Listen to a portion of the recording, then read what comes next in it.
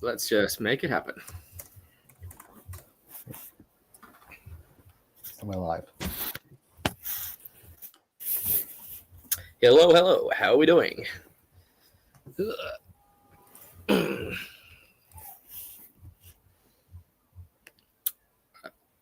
We are apparently live. We get an audio test on stream. We are live. I can hear us coming through the stream. Welcome everybody. So exciting. Excellent. Well, we are here. It is 10 a.m. Australian East Coast time. It is 8 p.m. America East Coast time. And it is midnight Universal Coordinated Time or Greenwich Mean Time. And everyone else, you can fill in the blanks.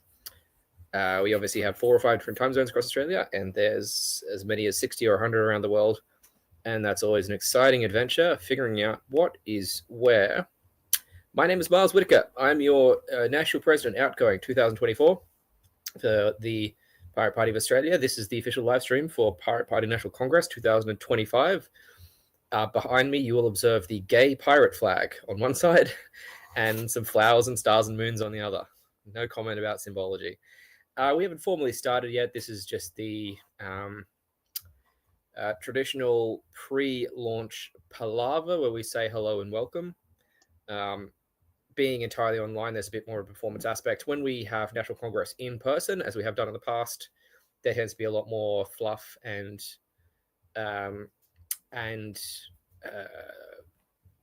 little fill-in moments. So the before I formally open, I do need to give a very strong and urgent reminder that formally the submissions for any policy platform changes have closed. Additionally, any proposals to amend the Constitution have closed. However, Alex, you may correct me on this, but nominations for the National Council have not yet closed. Alex, can you confirm that? We may amend the standing orders to clarify that point and to allow for nominations from the floor up until that agenda item. Right. So So just skimming over the agenda, the nominations for electoral positions will be towards the end of today's session. So if we do amend the standing orders, then most likely we'll allow nominations for the next few hours, and we'll be periodically checking in to remind people to nominate for the National Council, as it is obviously symbolic to be nominated and elected at the time of National Congress. But it's not the end of the world if you don't. If we have casual vacancies for certain positions, and we are likely to have casual vacancies for example, the councillor position, then we'll be able to fill those basically at will. You can simply get in touch with us and to say you want to fill one of the casual vacancies, and we can just sort of accept that as we like. So the agenda for today, I'll get the stream team to make sure there's a link to the agenda placed into Stream Chat, and it will also be in the description of the live stream to make sure it's super easy for everyone to follow along with what's going on. Now, we will formally open in a minute, but I just want to make sure that, can someone confirm that the agenda has been posted to the Stream Chat?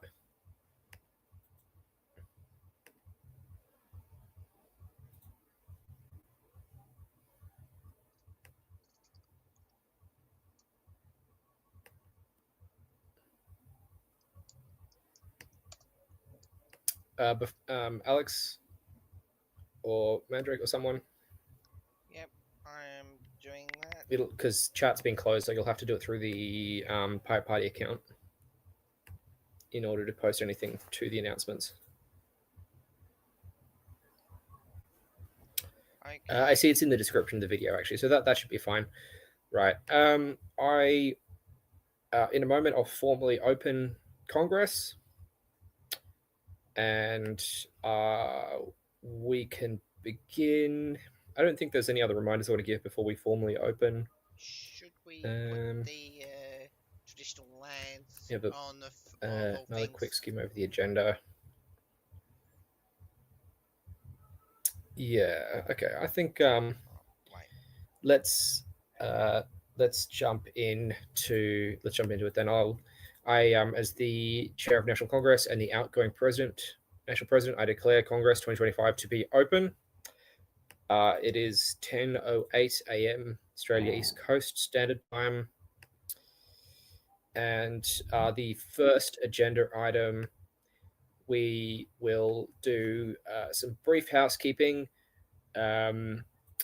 So I think I've already given, prior to formally opening, I've already given most of the formal reminders. But yes, we're going to extend the nomination time for National Council. Please put in your nominations, and I might actually take the liberty of briefly explaining what's involved in nominating to make it a little bit easier for people. So there is a page linked to the wiki, Pirate Congress 2025 nominations. In the grand spirit of old internet traditions, the way to nominate yourself for an electable position in the Pirate Party is you just edit the Wikipedia page directly to put your nomination in. So there's links to that there. I'll have a super quick skim on my video here.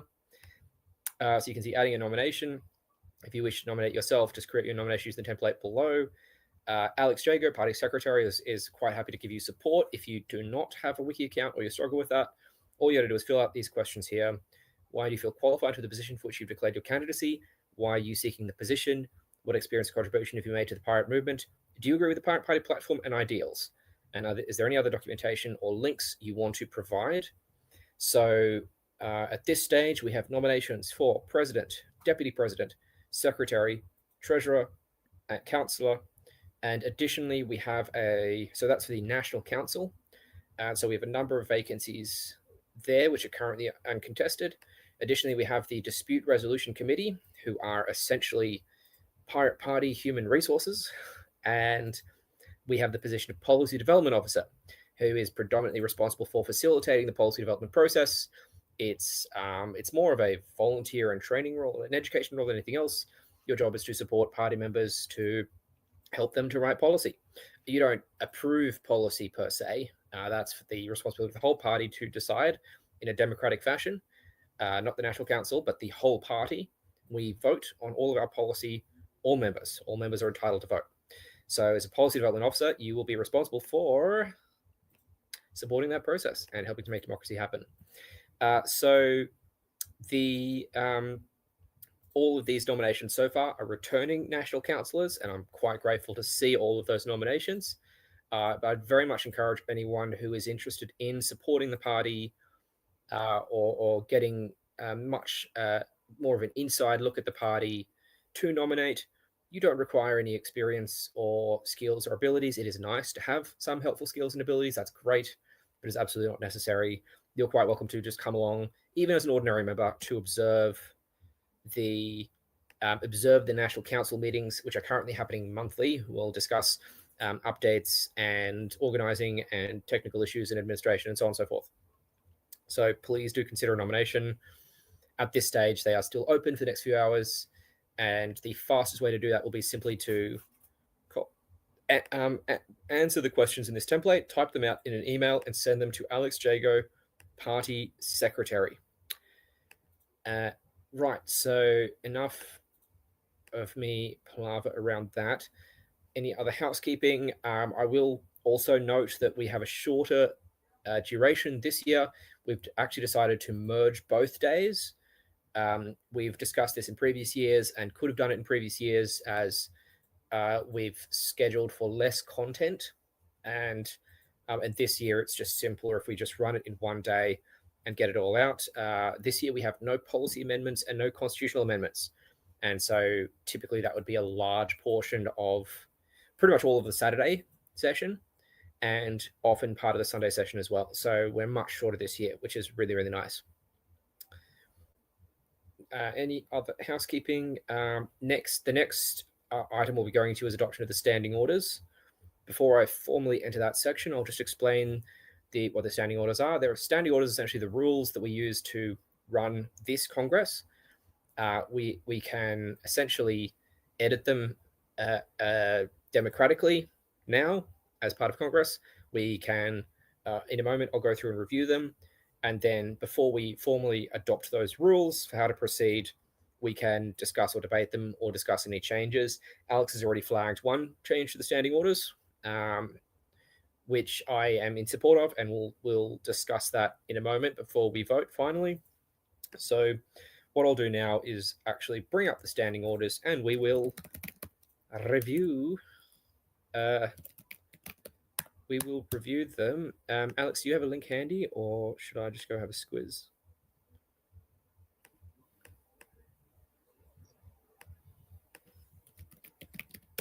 I'm just going to look for a link to the standing orders now. Excellent, thank you, Alex. Saving my bacon. You're a wonder. You probably have that memorized. Okay, what we're gonna do is review the standing orders quickly. I'll quickly explain the key points, and then we're going to discuss any amendments. I'd actually encourage anyone now who knows they want to do an amendment to the standing orders, please actually put it in text chat now, just while we're reviewing them. So Alex, if you actually want to start typing up your motion and just have it on standby. In the meantime, general rules. So obviously myself as the chair, do not interrupt the chair or speakers unless raising a vote of no confidence.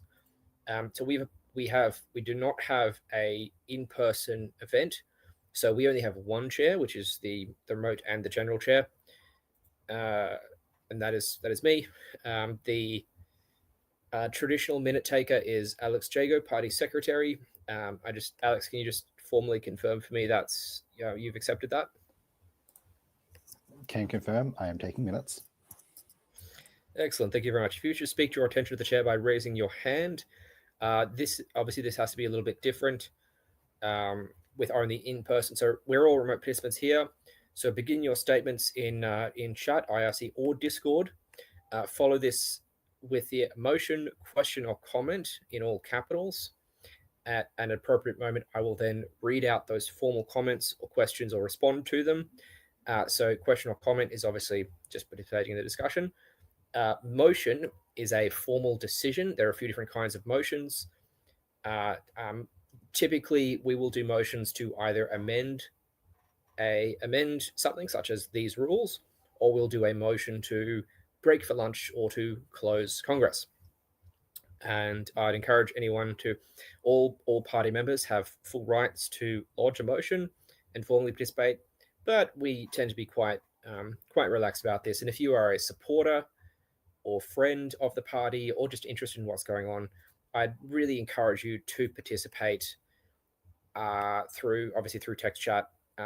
I'd also invite any party members who wish to use voice and video to participate in Congress. You're quite encouraged to do that. Please feel free. Have a very low bar for getting involved. And you can get in contact with myself, with actually probably Alex Jago, party secretary. And he'll give you a link to join the video chat. And you can jump on screen with your lovely face and voice as well.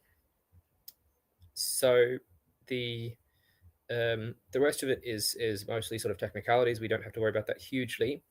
Now, there was a suggestion that we do a motion to amend these standing orders the nominations, it says here, for electable positions must be made by the start of business. That is now today. Business has formally started. And how this would count as the second day of Congress. We've just not held the first day session. So the amendment that either myself or Alex are about to make is to these standing orders is that nominations for electable positions can be made until the returning office until the National Council vacates those positions. So the returning officer declares those positions vacant. At that point, I will give up the chair. I'll hand it over to the returning officer to handle the elections. And at that point, I propose that is the cutoff for nominations. How does that sound, Alex?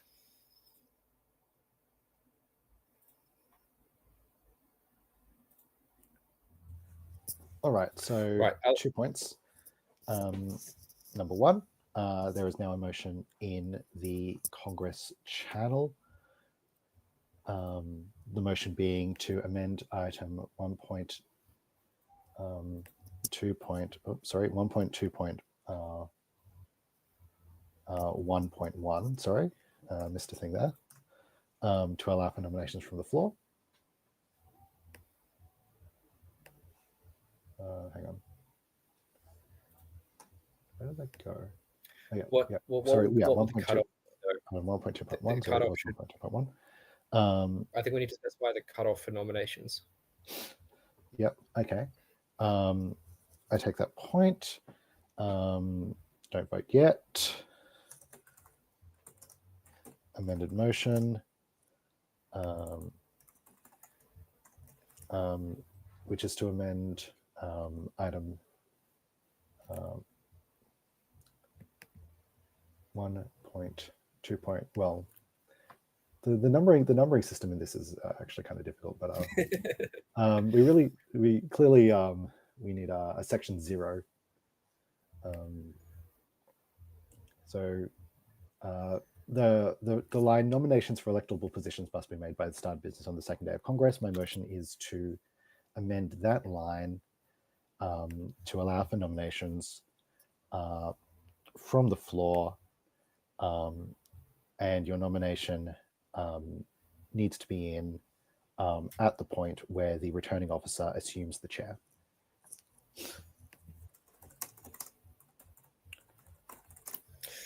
Right. Do you want to type that up? Yes.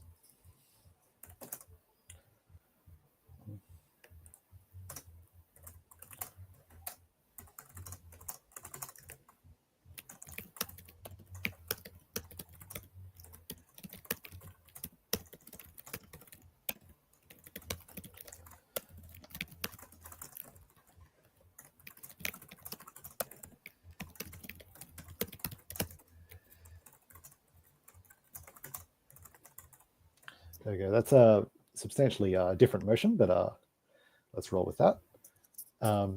So the other thing that we may want to do is to adjust the agenda. Our fearless leader has acquired some additional content for us in the form of an interview. And if we put that interview prior to the nominations, which normally would occur in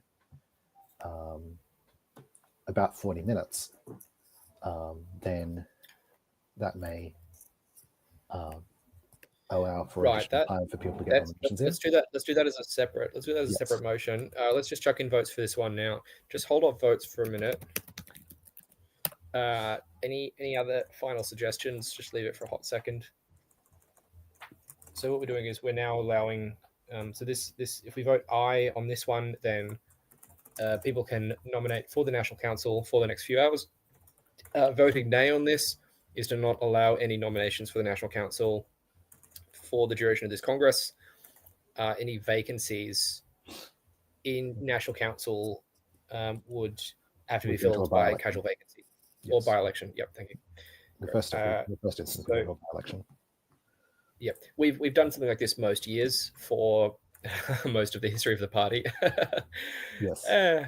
It's fine. We love our bureaucracy. This is democracy in action. All right, I'm going to start the vote.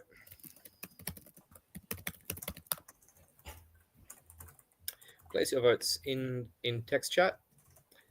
Is it possible for us to get a stream of the Discord onto the live stream? I believe it's already happening.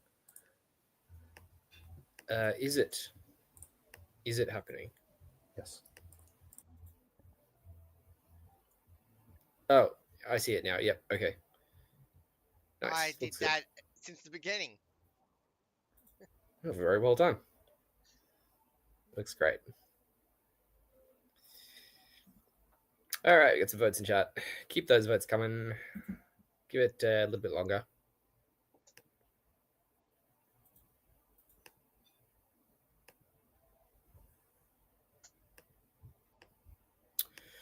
Okay, I declare that motion to be passed.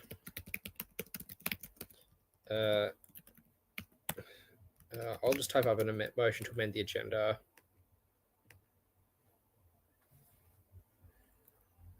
So, okay, so the proposal is we do National Council reports, and then we do special guest interview, then we do lunch, then we do nominations. How does that sound, Alex?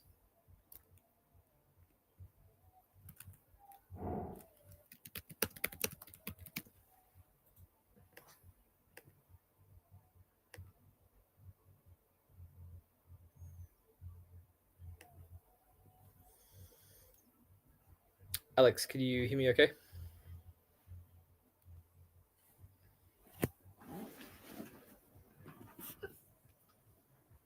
Hello, hello. Can Alex hear me? Yeah. I'm not sure, Alex. Miles, please. Oh. The chair is apparently has put an internal motion to adjust the environment of his room. Am I lagging up? Can you hear me, Alex? Yeah, I can hear you. Okay, great. So my proposal for the agenda change is to add special guest interview between outgoing National Council reports and nominations, and then we move nominations to after lunch. How does that sound?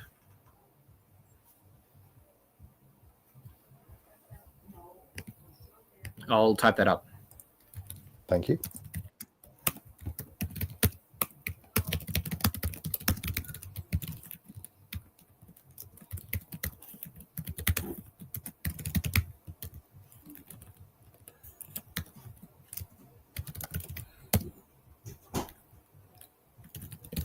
I'll see you guys later. Yeah, going out for a while.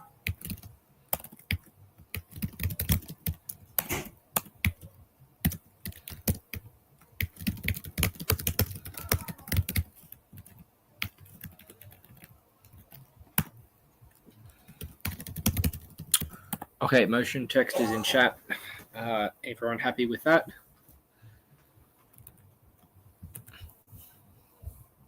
Alex is typing. Esteemed secretary.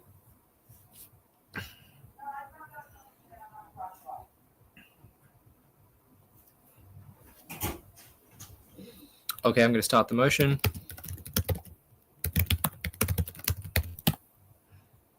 Place your votes in chat.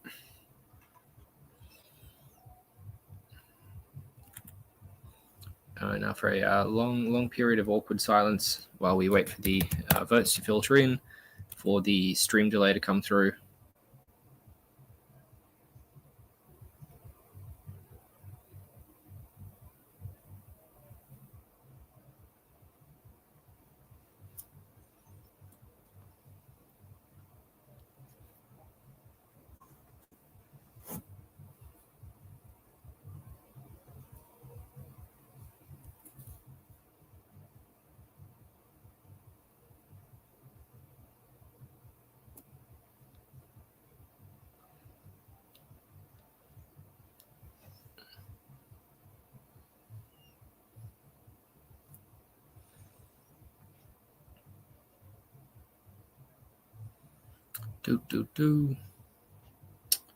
Okay, that's 1 minute. We got votes in. I'll stop the voting there. Give it to everyone. Can I get a check on the stream delay? How long is the stream delay?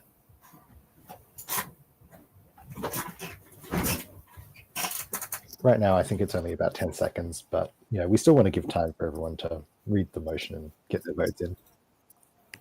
Yep. Yeah, I've been putting delays. Right. So if we move on to the next item, that would be the outgoing national count. Wait, no, sorry, I tell a lie. We have to actually adopt the standing orders first. So I'll put one more motion.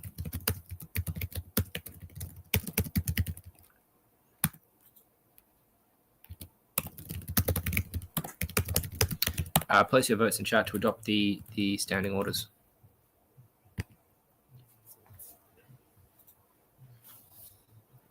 Alex, you cheeky bugger. I don't need a motion to adjust the environment of my room. This is not a democracy.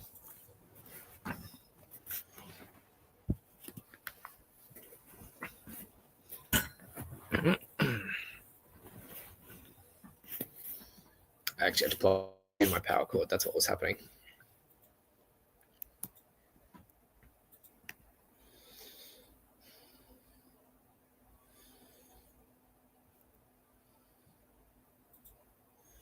I see a good turnout on the Discord. Always glad to see people tuning in.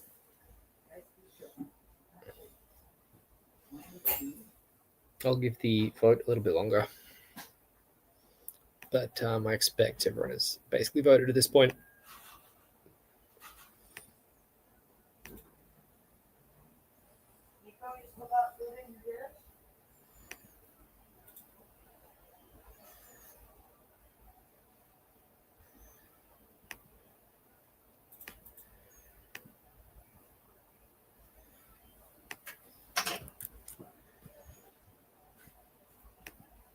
All right, now then.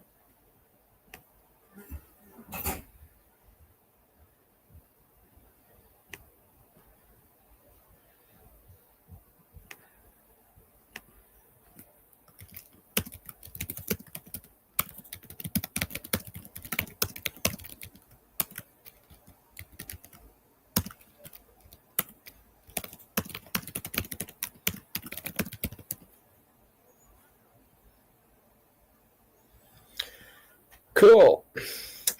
Let's stop voting and motion passes.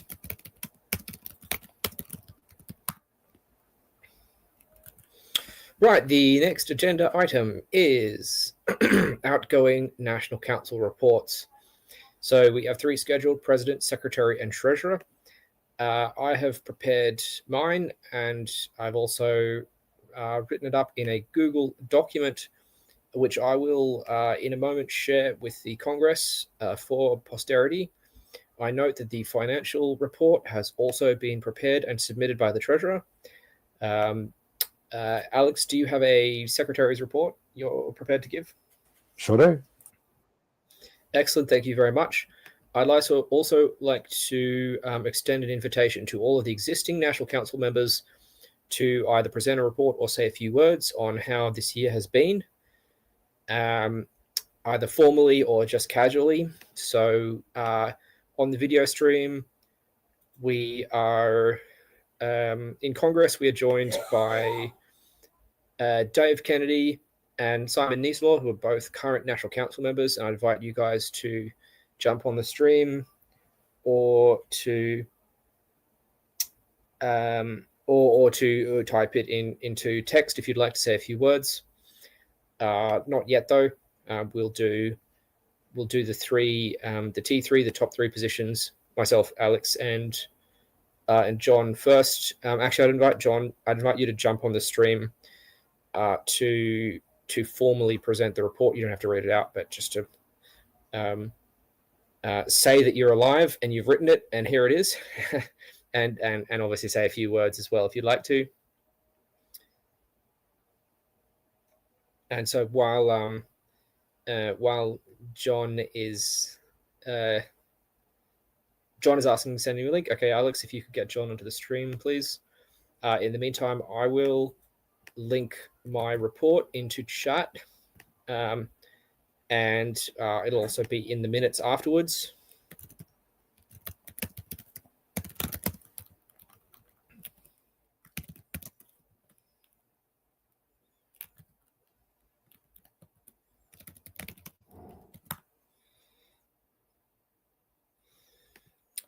So as per tradition, I'll read it out, and you're also free to follow on the text-based version.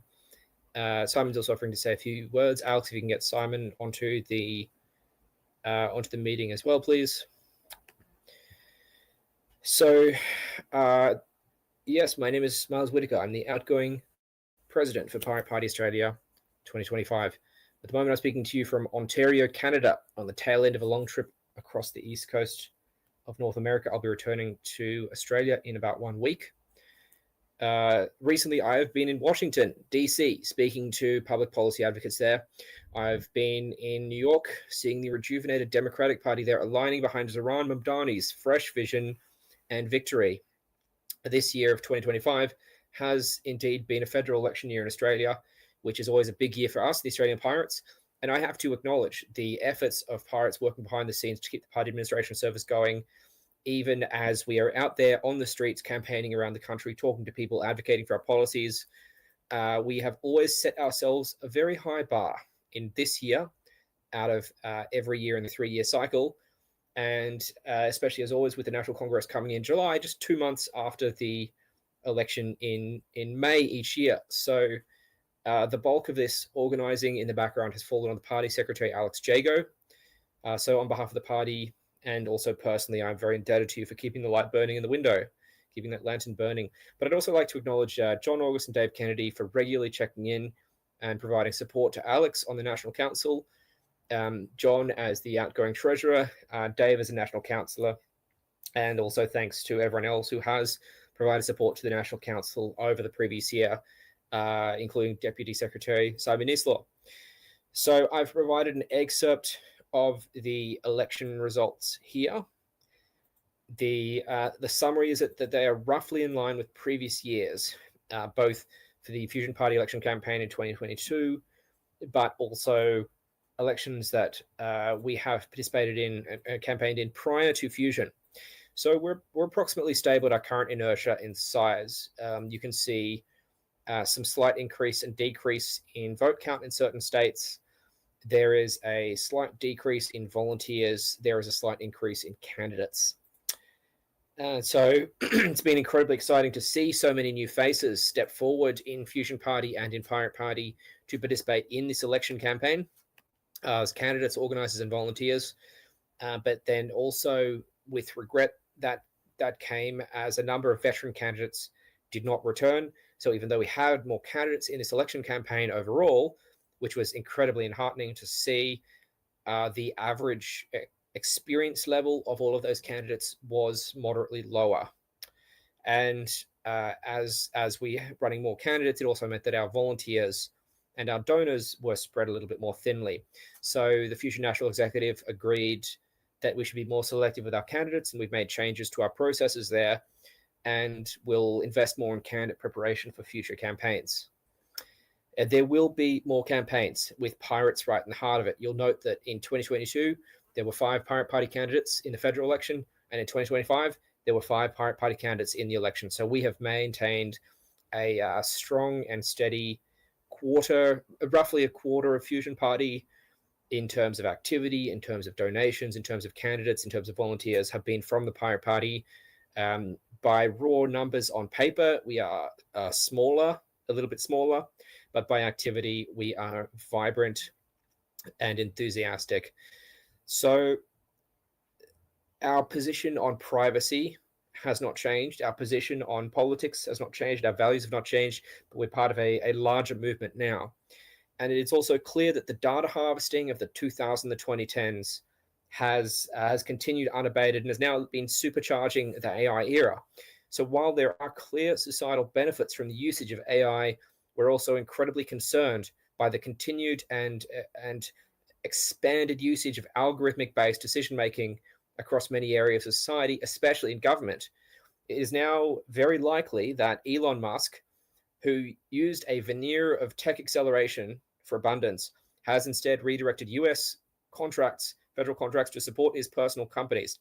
He has also breached cybersecurity, which resulted in foreign data exfiltration, and alongside Peter Thiel is exfiltrating government data on US citizens to build a private monitoring database for the purpose of surveillance and control of everyday Americans.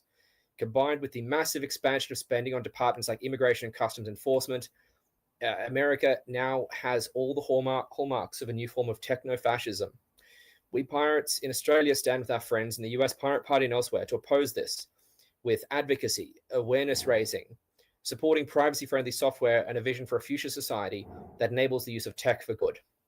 We support the sharing of tools, information, knowledge, and culture, free and continued and open access to all of those.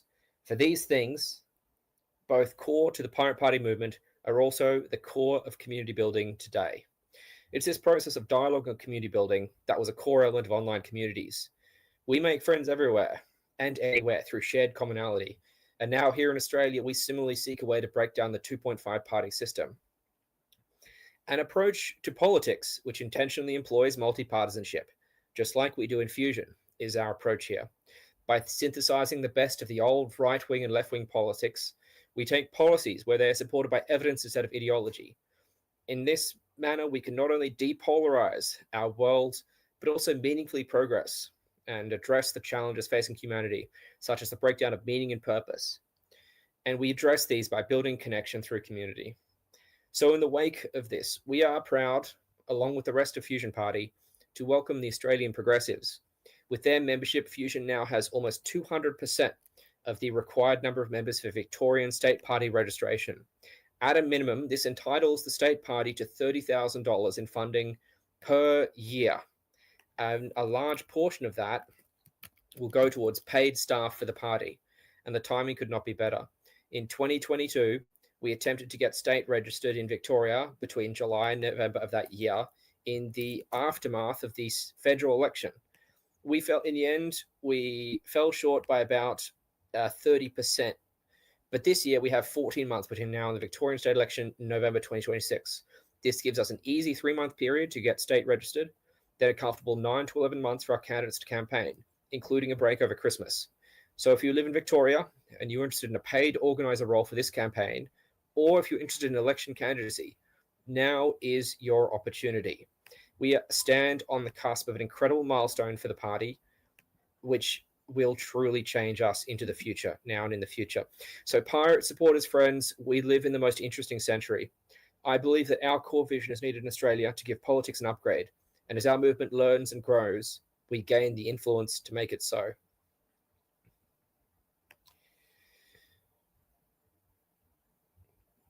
What I'd like to do now is to invite, in a moment, we will hear from the outgoing secretary, Alex Jago. And then after that, I'll invite the outgoing treasurer, John August, to present his report. If anyone has any questions or comments about these reports, I will invite you to do so at the conclusion of these reports. So, Alex, off you go. Alrighty, thank you, Miles. I'll give Bryn a moment to make me main character on the stream. There we go. Thank you very much. Okay, so this last year has been a very busy one for Fusion, and the next year will be too. But it's been, as we all know, a relatively quiet year within the Pirate Party specifically, as evidenced by our reduced Congress schedule this year. As secretary, it's my job to worry more about internal things.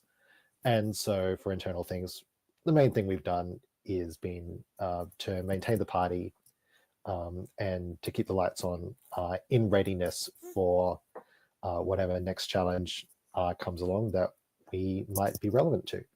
And, you know, there's a lot of stuff which is relevant and coming up, so that's great. We've had a National Council below complement this year, which is to say we've been carrying some vacancies. And it's been a relatively stable equilibrium. We haven't had that much to do at pirate level, which has been okay with the reduced number of people we've had to do it. Active memberships happily have more or less stabilized this year. They've been in a bit of a decline in previous years, but we ran a little member drive in the lead up to the election. And so that has stabilized us. And of course, we retain a much broader set of not currently active members who've nearly lapsed. Some people don't even know they've lapsed. And these people, remain in our network and may yet come back as active members. Last Congress, we endorsed deeper integration with Fusion's membership processes.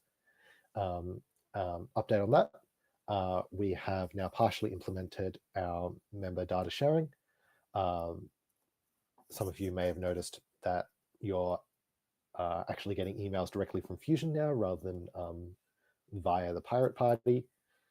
So that's helpful because it saves work for me. It means you guys get these emails faster. It cutting out the middlemen. It's what the internet's designed to do. And we've also fairly trivially implemented a shift to endorsing members at a Fusion level rather than endorsing people at the Pirate level and then making them go as a candidate, that is, and then making them go through that entire process all over again at a Fusion level.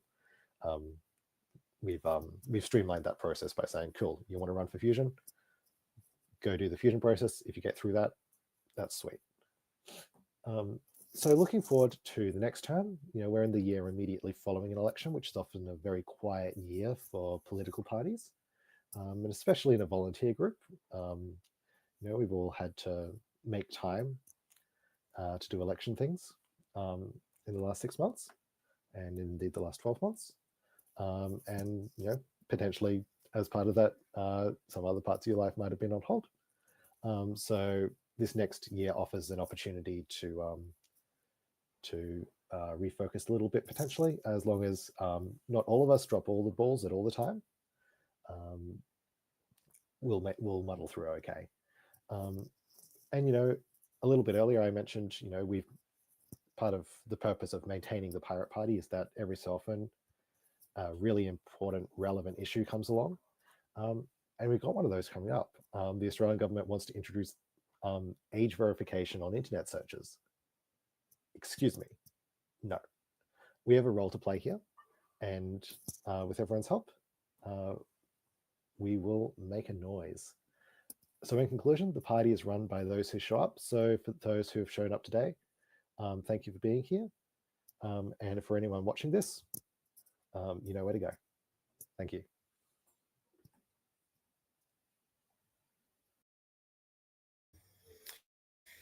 Thank you very much, Alex. So once again, a reminder, if you have questions, comments, please leave these, save them, store them, and then put them in at the end of the reports.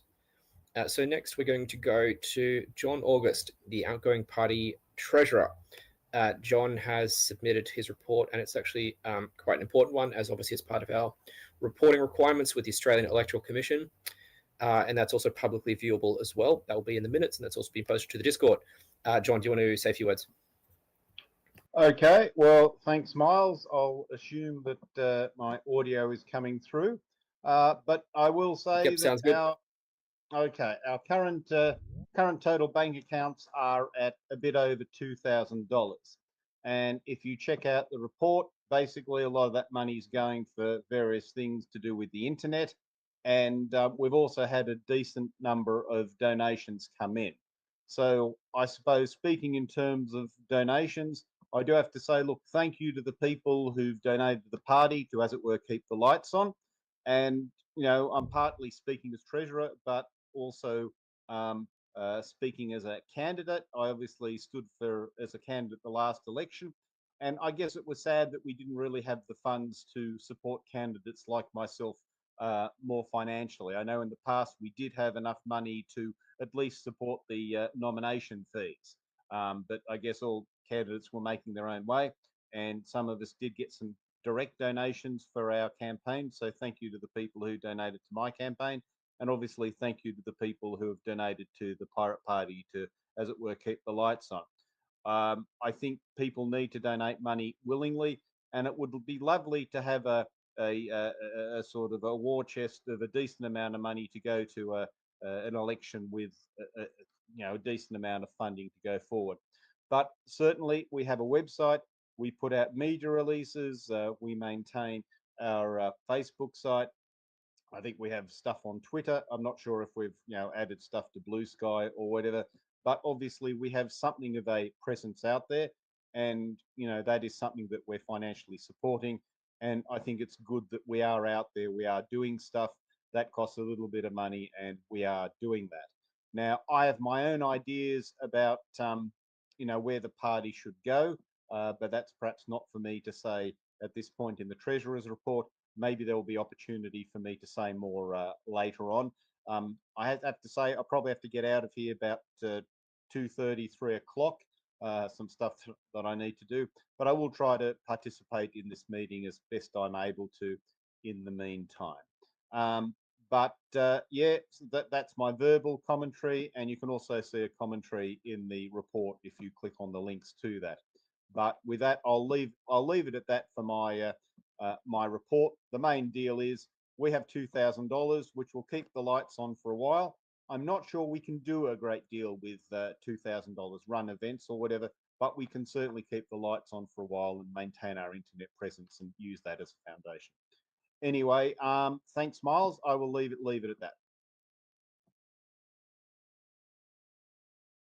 Thanks, John. And yes, we do have a section on the agenda for discussing strategy and party improvement. So community building would definitely fall under that. And so that may be a little bit late in the day. Oh no, that should be fine. That should be before 3 p.m. So with a little luck, yeah, we'll have time for you to present those ideas and discuss them. Now let's next hear from. Okay, so I haven't heard from Dave, so I assume Dave was not planning to say any words to Congress. That's totally fine. That's his right. But we have been joined by. Oh no, we haven't. Simon Easthall indicated he wanted to say a few words on digital rights. He was in the meeting a few moments ago. Or I thought I saw him. Can I just give a minute to see if Simon wants to come on? Yes, Simon and Dave, I see you guys in chat, but I'm inviting you onto the Jitsi meeting to talk using video and voice.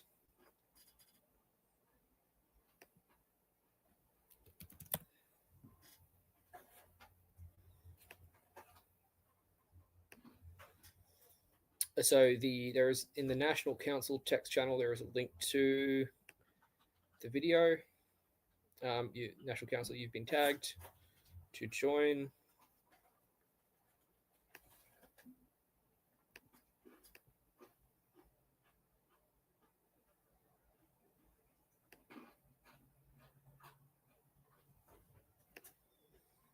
I'll give you a moment if you wanted to come on.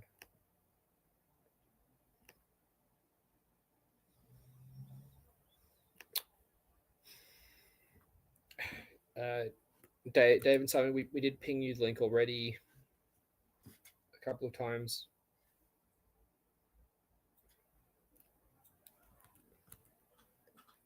Yeah.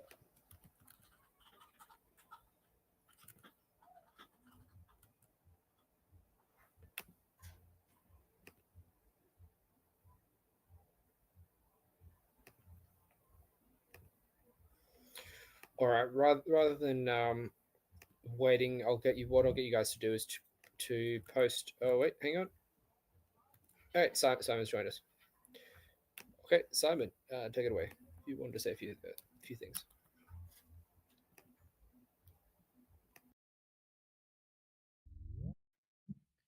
Hello, can you hear me? Yep, got you good. I'm here too. Oh, great. Yeah, I can say a few words. Yeah, look, it's been like quite a big year with our electoral campaigns and definitely learnt a lot. I would say that for myself, I did a particular campaign to well, firstly, I was more supportive of other candidates within the Fusion Coalition, but I was also a candidate myself, and I focused on what I had some special knowledge about, which was from my Jewish background. And I would say that there are some particular things that are quite relevant in this area as it relates to digital rights and piracy and how we need to be relevant now and looking to the future. I feel like Pirate Party has been on the forefront from the very start on a lot of these issues where we're talking about surveillance and AI and digital rights, and it's more important than ever, and it's going to continue to be increasingly relevant as the world continues to go down this like path of enshittification. Of course, we've got like these traditional issues that we've always been focused on with when it comes to the technology itself. So we've got things like right to repair is a very important issue right now. We've got digital rights management where software is being locked out even to paying customers. There's a movement called Stop Killing Games where games developers are shutting down servers for older games where they're trying to make it impossible to play these old games anymore, which is a real hit to our culture. And we need to be relevant and stay relevant and be on top of all these things. Now of these particular issues from that I would be most concerned about from my Jewish background at the moment is uh, seeing that my I've got like Jewish friends and family in Israel, and I'm not really happy with what's going on there, where it seems like the extremists are using that are in that country are using AI as a weapon, where using facial recognition in Gaza to ration food, and automating who can live and who can die. These are, we've really come to a point of extreme algorithms, and digital rights that we always considered to be like an internet issue, but now it's really come to an extreme point where it's come to the what's happening on the ground, where these have life and death effects by either, and which is something that even though we had these ideas 17 years ago when we started, we never thought it would get to this like level of crisis that it is now. So very very concerning things there. But even at home, there's recently been an anti-Semitism envoy report, which will basically give a unchecked power to this body to be able to defund or deplatform or destroy careers at their own kind of their own whim. They basically become like another judicial body to decide what isn't and isn't uh, anti-Semitism, while ignoring other forms of bigotry such as racism, homophobia, and transphobia. Like, of course, I'm against anti-Semitism, but you know when these sort of these issues, these civil rights issues, which are also digital rights issues, because they're trying to control the online space as well. When it goes too far, it sort of casts a negative light on actual anti-Semitism. I think that it's not really targeted to what it was meant to be. So it's sort of having that opposite effect. So yeah, look, there's a lot of issues going on that I think that the pirate movement needs to be on top of as we look forward to the future.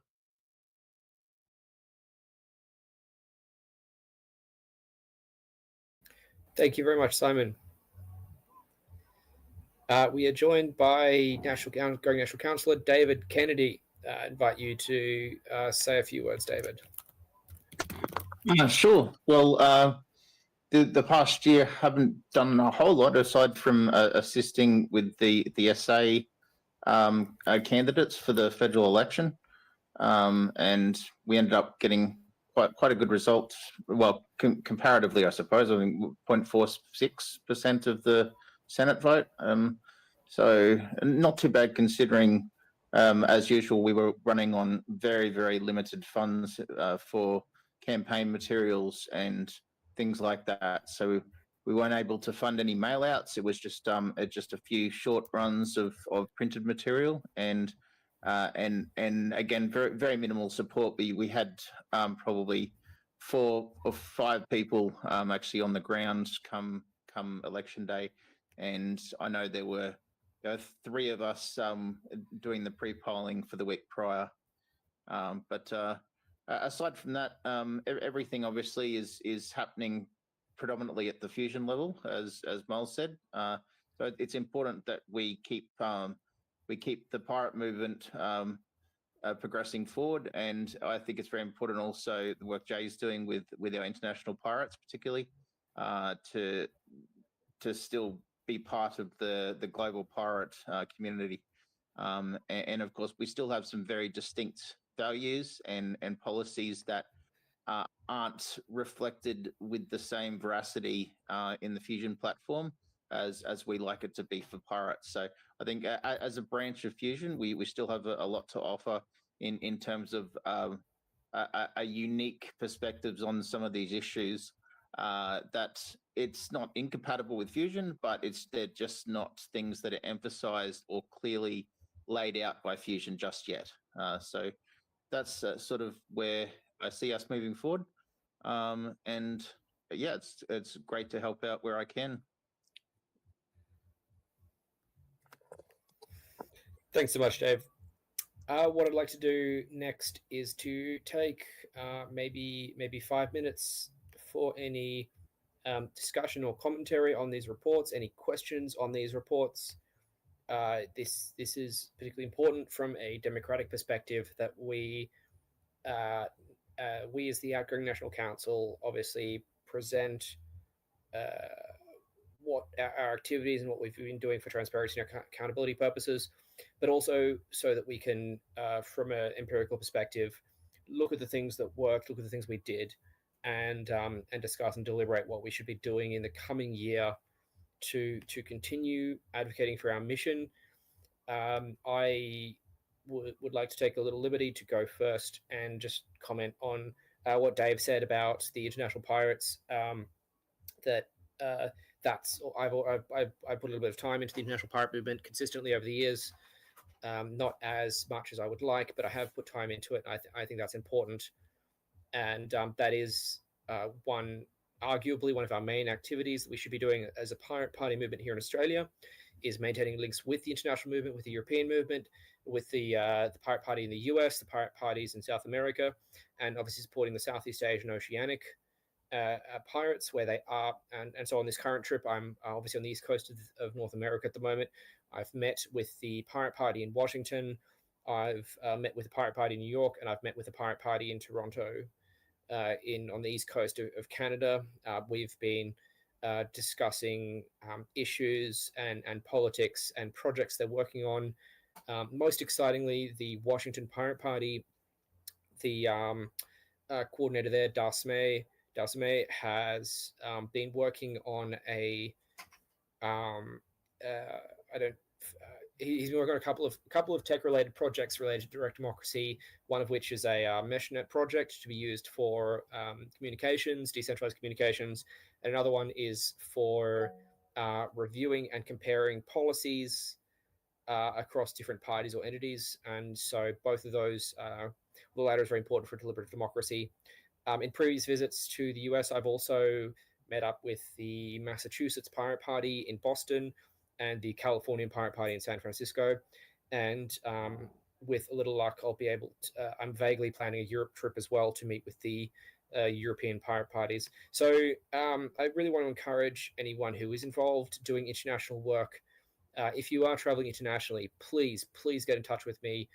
I'm more than happy to, along with the National Council, to formally endorse you as a delegate of the Pirate Party of Australia, to give you access to PPI, to PPEU. You will get fast track to meetings with members of European Parliament. I have spoken with them and met with them. They're very, very keen to support the global movement. You will also get access to the United Nations through the Pirate Party International. We have observer membership with the Economic Social Council of the United Nations. That is extended to every member of the Pirate Party as well, as we are formally members.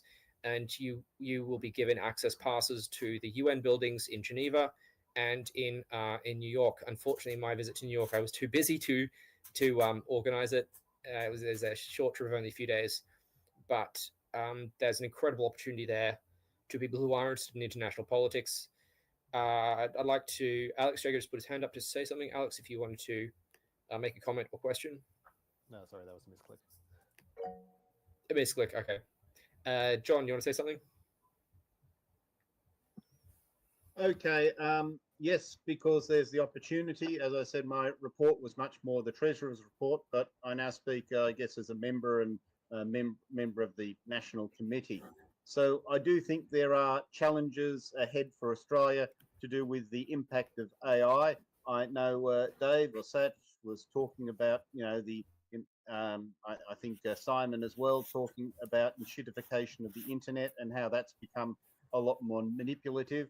So I suppose between surveillance, between the impact of AI, which is both just generally an impact on the economy, and also we know that artists and other people really are struggling with that.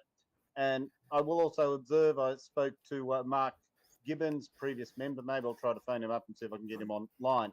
But he was saying that a mistake that the earlier Pirate Party made was about the overreach of government in the digital domain. And he's saying certainly the overreach of government in the digital domain is a concern, but it is equivalent to the overreach by corporations in the digital domain in terms of manipulation, in terms of enshittification of the internet, and in terms of surveillance. Now, I can see these things as issues, and for Australians at large, I think the impact of AI on employment is something that people at large will be able to relate to. But there is the issue of how do you go from this being a niche issue to something that is of interest to Australians more generally, or at least more Australians that are willing to change their vote and vote for us.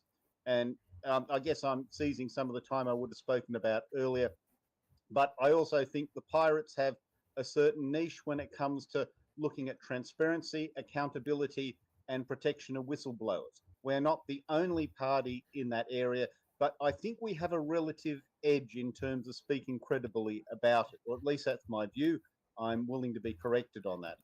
And I would also say, as far as finances going into the future, I do very much worry that we are setting up paid positions and denying ourselves the ability to perhaps at least pay for candidates' fees in the future. And I can only say I will continue to be in the Pirate Party, promoting various things, doing videos and so on. But I'm going to think very carefully about standing again for Parliament while there isn't the financial support that I remember being there in times past. And I do think that's a thing of concern. And I do worry that between the various different parties that merged into fusion, that we were actually overreaching and we didn't have sufficient attention to cover things. Now, I realise I'm saying this as an outsider, not as someone who stepped up to the plate to take on the important and necessary administrative roles in getting fusion and the Pirates into a position where we can field candidates. So I obviously have mixed feelings making this criticism, but I do feel it's necessary to do so. But I've said maybe a few things. Oh yes, we need to have maxims like, correcting injustice in the world, or protecting whistleblowers and pushing for greater, basically pushing back on injustice in the world. And I know I'm sounding like a wanky marketing type, but maybe there are some lessons we can take there. Now, if we include pirates in that maxim, maybe we marginalise people by including pirates.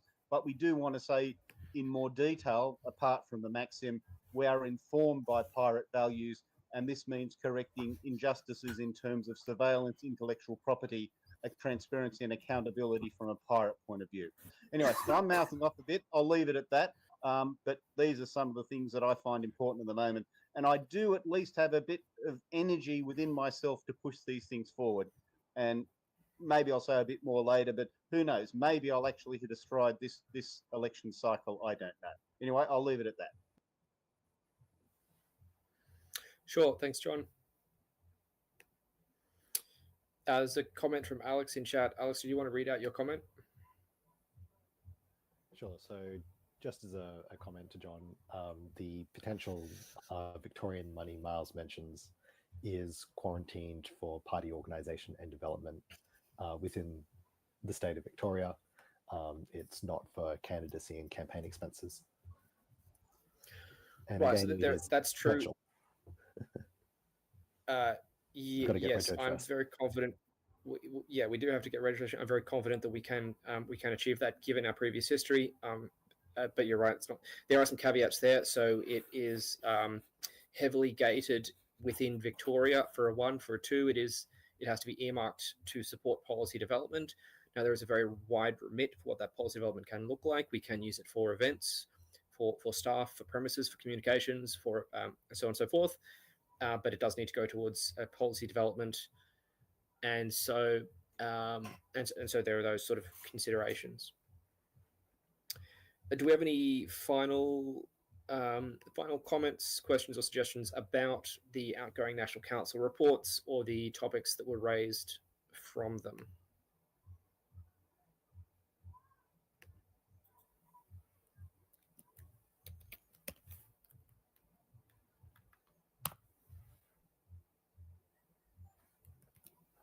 Just a lot of the things John just mentioned are definitely things that have been on my mind as well.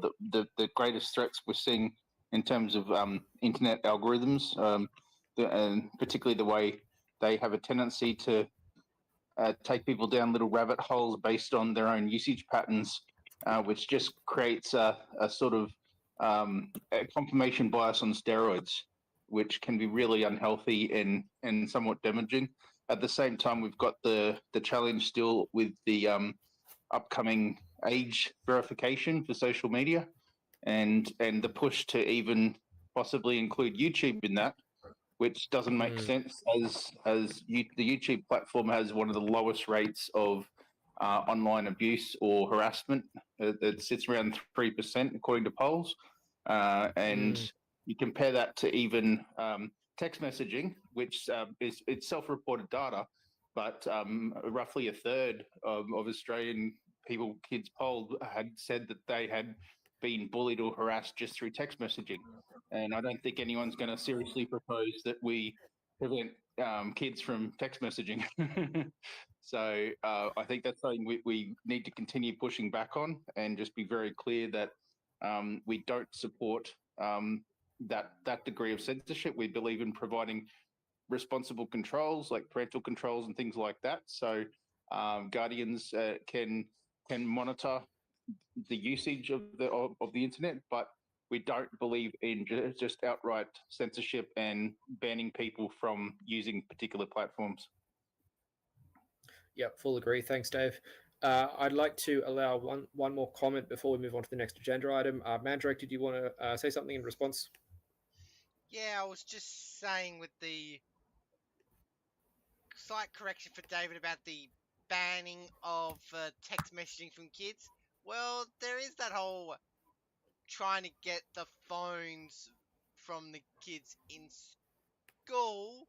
You could put that away in and maybe try to encourage them to use specialized, locked, secure, either one-way or very restricted kids' phones for people under 18.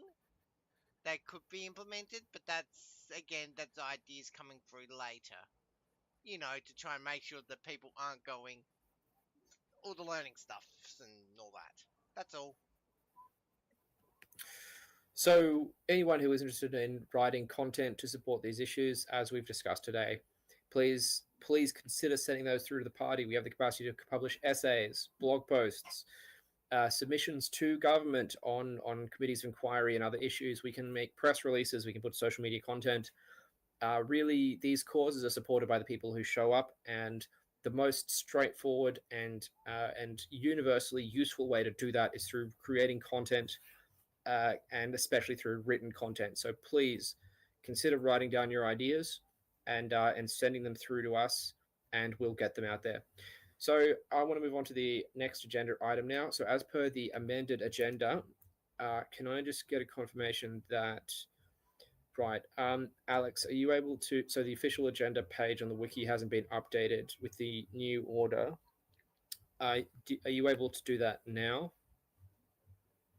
Will do. Thank you very much. So from memory, the next agenda item is is my guest interview with Vinay Orakondi, who is one of the founders of the Australian Progressive Party. Now, this is a pre-recorded interview. I'm just going to do a quick audio-visual test to make sure I can play this file. So this is a pre-recorded interview, as Vinay wasn't able to join us live. He's currently in, he's Washington, D.C. based, and is currently in Las Vegas. He's just arrived there yesterday. and so obviously time zone's a little bit all over the place for both of us. So I've recorded this interview, and traditionally we'll have a Q&A session as well with the special guests. What I'll do is after the interview, I will invite anyone who is interested in sending him questions or comments. Please send them those through to me. I'll actually hold a follow-up interview with him, which I'll upload to the YouTube channel, and where we also respond to those questions. It's a 45-minute interview, and we discussed a number of very, very interesting topics, which I'm incredibly excited about and really enjoyed this interview. So I'm just going to do a quick test now, just to see if I'm sharing this file correctly. Give me 1 second.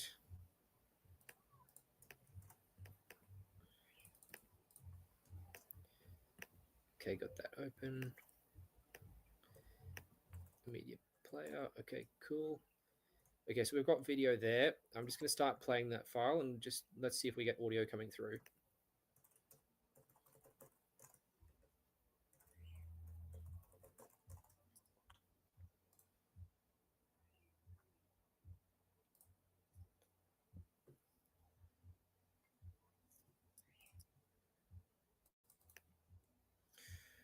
Great. Can I get confirmation whether that came through on the stream with video and audio? Okay. Video went through. I didn't get audio. Didn't get any audio. And if I didn't get it, nobody else did. Okay. So could you message me the video and I'll put it up? Yeah, I've started uploading it, but it's not. Okay, hang on.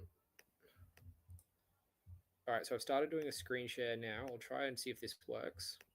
Yeah, I am uploading this file, but unfortunately it's not done yet.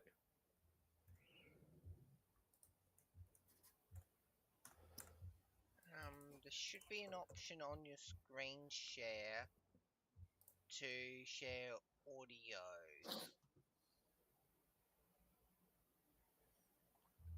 Okay, so I just started. So I just ran it for a second type of screen share. Did the audio come through that time? No.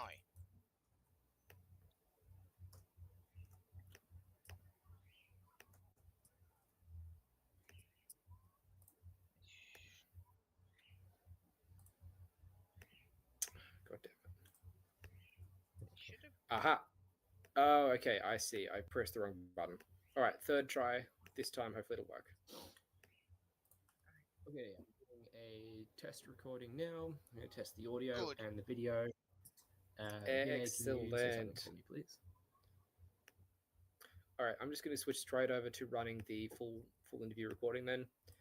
And obviously this is coming over the live stream, so people can control your own playback. You can pause it or watch it as you like. The full meeting is 45 minutes. So after this, we will break for lunch. And I'm just gonna mute, and you're gonna watch my lovely face as I interview Vinay Orokondi from the Australian Progressives. Okay, here we go. Thank you, and see you later. Hello. So my name is Miles Whitaker. I'm the national president, outgoing president of the Pirate Party of Australia. We are sitting here today with Vinay Orokondi, and we're recording an interview on Vinay's activism around the world to go out to the Pirate Party National Congress 2025. Now, there's quite a lot of backstory here, which is increasingly interesting and fascinating for those of us who are interested in electoral politics within Australia or elsewhere. So I'll give the cliff notes here, the short summary for people who may be watching the recording back or coming into this later, or who are interested about the pirate politics movement, interested about Australian politics, or interested in the work that Vinay is doing and coming at this separately. So the context is that the Pirate Party of Australia is the local sort of growth of the international party movement, which started in Sweden in the early 2000s, based around remix culture, copyright reform, and free access to tools, information, culture, and knowledge. And within Australia, we have advocated for that, along with things such as privacy and democracy reform, open government and economics reform, and so on and so forth. In 2021-22, just prior to the federal election, we joined a large coalition known as the Fusion Party, which then contested that and the most recent Australian federal election in 2025. In the Fusion Electoral Coalition, we are joined by parties such as the Circular Party, the Science Party, Vote Planet Party, and most excitingly in 2025, the Australian Progressives. So Vinay is one of the founders of the Australian Progressives joining us today.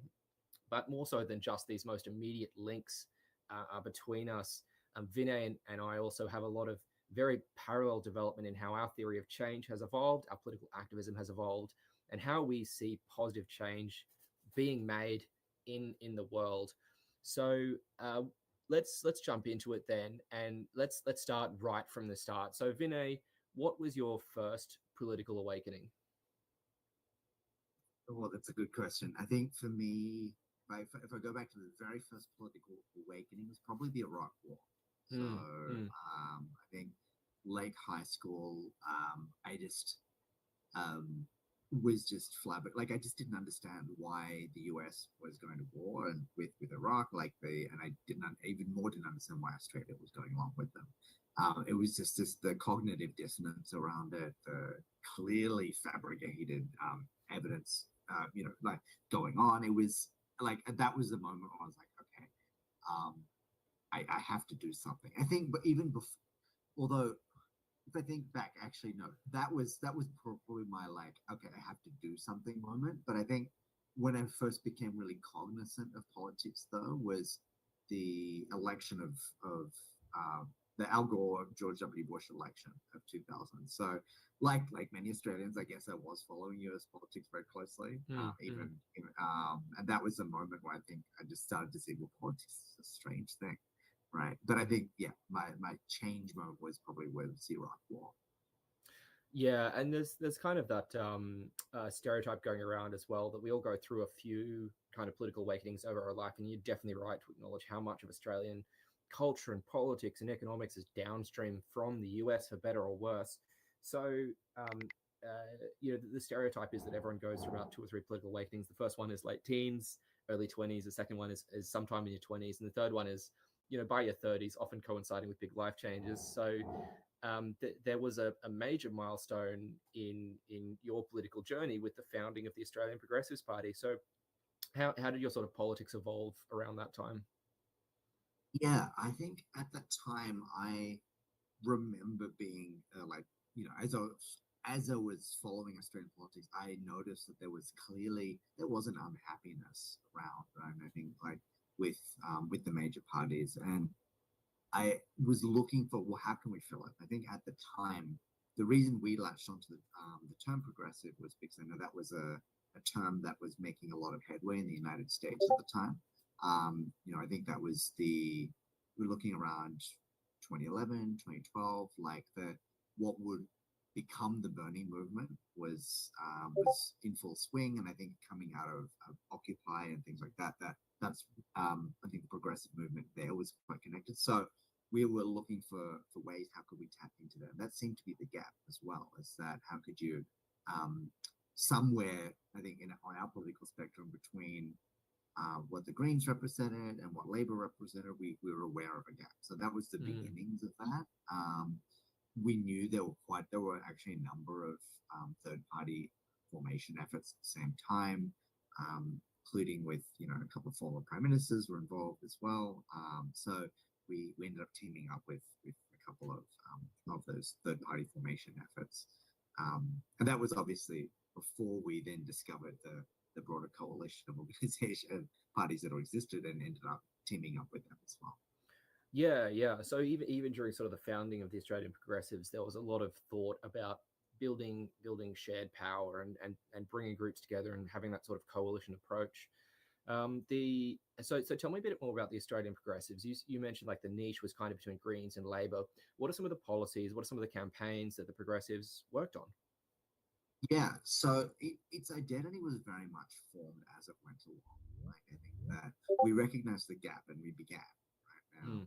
And and the other thing as well, actually, I should mention is that the specific thing that triggered it was March in March, I think in 13, I believe. There was a huge, there was a huge march against the government, and what I noticed is that and we were connected to the organizers. And we realized that this is a group that's mobilized people, right? But where's its political home? We weren't really sure of that. So that's actually what specifically triggered the creation of the Australian Progressives. So as that movement started, was also kind of finding its identity as well. And I think over time, relatively quickly, it found itself as a leftist party, like with a kind of a democratic socialist bent. That was before the term democratic socialist was widespread in use in the United States, and certainly not in Australia. But it went that direction. I think partly because we were heavily influenced by some anti-poverty campaigners from the United States who came over, found our party, they really liked, and I think they saw the word progressive, and we talked and realized it was a good values fit. So they ended up helping shaping our policies and our values. I think we ended up going down that path. Yeah, and so obviously your connection to the US deepened, and you're based in the US now. So what was the pull to go from Australia to the US?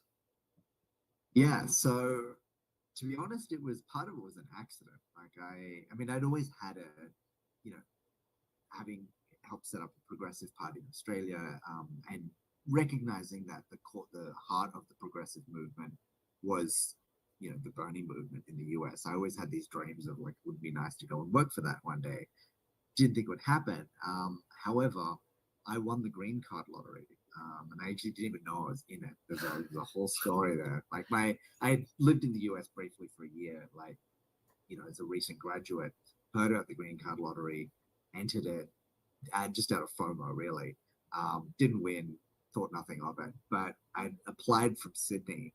My dad had got the re-entry papers, and he just re-entered me a couple of times. And 9 years later, my mother got a call on my old number, and she said, "Oh, these scammers have been trying to get through, saying you won the green card." And I was like, "Oh, I'm bored tonight." Turns out it was real.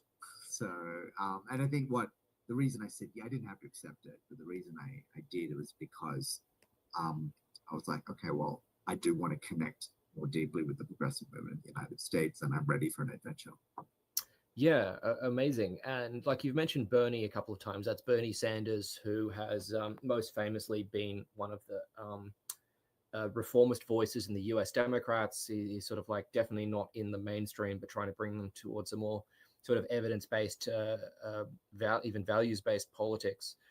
And so there was that pull there, and you immediately dove into that electoral politics in the US. Yeah, I actually had quite a bit of luck, to be honest. That was my very first job in the country, was for Bernie Sanders' 2020 presidential campaign. So in New Hampshire. So I was an organizer in the town of Milford, New Hampshire, and it was a very eye-opening experience, and one of the best experiences in my life. Incredibly difficult, like. Campaigning in the US is extremely intense. I think the last 2 weeks I was up till 4 a.m. every night. And, it was crazy. But one of the best things I've ever done. Yeah, amazing. And like Bernie Sanders is such an inspirational speaker as well. And so like there was always that influence on you through Australian politics. And so what did you do after the Bernie Sanders campaign? How did your politics transform from there? Yeah, so I actually was part of an unsuccessful effort to channel some of the energy from that, the Bernie campaign, into third-party work in the US. I was like, okay, well, worked in Australia, maybe I should be trying to work on it here. And I realized it's very, very difficult to do here for a couple of reasons. I think one of them is that because funding is so like this, the two-party system is so set up in favor of them, you don't get strong leadership, you don't get strong resources, let alone voters, right? So people don't want to waste their vote, right? Because and we'll get into talking about preferential voting. People don't want to waste the vote, but it also stops third parties from getting the right kind of leaders, the right sort of volunteers, and even just financial resources to even begin to set an operation up. So they're kind of kneecapped from the beginning, and that and I saw that firsthand. And that's when I started to, after I took a break from politics for a while, I decided, okay, well, I want to do something about that. And that's when I moved towards working on bringing preferential voting to the United States. Yeah, let's talk a little bit about that actually. So preferential voting, sometimes around the world people say Australia has one of the best systems, and that's not necessarily ego or pride thing. There's obviously a lot of research into different systems of government, and there's actually mathematical arguments for different methods of voting, including preferential voting. So for the benefit of the viewers, can you briefly talk about preferential voting in Australia and then compare that to the American system of voting? Yeah, so there's so we have in Australia we have two forms of preferential voting. So when we go to vote in the House, you have like 5 or 6 candidates, and you number them 1, 2, 3, 4. Well, in fact, well, that's the upper house, the Senate you're talking about. No, well, there's the I'm talking in the lower house. In the lower house. We've got in Australia, we've got our ranked choice system, and it's different from the Senate system. So just what we are, because there we've got blocks. Sorry, it's just to clarify which house you were referring to. Yeah. Okay. Cool. So in the lower house system, which is where you'll have 5, 6 candidates, and you just rank them in order. It's very similar to so currently in the US. Right now, you can't rank any in most places. You can't rank candidates at all. You just go in and you may have 6 candidates running, but you just tick one of them. Right? And the impact of that is that people say, well, I might like this independent, or I might like this third party, but I don't want to waste my vote. I don't want to help that. I really don't like that other party, so I'm going to vote for the major party that's closest. So let's say I'm a conservative leaning person. And I really like a conservative independent, but you think that they're not going to win.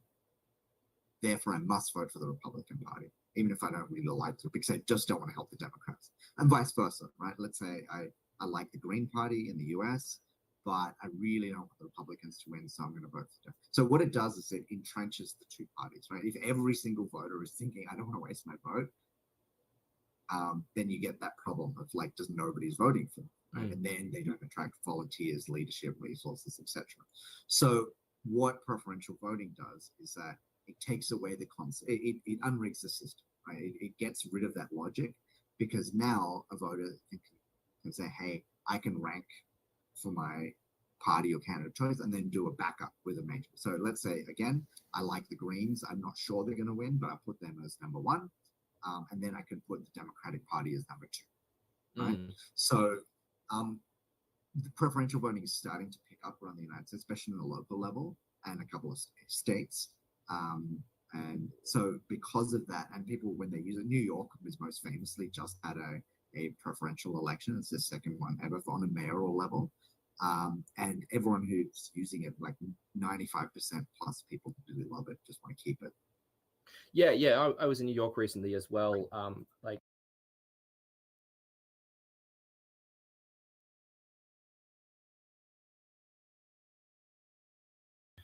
Hey guys, so it seems like there's a audio issue.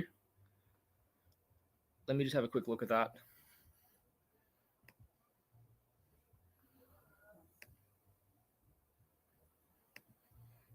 So, right, let's say I like the Green Party. So in the lower house system, I've just gone back 10 minutes. You'll have 5, 6 candidates, and you just rank them in order. It's very similar to So how's the audio now? Can I get a check? Now you can't rank any in most places. You can't rank candidates. You just go in and you may have 6 candidates running. You just tick one of them. Right? And the impact of that is that people say, well, you might have been a video third issue. Party. I don't want to waste my vote. I don't want to help that. I really don't like. Which could have been when I minimized the window. So let's say let's say I'm a conservative-leaning person, and I really like a conservative independent, but Someone did. you think they're not going to win. Therefore, I must vote for the Republican Party, even if I don't really like to, because I just don't want to help the Democrats, and vice versa, right? Let's say I like the Green Party in the US, but I really don't want the Republicans to win, so I'm going to vote for them. So what it does is it entrenches the two parties, right? If every single voter is thinking, I don't want to waste my vote, then you get that problem of like, just nobody's voting for them, right? And then they don't attract volunteers, leadership, resources, etc. So what preferential voting does is that it takes away the concept, it unrigs the system, right? It gets rid of that logic, because now a voter can say, hey, I can rank for my party or candidate choice and then do a backup with a major. So let's say, again, I like the Greens. I'm not sure they're going to win, but I put them as number one. And then I can put the Democratic Party as number two, right? So the preferential voting is starting to pick up around the United States, especially in the local level and a couple of states. And so because of that, and people, when they use it, New York was most famously just had a preferential election. It's the second one ever on a mayoral level. And everyone who's using it, like 95% plus people really love it, just want to keep it. Yeah. I was in New York recently as well, like just days after the election, in fact. And, you see the posters, you hear people talking about it, and it's been getting so much coverage, so much chatter. But let's go back to preferential. And so a lot of in America, a lot of the campaigns talk about it as ranked choice voting. And so how, so tell me more about the campaigns you're involved in there. What were some of the big campaigns you're part of? Yeah. So one actually, I just want to draw one little distinction between the type of ranked choice voting that we do in Australia and what's mostly being pushed in the US is that in Australia we have mandatory ranking, right? So you have to, again, in the lower house, for example, you have 6 candidates, you have to rank every you have to number every box, right? In the US, nobody is pushing that. They're saying rank as many as you like, but it is better, and a lot of them are encouraging their voters to rank because it gives your vote more power.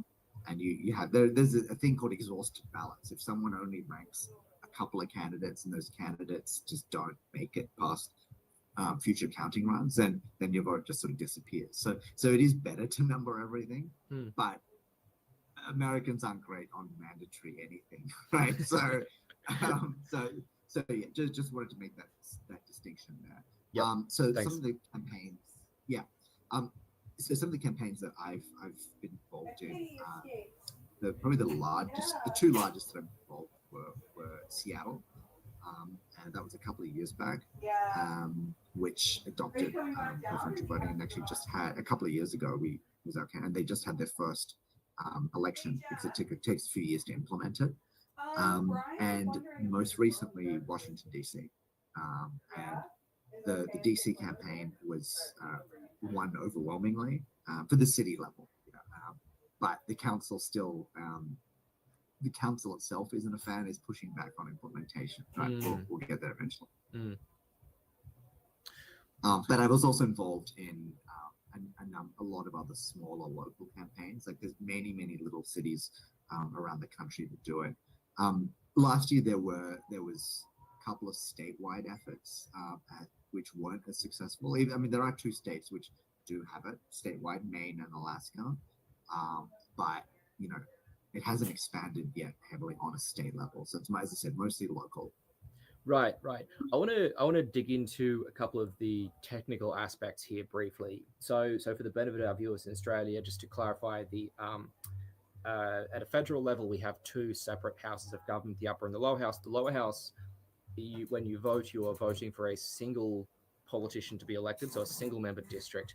But for the upper house, we have multi-member districts. So you are, in fact, when you vote in the upper house, you can actually have multiple what's called senators elected to represent your state, and there's similar examples of this in state elections as well.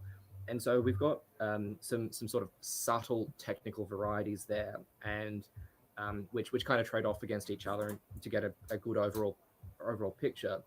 So in America, you mentioned how a lot of the campaigns focus on optional preferential voting, optional ranked choice voting.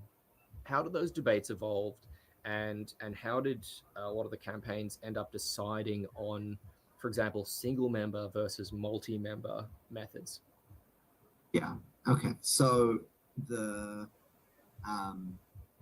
that it's a matter of, it's mostly a matter of practicality, right? Because of what they think that people can accept, and because most of these we're still in the persuasion phase. People are not used to any kind of ranked choice voting, so we're going for what's simple, right? So the movement here largely agrees that multi-member ranked choice voting is the better system. What we do in the upper house in the Australian Senate is widely considered the gold standard for all elections, right? And there's a lot of unanimity that that is the best system by far, but it's also hard to explain, and it's complex for a voter. In Australia, it's fun. We've got a really robust electoral education, right? You know, the Electoral Commission runs those ads. It got very tested in the last 5 years as well. There was a few challenges there. Okay, yeah, but also candidates understand that they have to, and parties teach their voters through how to vote cards. This is how you should vote. So it's really robust. So people mostly get it, I think, because of that. When people aren't even, and we've had it for 100 years, right? If people are not used to ranked choice at all, and people are saying, "Oh, it's too complicated," even the simple version we have in the house, right? If people are saying, "Oh, that's too complicated," we've had to start with what's simple. There is some exceptions starting to form around that. If you want me to talk about that, I'd love to hear about that. Yeah, so as I said, the system we have in Australia is a multi-member ranked choice voting. Well, to clarify for you listeners what that means is that, okay, as opposed to, like, if you have a state, you divide it into little districts, and each district has its own individual representative. Instead, the entire state would just be one district with, say, 12 representatives, right? You just combine all of them, and the way you vote for like 12 people at once is that each party or group offers a slate of candidates, right? They can, like a block, and under the Australian Senate system, you can either rank between the blocks, like, I like the Pirate Party, I like the Labor Party as second, I like the Liberal Party as third, or whatever, right? Or you can rank between candidates across these blocks. So you might be a tried and true Liberal voter, but you really like this candidate from the Pirate Party, so you're going to put them as number one, and then go over the Liberal Party and put 2, 3, 4, 5, 6. So, or maybe you know them, right? So you might want to just individually go and vote for someone separately. So that's the Australian system, and that, as I said, that's the system that's widely considered the best in the world. And the movement in the US was too hesitant about pushing that for the reasons I explained earlier. But the city of Portland, Oregon, actually did just adopt it a couple of years ago and had their first election in it, which was incredible and has pushed the movement forward so far. It's made us dream about possibility. And the way they did it was they had a big citywide consultation on election reform. And so there were lots of organizations and individuals involved in choosing different options. And they said, hey, this system really makes a lot of sense. So there's a lot to be said about, like, bringing people into the electoral reform process, because you can just get better outcomes. Yeah, absolutely. And that's core to the whole model of democracy as well. How can we bring everyone together to build a society together? Everyone gets that input. Everyone has that say. And like, that's an old anarchist idea as well, that no one is better qualified to make decisions about you, about me, about ourselves than we ourselves. We're the ones most qualified to make those decisions about things that affect us. So a lot of your time in the US, you've been involved in this ranked choice activism and campaigns around the country. Are you still involved in those campaigns, or where are you at today? Yeah, so I've moved into more broad work, but I still work closely with the ranked choice movement. But while I was at Rank the Vote, I was doing coalitions. I was a coalitions director at Rank the Vote, and I was looking for allies for the ranked choice movement. Right? It's a non-partisan reform. Like, so we're not right wing, we're not left wing, or not centrist. We just a non-partisan reform. So it can be tricky in a very polarized country finding allies, right? Because often groups are organized like along political lines. So I was looking for where will our allies be, and I looked at what's the civics movement.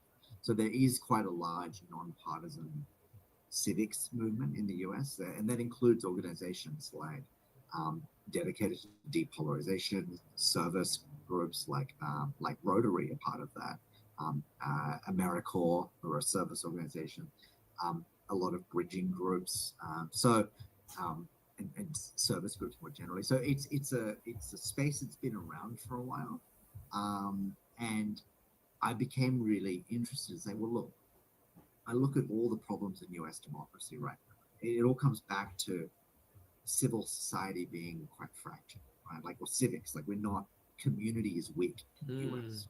So I thought, if anyone has to be a strong, unified movement now, it's got to be these folks. It's got to be this civil society movement, of this non-partisan movement. And so I became obsessed with the idea of sewing this space together to provide a backbone for the whole civics and democracy field, including the ranked choice movement. So a lot of what I do now has been stitching a lot of these organizations together on the local level into these things we call civic hubs, which are both spaces to strengthen community in that locality, but also as a launching pad for activity like electoral reform campaigns or like ranked choice campaigns. So it's both a community building activity and an organizing activity as well.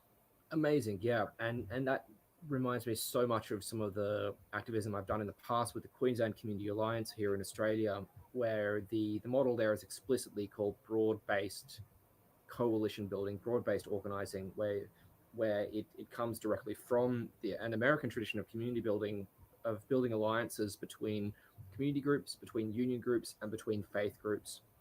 And so, like, the beauty of this model is that it is very fundamentally multi-partisan, because you have, obviously, unions tend to lean left-wing, faith groups historically tend to lean a little bit more right-wing, if we're sort of stereotyping a bit there, and then community groups straddle the divide. And so we're explicitly drawing from these groups, which are already sort of multi-partisan or non-partisan, but at the same time also are explicitly part of the civics infrastructure. And so the organizing training that I went through with the Queensland Community Alliance talked about how there's the model of society broken up into three parts. There's the government sector or public sector, there's the corporate sector or private sector, and then there's the civic sector, the I guess you could call it a kind of third estate, and talked about how the civic sector has been weakened and eroded, and the influence of government and the influence of the private sector has grown enormously at the expense of the civic sector. And so within Australia, the Queensland Community Alliance and the Sydney Community Alliance and other similar organizations are working to rebuild that civics infrastructure through assembly democracy, through bringing groups together. That was incredibly empowering and inspiring to me, to see those movements and see how they worked and see how they were capable of reducing polarization and building up that sort of non-partisan a force for social impact. Yeah, and I want just to, in response to that, I would say, like, part of the reason why the civic sector got weak is because it got corporatized, right? Is that it needed to reflect, where funding is coming from. It needed to be measurable, like hit these measurables, often would be very reflective of the funder's vision and not actually driven from the community itself. Right? So it's the nonprofit sector essentially became an extension of like funder interests, right? That doesn't mean it's not doing good, but it's not really of the community, it's of the corporate sector. And so, and to that end, we thought, well, how do you actually build power then at a particular level? So that's why I think it's not enough something we stress is community, not coalition. It may start looking like a coalition, but bringing groups together, like the leadership, is just not enough. It's about the most exciting thing to me is when members of these groups that are like maybe new are joining with each other, because that's actually building community around shared values, right? Because what happens then? is that you now have space to draw in people who were never activated before. You're building a core that can activate people in a collective entity, right? And maybe the only touch points that come to a social event and go, right? But that's so powerful. They're now connected to this entity, and as that entity grows stronger, right, then it can start to do things like deliberate and make decisions together. Right? And this, as you can see, is that community that comes together and activates new people, makes decisions together. That's far more than a coalition, right? So I think we need to radically re-envision what the non-profit sector and the civic sector be. It can't just be this extension of the corporate world anymore. It's got to be its own powerful force. Yeah, and that's where actually a lot of my most recent thinking is going as well. Where my time in North America, in the US and Canada at the moment, I've been involved in a lot of community events.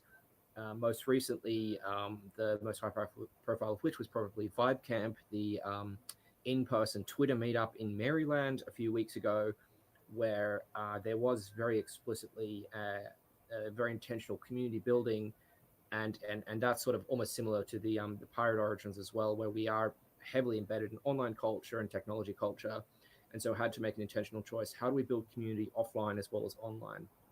And so I've been doing a lot of research and writing and thinking about that here at the moment, which is very exciting. So drawing it back to US politics for a moment, how does the work you're doing fit into the wider context of the second Trump presidency? Yeah. So it's so to be clear, like our work is it's and you use an interesting term. Like we've called ourselves non-partisan, but I think we could also call it multi-partisan, right? I think, and there's actually a role for both, because so what we see is, regardless of where you stand on Trump and his presidency, is that it's clear that their intention is to reduce the size of government, and they're doing it. They're reducing it and services are getting destroyed, right? Like that's not a partisan statement to make. That's their goal. That's explicitly the goal. Yeah, whether you support it or not. And so what it's created is a open, right, for like problem solve. There are certain problems that were barely getting solved anyway, and now like a lot of services are just going to fall into complete disrepair. So civil society has to step up, or communities are going to like suffer very greatly, right? So civil society essentially is going to have to move into a form of parallel governance. Right? And I think that, and what does that mean? Like taking on some of the roles that government is just letting go. Right? That includes services, one, but it also includes democracy. Right? Like I think we need our communities to be places where people come together, deliberate, make decisions together. So a lot of what our work is doing is we believe these civic hubs are places where people, one, they're venues. They themselves are sort of non-partisan venues, and that's important, right? And it's almost like Congress itself it's just a building, right? So a civic hub is a, I mean, it can be, there's a physical element to it, but it's like a network, a trusted non-partisan network, of which we want everyone in that community, regardless of their partisan stripes, to participate. And it's creating the sort of space for that, the welcoming space for that. And, and that can be tricky because it's, in a very divided country, right?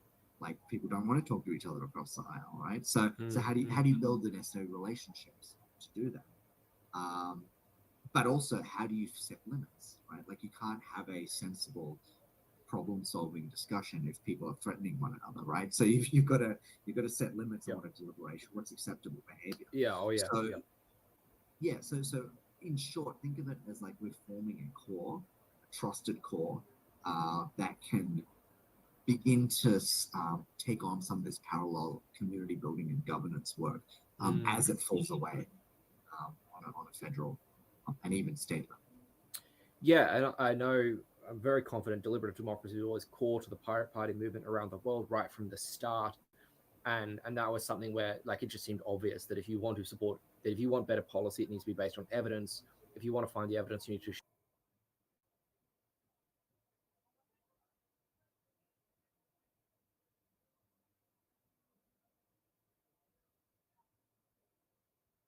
And Just we lost audio. Yep. We lost audio on that stream, Miles.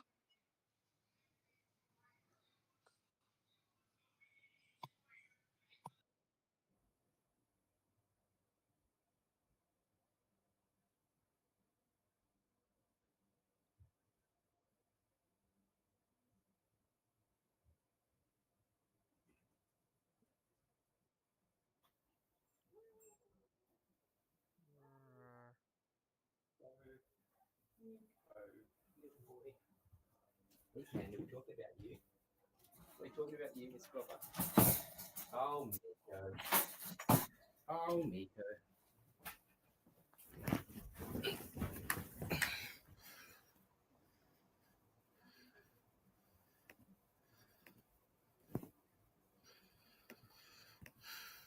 Just going to check that audio issue.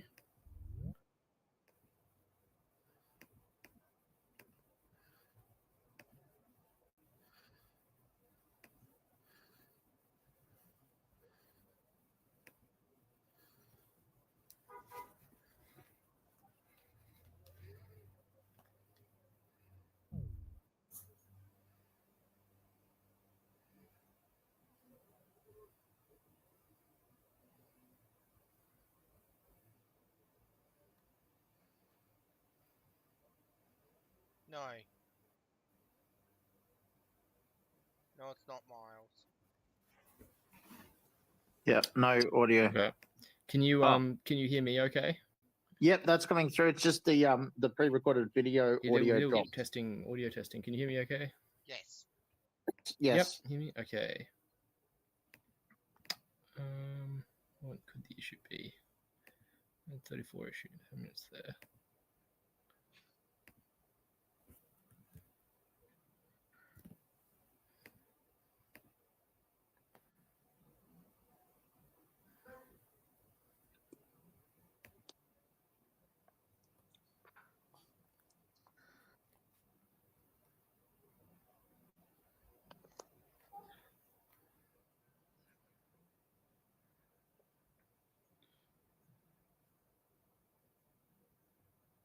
No Miles? No audio. No, I think he knows. Yeah, it's just the video stream. Audio dropped about 3 minutes ago, maybe now.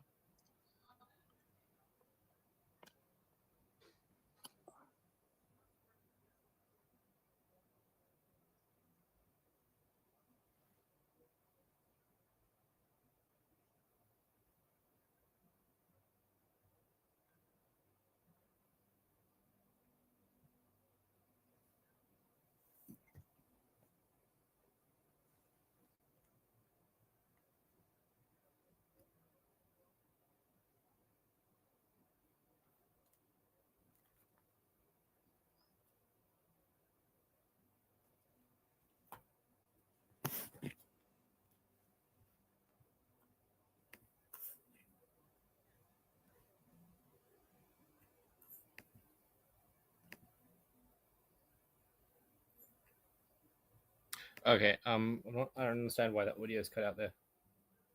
Okay. I don't understand why that audio is cut out there. Okay. I don't understand why that audio is cut out there. Okay. I don't understand why that audio is cut out there.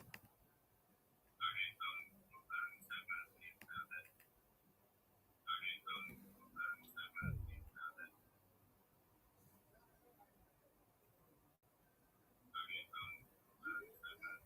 Miles, could you just temporarily mute your microphone for 5 seconds just to stop the feedback? Okay. I think it's faded out. I'll just reset the screen share. That might have been the issue.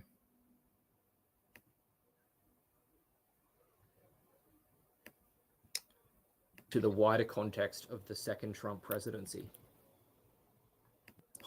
Almost similar to the Pirate Origins as well, where we are heavily embedded in online culture and technology culture, and so had to make an intentional choice. How do we build community offline as well as online? And so I've been doing a lot of research and writing and thinking about that here at the moment, which is very drawing it back to U.S. politics for a moment. How does the work you're doing fit into the wider context of the second Trump presidency? Yeah.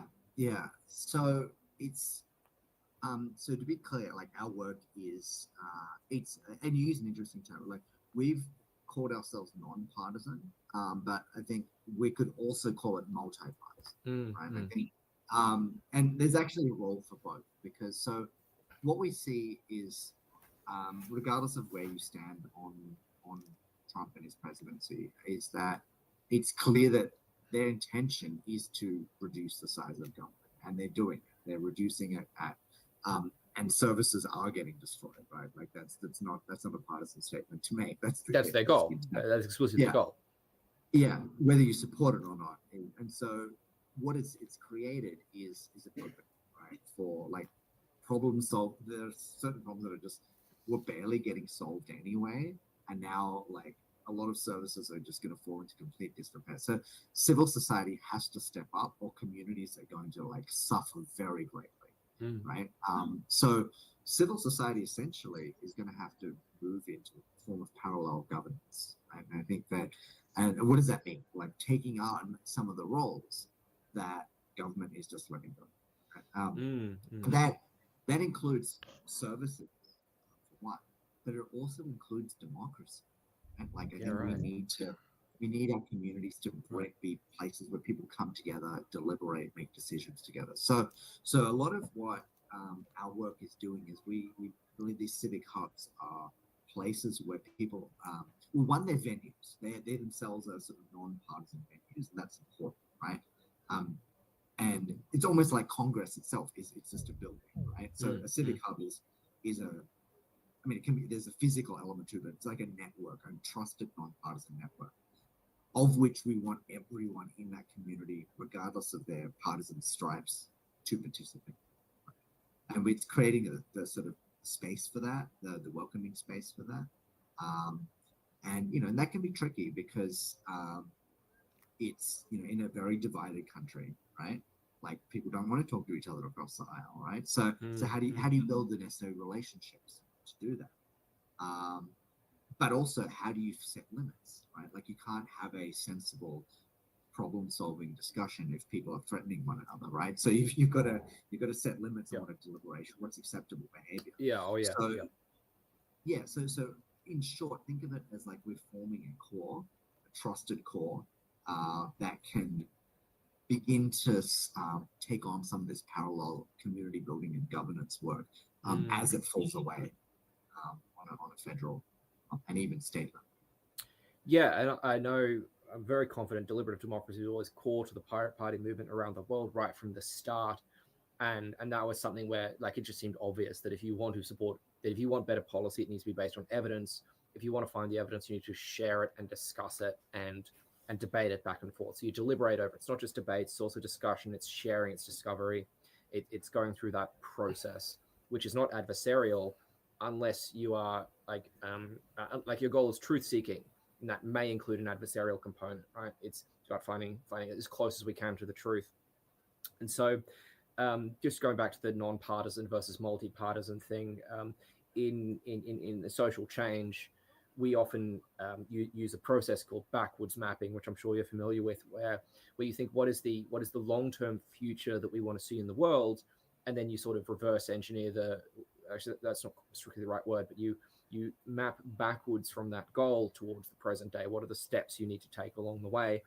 And so if we look at the state of the world today, in America, it's essentially a two-party system. In Australia, I consider it to be a 2.5-party system where anywhere from like 70 to 90% of the elected politicians come from Liberal National Party or the Labor Party. And so we have a vibrant opposition, a vibrant crossbench, and yet they have minimal, relatively small amount of influence to actually alter the agenda of the government. And compare this to what democracy looks like in Europe, for example. Take Iceland, where a common a common governing coalition may include 6 or 7 parties, right? Or like in Germany, there may be 4 or 5 parties involved in a governing coalition. In the European Union, you might have 100 political parties as part of a dominant coalition, where the EU is obviously like at a much higher level than federal, than state, than local. And so you have coalitions across cultures, across language barriers, across political barriers. And so you have vast amounts of political diversity. But then in Australia and America, there's very little political diversity. And so obviously working on ranked choice, you can introduce more of that diversity, but then there are still certain barriers in the way. So where I'm going with this, thinking about the longer term change, to me, having that political diversity and having that ideological diversity is such a powerful thing to building a positive and healthy society, and so which we don't have. And so the steps the world we're in at the moment, so many people are still in that 2-party mindset in Australia, in America, and so we need to work with people where they're at. And so a multi-partisan approach can be beneficial because many people are still in that two-party mindset. And so in America, you talk to Republicans, you talk to Democrats. In Australia, you talk to Liberal Nationals, you talk to Labor, you talk to Greens as well, and other minor parties. And so we work in this multi-partisan system in order to later on affect change. And so there's a really interesting sort of implication of where your work is going. Do you see your work in building up a civics movement in America and building up that kind of infrastructure to have a civil sector society? Do you think that kind of movement can have political aspirations? Yes. And so here's why. So like, I think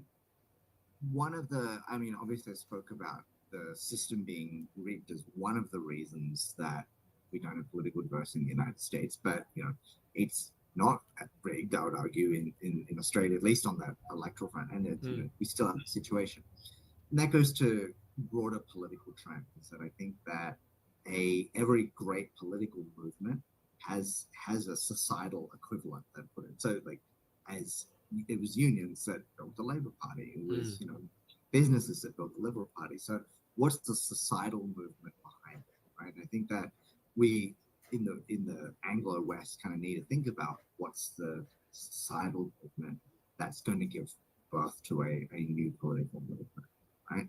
And so our theory is that we're building venues, right, non-partisan venues that everyone is welcome at, and that multi-partisan forces are coming together in localities to form policy, and that policy and that coming together is the basis of your political movement, because these locations where they're coming together and making decisions, forming policy, building community, right? That's political organizing, right? And because the things that they're coming up with together are going to look very, very, very different from what the Democrats and the Republicans are feeding, right? Because right now we know that policy is not fed on. That comes as like, what's tactically beneficial, we're going to stir the most rage, not what the evidence suggests or what's even good for people, right? It's literally, it'll be some tactical decision, right? So if we actually create the space for people to come together and think through things calmly, logically, rationally, and have good discussions by bringing democracy back to people, right? We are also creating space for political organizing. I think that is where a new political movement will come from, and it's not going to take a lot of work on that front, because as at the last count, I think it's now 50% of the United States self-declared independence. 50%, right? Which is insane. Like, it's higher than it's ever been. So it's all we need is just the spark, right, and the space. Because those independents are not organized, right? They don't have a space to come together because they're independent, right?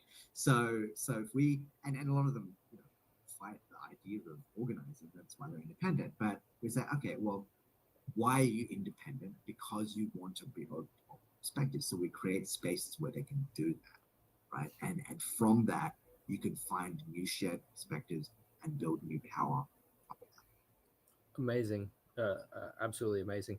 The with a lot of the work that I'm doing here in North America, and increasingly my thinking over the last few years as well has been influenced by a writer and speaker called John Vervaeke, who's written about how there's a crisis of meaning in society today, that the undermining of civil sector, the undermining of community spaces means that we are struggling to find connection and purpose in society, which leaves this kind of void of meaning.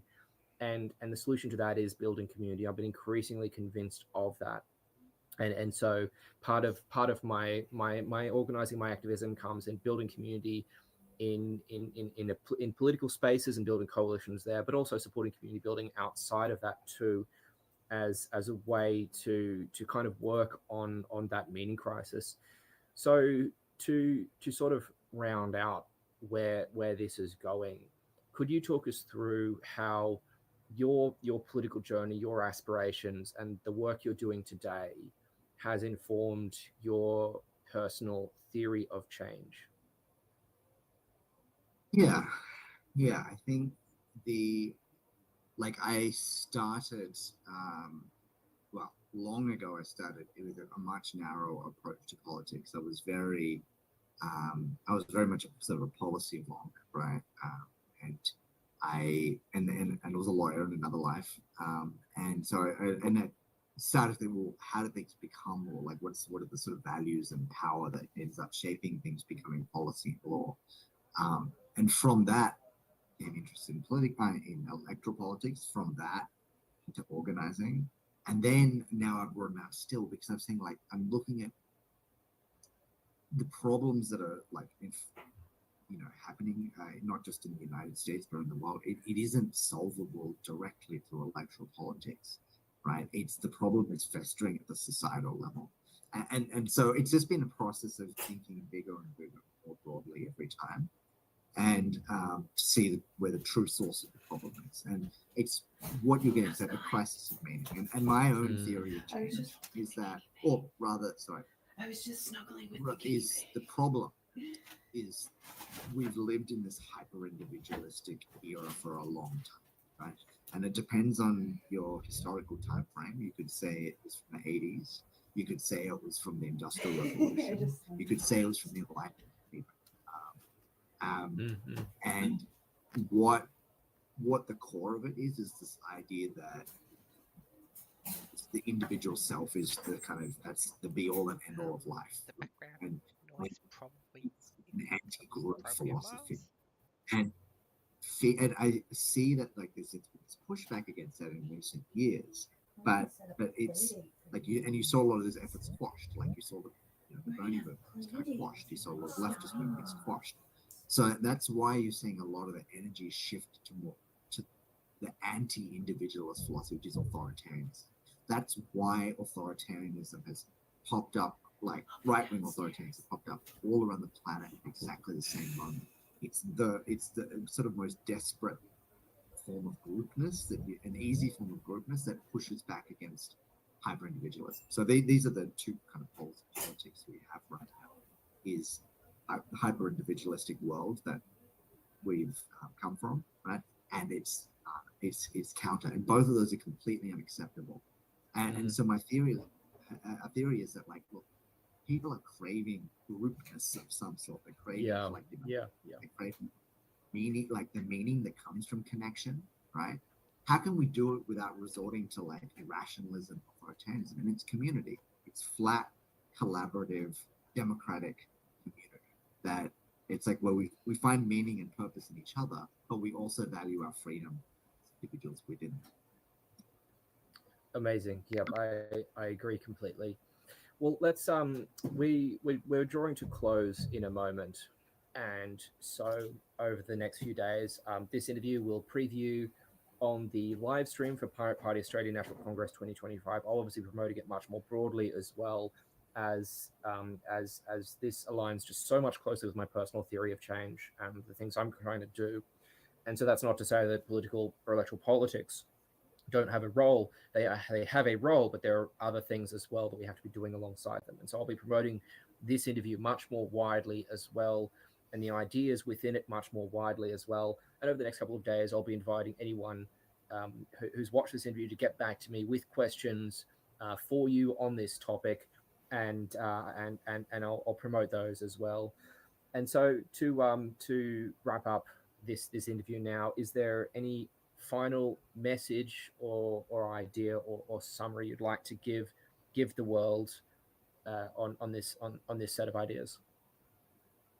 Yeah, I would. I'd say if there's one thing we can do is find each other, right? Like it's to build community, right? And if even if it's as simple as like reconnecting with your friends, even if it's as simple as that because that you lost touch with, even if it's going to a local event, connecting with other people is always going to be the core answer of this. How deep and far you go is up to you, and obviously would love to see people who start on this journey end up becoming civic leaders and perhaps elected officials, but you don't have to go that far. Just by connecting with other people in a social way, you're feeding this movement. Thank you so much, Vinay. No problem. Thank you.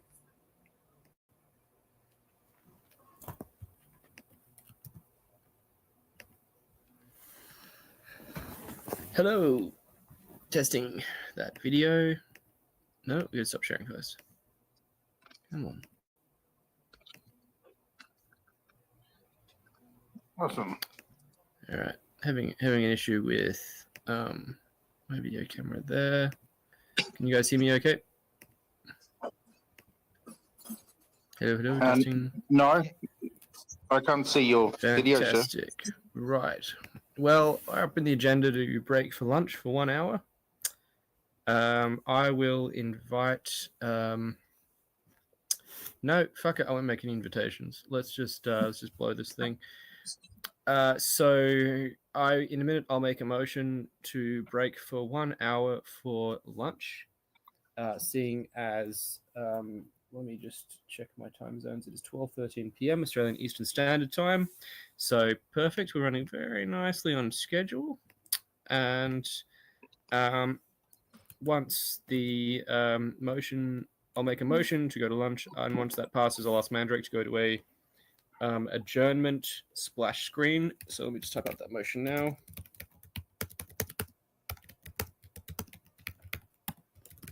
Place your votes in chat, please.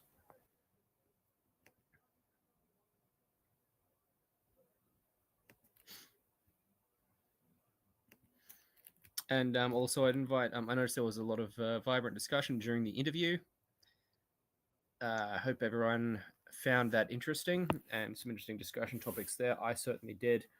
It's a continuation of conversations that Vinay and I have been having for a little while now on civics activism, community building, democracy reform, preferential or ranked choice voting, and working on those deeper underlying issues that are upstream of the electoral process. I might throw in a quick word for the corroding influence of money in politics. That's something that Vinay and I have discussed as being concerned about, something the Pirates have been very concerned about too, as another democracy reform issue. We'll give that motion just slightly longer before closing. Mandrake, are you ready to go to a splash screen? I am. Okay, fantastic. Well, in that case, I will stop voting. Motion passes, and we now officially join for 1 hour until 1:15 p.m. Australian Eastern Standard Time. Thank you very much.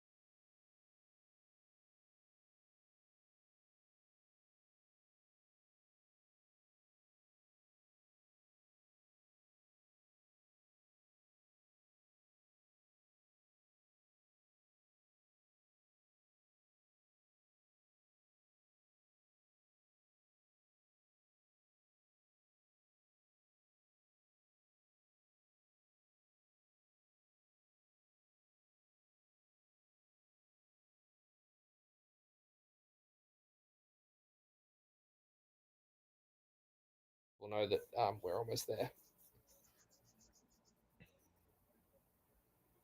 Okay, done.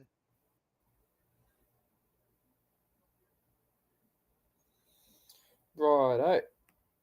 Right. We are back and live. And we're into the afternoon session now for Planet Party Australia National Congress 2025. This is Miles Whittaker, your chair and outgoing president. We'll be formally resuming shortly, waiting on a couple of people to start returning. And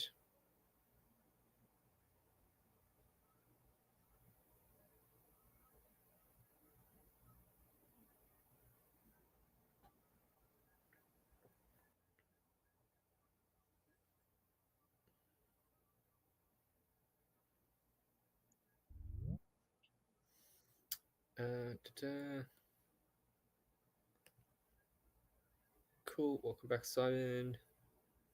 Dave's here. John, are you here?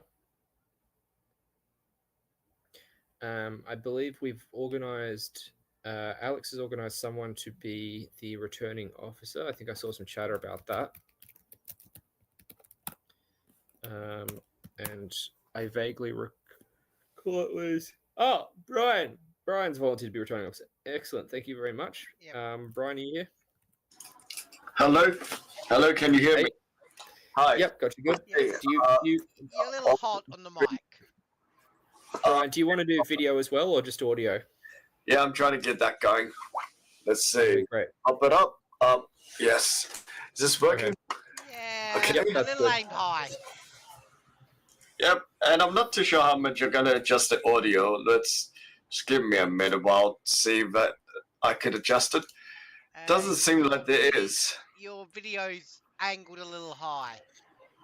Oh, video. Okay. Well, let's adjust that microphone to Corsair. Can you hear me better now? About the same. Hello. Okay, Can you do you hear angle me? your webcam? Your audio is okay. It's a little loud, but it's okay. Can you angle the webcam down a touch? I'd move you down a touch. Yep. Okay, all good. Yeah, that'll do. Okay. I see we have some technical issues with the IRC to Discord bridge.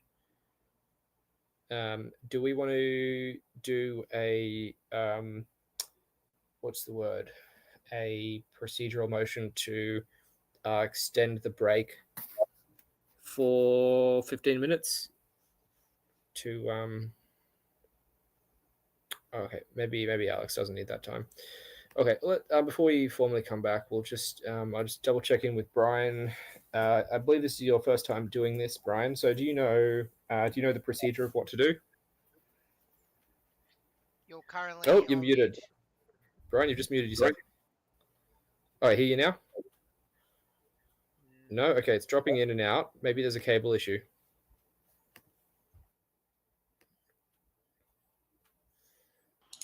Hello, can you hear me?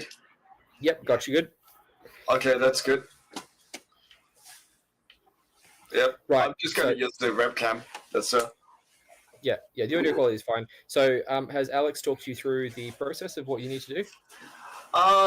Not fully, but like I think I get the general gist. Basically, I need to like go through each of the candidates, call out a vote, count the number of votes in the video stream or the Discord stream. Does the Discord stream also capture the IRC as well? It should be. Yes, it will. However, you won't need to do many votes, as we won't actually be voting on the candidates today. What you'll be doing is chairing the whole Congress, and so that means you say when basically you choose when people can start speaking and when people stop speaking when you go to the next person, and Okay. you also have the power to declare people elected if they're not contested. So if it's a Okay, valid makes nomination and sense. there's and so obviously the Right. president. Let's and the refresh the deputy nomination president- page. Got it. Yep. So there's two contested positions, and there's 1, 2, three uncontested positions. Yep. And so it'll be up to you how to proceed. Alex and myself can probably offer suggestions, but it's ultimately your decision. In a minute when we formally go back. Not a problem. So really, in this case, obviously the president, there's two candidates. So I will basically say that this one, it will need to proceed to a vote. Like a party-wide vote that's beyond this scope. Before the next one, then it'd be like, it's uncontested, but we should let people speak. Just like let everybody know what's their aim and objective, if that makes sense. Yep, that In this role. Yep, that's exactly it. So let me just check in with Alex. How you're traveling, Alex? If you want to, if you need a bit more time.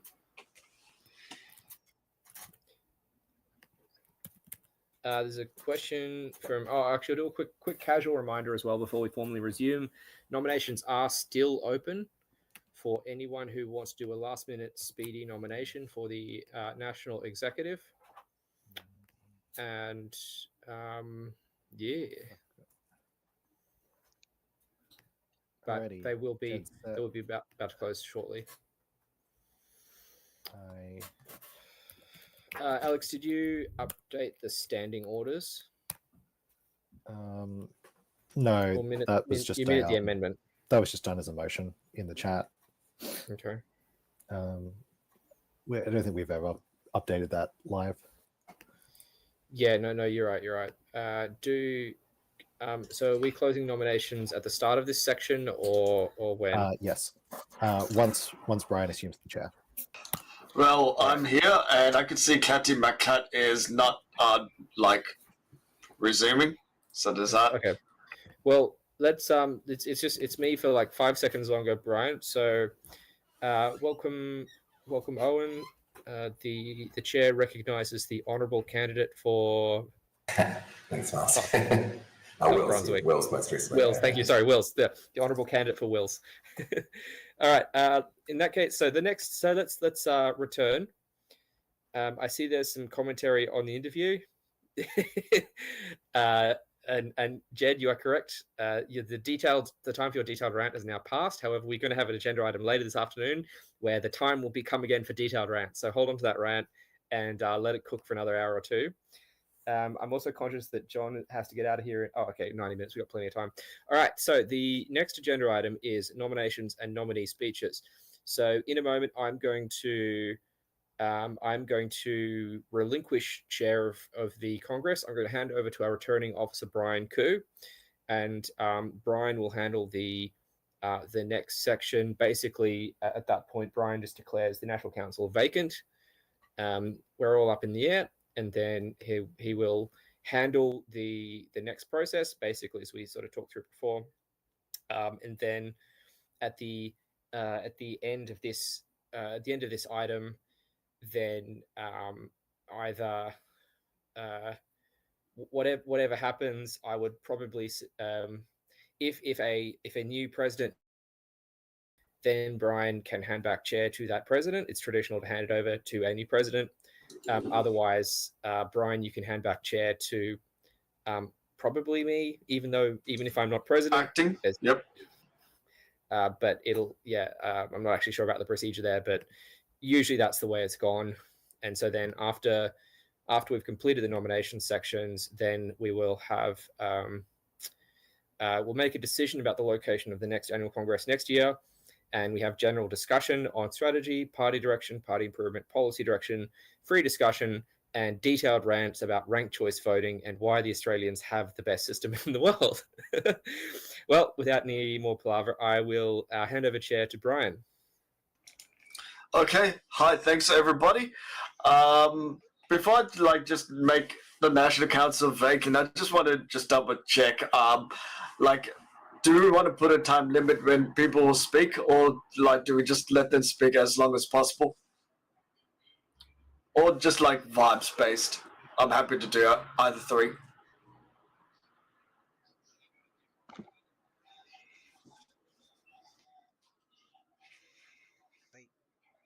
I'll restart that. I would.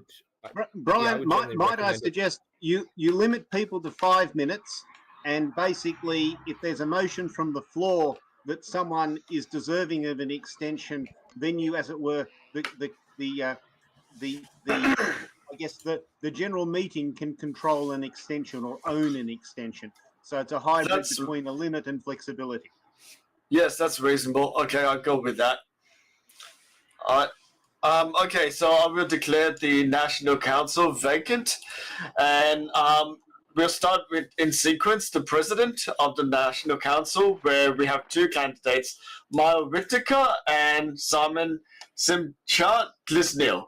And basically, because there's 2 contested people in this position, it will need to be held to a election later on. To be held later on, but in the meantime, I'd like to give everybody a chance to have a speech, and Miles will start first because he's first in the Wikipedia sequence.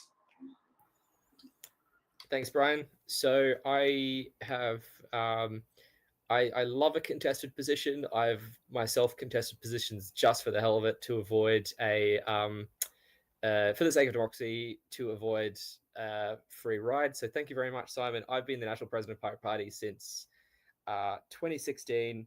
It's been a long, strange ride and a lot of fun and weirdness along the way.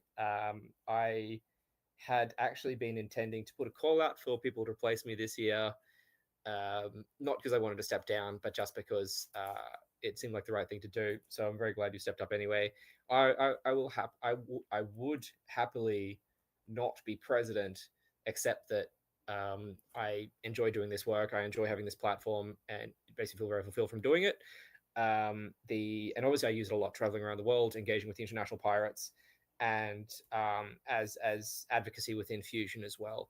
And so the Simon would do a great job of it, definitely, and he's a very good campaign organizer. Approximately as experienced as me, he's probably ran for election more times than I have. I may have been in more election campaigns than him, but either way, it kind of balances out, about as experienced as each other. I guess why you would prefer to vote for me over Simon.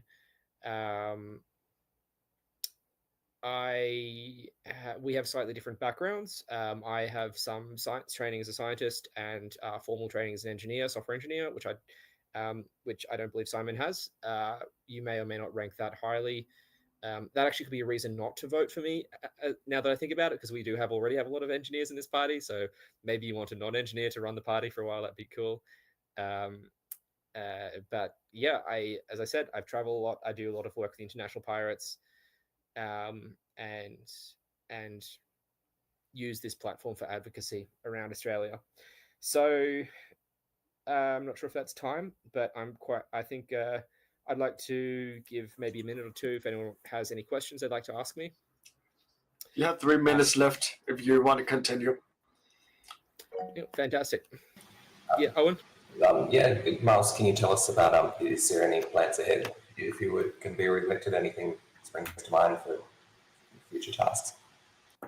Right, so from a general perspective, the majority of my time, I do plan to continue putting into Fusion. That was a commitment that I made on behalf of the party when we negotiated Fusion together, that pirates would campaign as part of Fusion in the electoral process. I wouldn't force any pirate to do that, but I would do that. And that would be my mandate with Pirate Party, that we would campaign electorally with Fusion, as pirates within Fusion. So obviously Fusion branding, pirate branding combined. So most of my time would go towards that electoral campaigning. I've been quite open that I don't do policy development. I will support it. I will do advocacy, but I will avoid writing policy as much as is feasible. Now, in terms of pirate-specific work that I intend to do, the majority of it, I will do the administration necessary of a president for the party. The majority of my pirate-specific work will be international outreach, and so obviously I've kept liaison with PPI. I have a lot of contacts in pirate parties around the world, in Europe, many contacts in Pirate Party US. There's some really cool stuff going on there.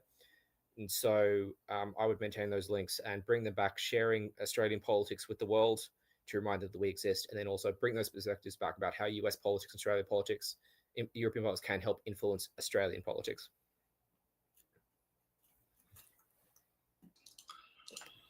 So 1 minute left, but we could proceed on to the next if you're finished. Yep, I'm happy to yield the floor. Okay, Simon, you're next. Hey, thank you, Miles. Just to clarify, I am trained as an engineer, but probably not as good as you, like computer systems engineer, but it doesn't matter. Like yourself, I'm also committed to fusion as well, even though my proposal is that we should separate the Pirate Party Australia from the Pirates of Fusion as two separate things. But I'm personally committed to fusion as well, and definitely electorally. That's where my main effort would be, and I would obviously encourage pirates to be part of fusion, but I would also want to be open to pirates who are not part of fusion as well. I think we could aim a bit broader. I also want to acknowledge that I do think Miles is like a high achiever. I think he has been like a great president over the years. I don't think that Pirate Party would literally exist without him. Like he's put in the hard yards. He's stuck through it and reformed by even making fusion. And you know, if it wasn't for him, Pirate Party wouldn't still exist. So it absolutely needs to be acknowledged. Everything that Miles has put in, and I think that it's just a disagreement of direction and just like a fresh start kind of vision that I have, rather than a particular thing against Miles. So I just wanted to first acknowledge that Miles is a perfectly good candidate if you want to pick him. Now, as far as what my vision is for the Pirate Party going forward, if you choose to vote for me, and if I was successful, I would say that we've been around a while. We've survived thanks to Miles. Obviously, it's been about 17 years since we started in Australia. So you know we've done well. We started off very strongly, particularly with the Pirate Party International movement. But now we're you know getting a bit stagnant, even though like we've kept alive with fusion. Fusion are great, but I still think that as Pirate Party in particular goes, I think that we could be doing more. Our membership numbers are stable, but nowhere near as what it used to be, and the amount of active members is basically a handful. It's not really enough to keep us sustained to achieve what we want to. There's a lot of issues that are extremely relevant to the discourse of Australia to do with digital rights and civil liberties, which we're just not got the resources to handle, because we just haven't reached that size that we need to be, where we have enough people to actually take on these issues. It's not for a lack of not wanting to, it's just as a lack of people power. So we need to really grow and broaden our audience and be able to open up doors to work with others,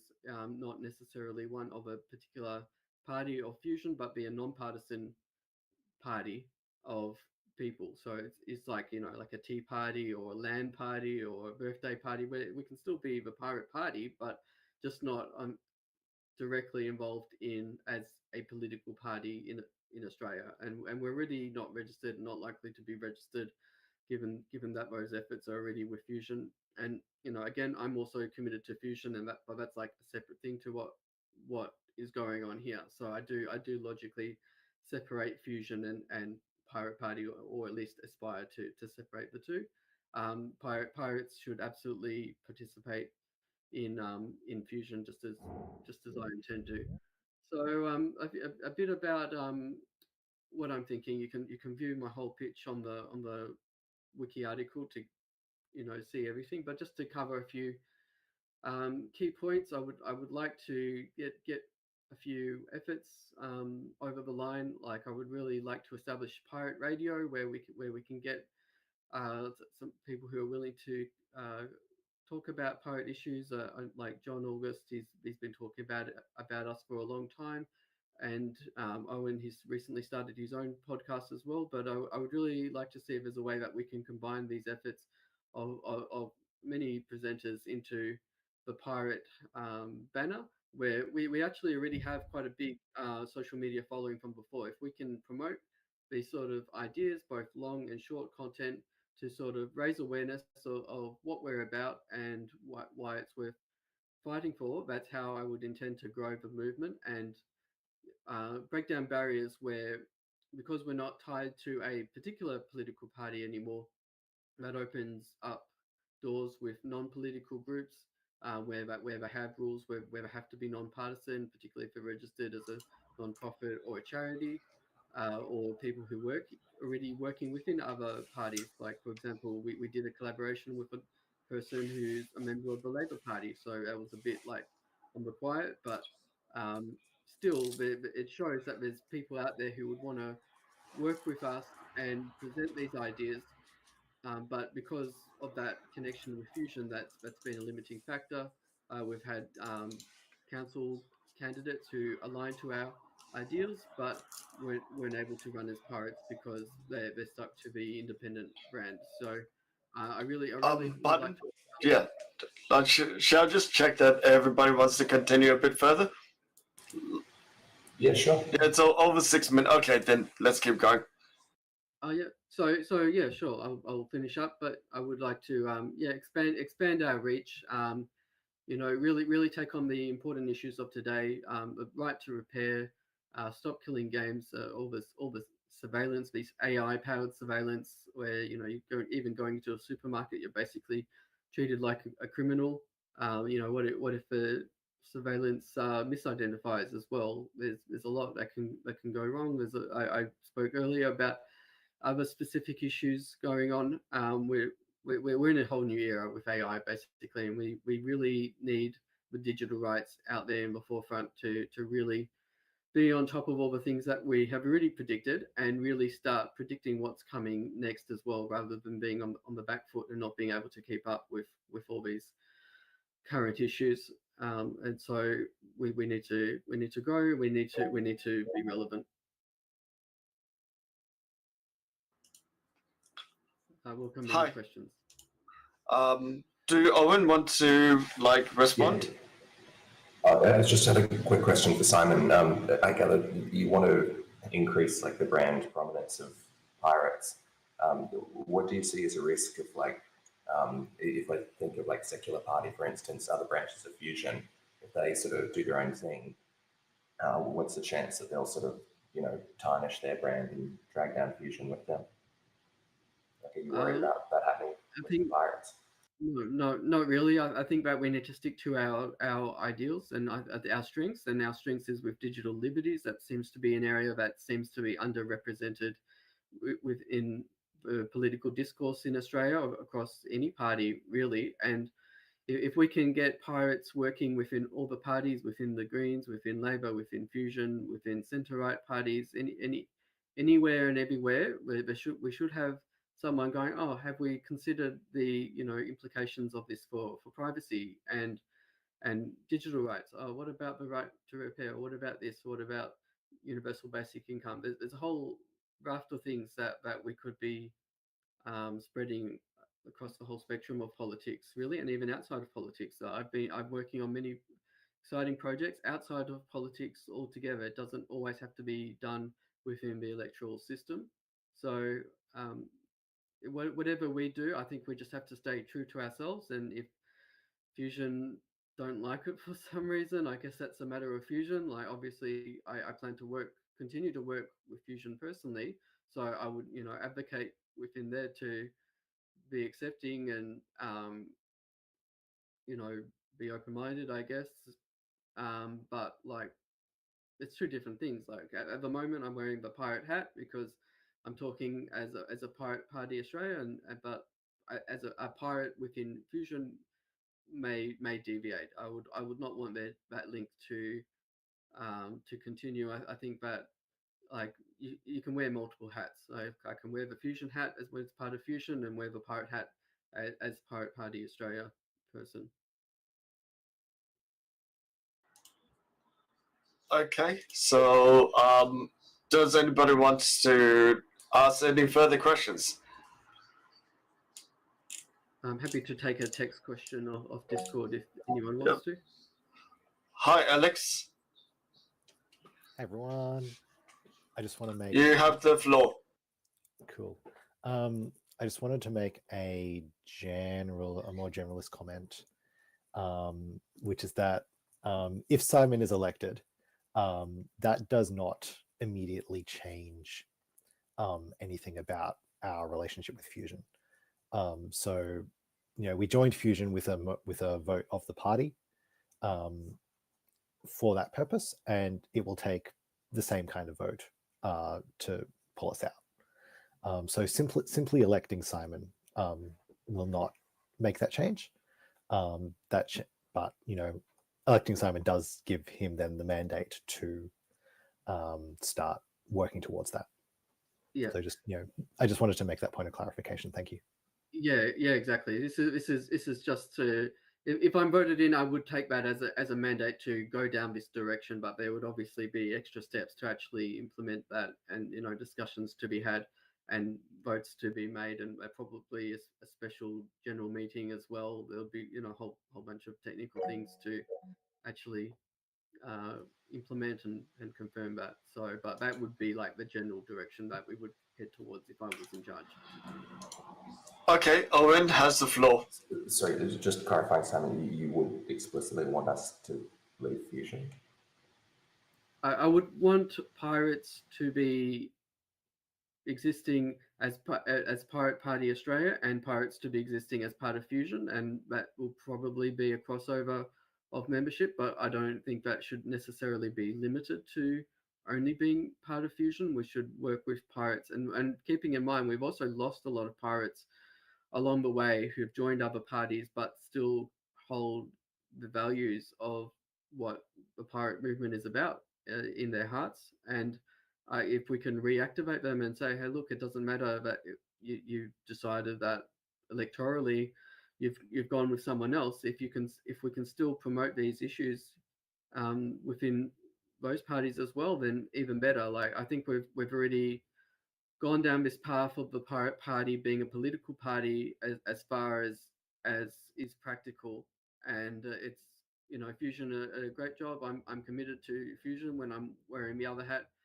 and of course I would still recommend Fusion for anyone who's not aligned to a party, but I just don't think that we should be limited to that, and there should be a logical separation where we can at least. I would like to be able to take on the non-partisan banner to say, I would like to say we are non-partisan, and we are separate from Fusion. Even though we have a crossover in ideas and membership, we're not we're not like organizationally connected to them anymore. So that will open up some doors for us. I think a good way to explain it would be like a mitosis of cells, where it's one splits into Very two. relatable. Yeah.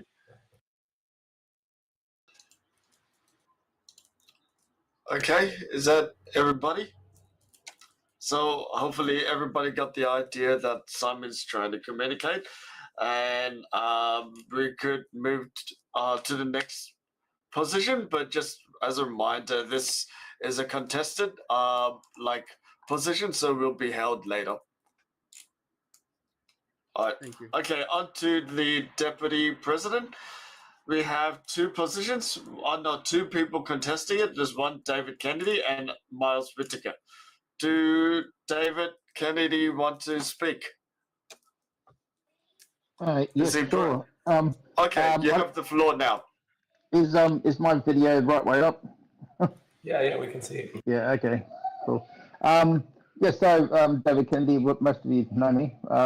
I've been with Pirate Party for a long time now, and I've assisted with a bunch of their election campaigns at this point, and I've been a national councillor for several years. And we've been sort of hard up to get people into our office positions over the last couple of years, and I just thought I'd step up and offer my services as deputy president, depending on how things play out. Otherwise, I'm happy to continue on the National Council.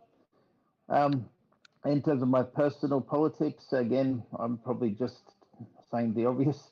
I originally got involved with politics in sort of civil rights movements in Brisbane, and that was also my first involvement with the sort of street activism scene in Brisbane. As my main areas of concern are freedom of speech, freedom of expression, and there's a whole bunch of other areas in terms of economics and social support systems, and the effective operation of services like welfare and healthcare systems that I have opinions on, but yeah, at my core, I started from the pirate movement based on those core values of civil liberties and digital liberties and copyright reform. I don't think I really have to take up too much time unless anyone has any specific questions for me. Yeah, David, just curious, do you support the idea of pirates becoming, I guess, more independent outside Fusion? I'm not a strong advocate of that. I mean, I can see potential advantages there, but I'm quite happy to sort of have the both that we have, where we are from the Fusion perspective, we are a branch of Fusion, but we still retain our party independence at this level. We're not bound in that direction. I see it as a participatory kind of coalition. I've always viewed Fusion as a coalition, and in that perspective, we're still very much our own entity. We're still our own organisation, and we still represent and maintain our own core sets of principles and our policy platform. So yeah, I'm pretty happy the way it is, but obviously the potential to maybe bring back former pirates that we lost during that whole Fusion creation. There's obviously potential there, but I'm not sure it's worth essentially going backwards and undoing our organisational tie.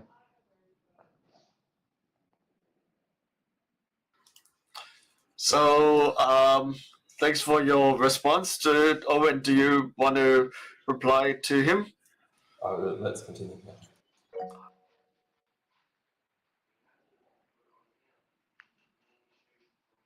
Oh, Brian, we can't hear you. Oh yeah. So everybody's good? We have Miles Whittaker next. And I know he has spoken already, but maybe he wants to elaborate a little bit further in the context of being a deputy president. Hey, yeah. So I made a double nomination here that in the event of not being nominated for president, I would also have a nomination going for deputy president. This has been done a few times before in the party's history, essentially to say that it's like a backup role. The votes for both would then go ahead, and if I would succeed either votes, I'd have the choice essentially. I'm quite happy to take a support role. I've done that quite a number of times in various contexts. Quite often I've been taking campaign manager role, which is very much sort of a backseat support role for candidates. So were Simon to take the president role, I would be, from a pirate context, I would probably focus on international liaison work and probably doing a bit more spokesperson-y type work. Alternatively, I could jump in with Alex to do a bit of the back-end system admin stuff. There are various tech projects I'm working on relating to tools and platforms, which I've been experimenting with. And so I could potentially put more time into that from a Pirate Party perspective if I were to be deputy president.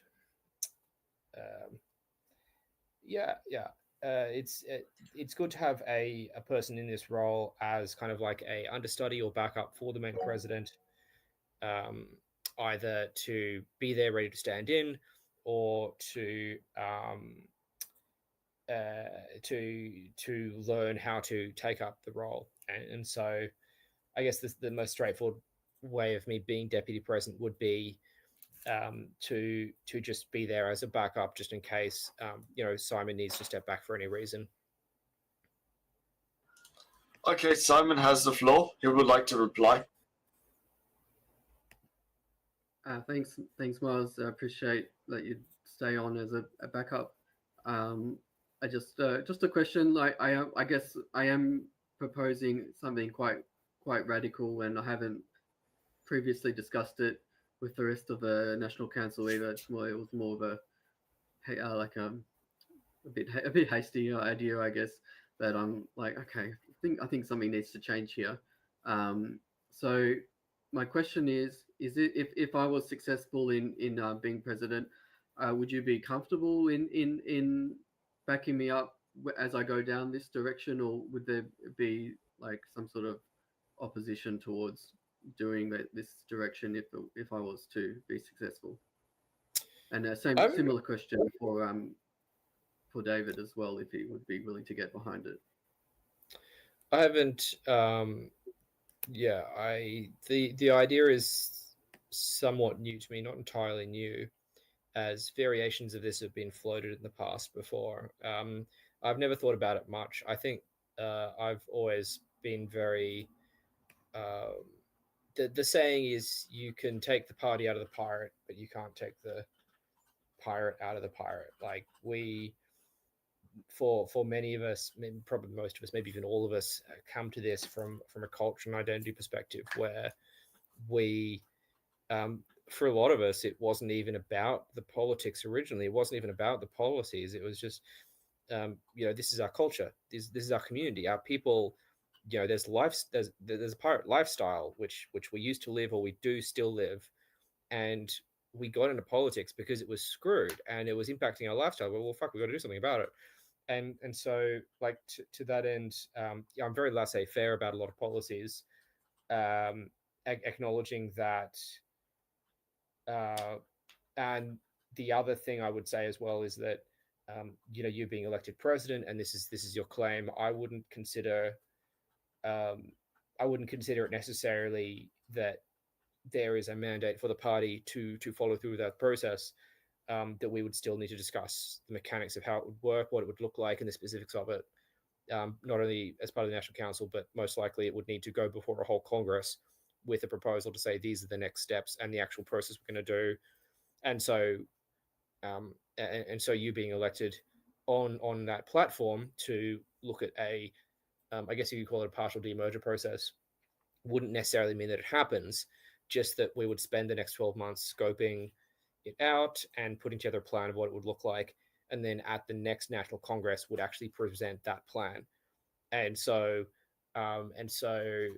I would, like, at this stage, I'd probably say, like, I lean against the idea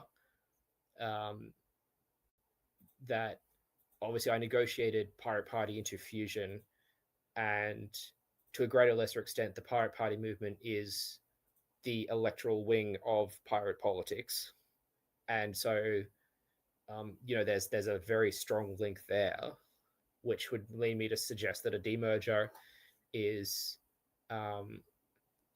perhaps not exactly the way to go about it. But there are ways to do pirate politics outside of the electoral process, outside of parties generally. So that's why, like, I'm not going to say, no, I don't support this at all, because it can and has been done. The Pirate Bureau, the Pirate Bureau in Sweden, there are many other examples as well. So it's possible, it's totally viable. And I'm interested in supporting that and seeing where it would go. And so even if you don't get president, like, that's, if you want to put time into this, then, like, that's totally viable. And there are examples of ways this could work. which I'd want to support. So, Simon, you're happy with the explanation so far? Okay. Yeah. Thank you. Well- Thanks. Yeah. I agree. I definitely agree that our identity as pirates is most important and what we need to hold on to. I'm not even suggesting that we even change our name. We can continue to be the Pirate Party, even if we're not a political party. We could be like a Tea Party or something like that, but still the Pirate Party. So, I also don't want to diminish the pirate presence in Fusion either. That's also an important where we have to working there, but just as an organizational level change, but not as an actual change of what pirates are actually working on. I noticed someone else mentioned, named Millispec, about some sort of pirate policy think tank. And I'm guessing he's asking if that could be an alternative to what you're proposing. That's exactly what I'm proposing, that we are a think tank and do advocacy as well on those think tank ideas. Just reading Alex Jango to see if this is relevant.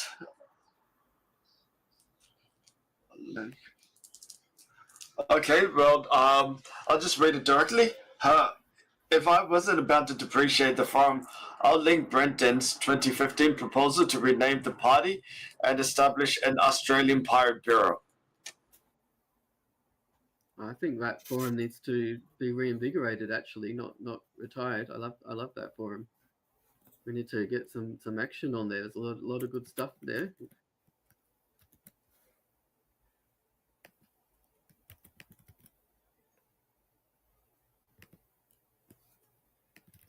Oh, Brian, you're on mute.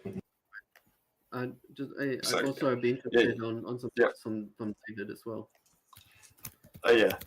Well, pardon, did you hear me mention about Alex Jango message?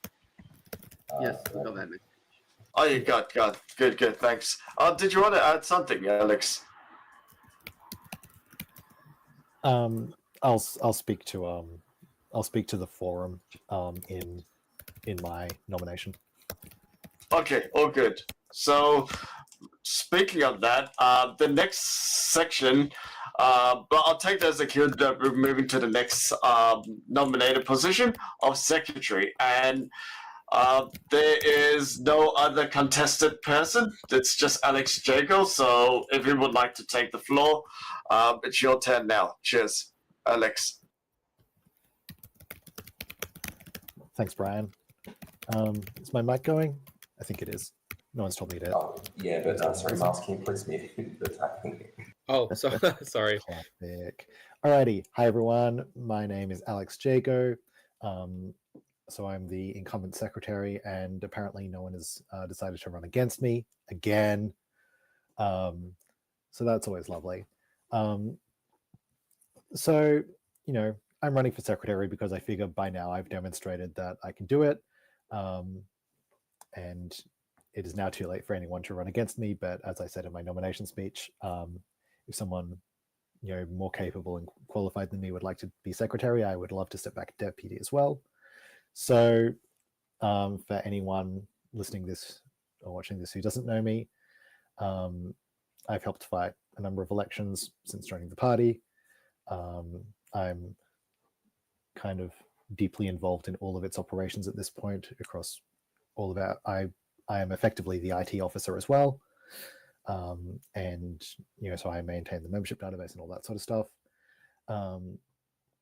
And yeah, I've always been a pirate and now a Fusion person. And so I'll go over to Simon's so we had some comments throughout the day around spending and around the forum. So something that I've been doing over the last year is identifying which of our various IT resources we can deprecate and just save a little bit of money. And so one of those things has been our discourse forum because it hasn't been used since 2022.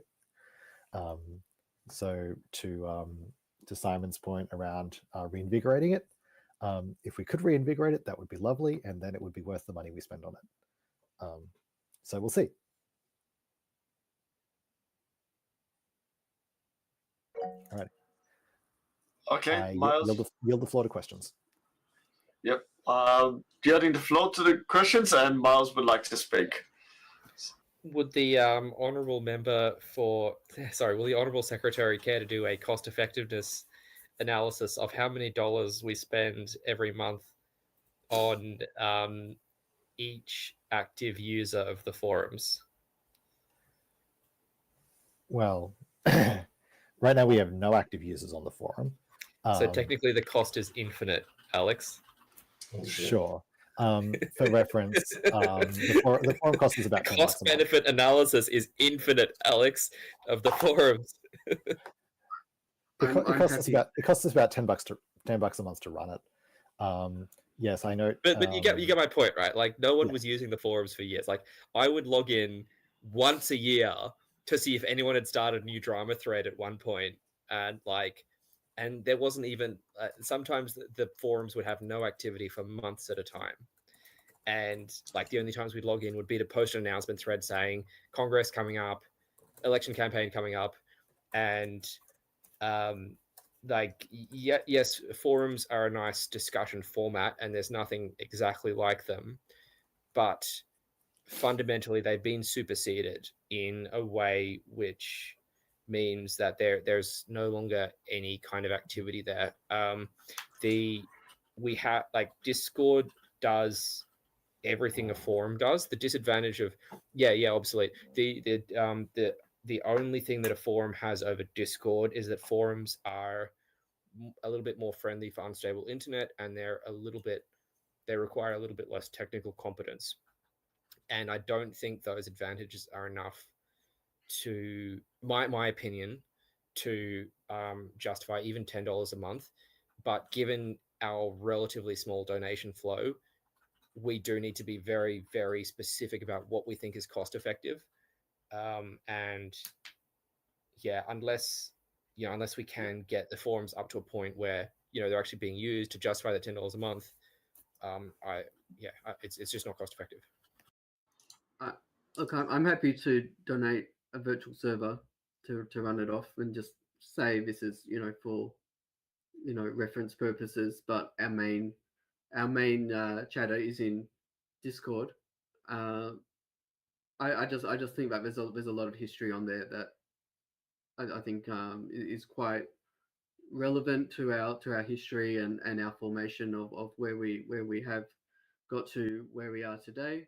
And look, if there is opportunity where we have actual users of it, great. I do think that there are advantages over Discord, not just from the open source aspect that Discourse is, but also I find that Discord has some downsides where it is a lot of chatter and not much as far as meaningful long form discussions that a forum software can enable. So there's pros and cons to both. But as from a completely cost perspective, I definitely can, have a PC where we can put on a VM and forward some ports and just run it for free. So happy to save some cost that way. Yeah, so okay, Mandrake would like to respond. I can't hear you, Mandrake. Oh, I was just keeping quiet until the camera came up. And I was just saying, I agree with Simon in the cases of, and thank you for the offering. And we'll think of what we need to do to have it so it's on an archive state. But yeah, I can understand with the cost effectiveness at this point in time. It's just not worth it at this point, but we do need to look at somewhere to store it. If it is a couple of VMs on a private server that we forward out when we need reference, that might work. We'll see. I'm happy to help out regardless of the outcome of the election. So yeah, I can definitely set up a free VM with good amount of RAM and stuff. Yeah, if we if we do archive it, then we can host it on static hosting, and then that's that's not a significant cost to host. I want to note a couple of points from Jed, who is notably our major IRC holdout, and I'd like to apologize for Jed for missing his messages early this morning and not getting him voice in PPAU Congress earlier. So Jed, as we all know, is opposed to Discord for a number of good reasons, and I'd like to make my position clear on this. If we want the forum to be reinvigorated, we should close this Discord. I will be that blunt about it. They're too similar, and because of the way that because of chat versus forum interface, discussion inevitably migrates to chat unless you make an active effort to keep it on the forum.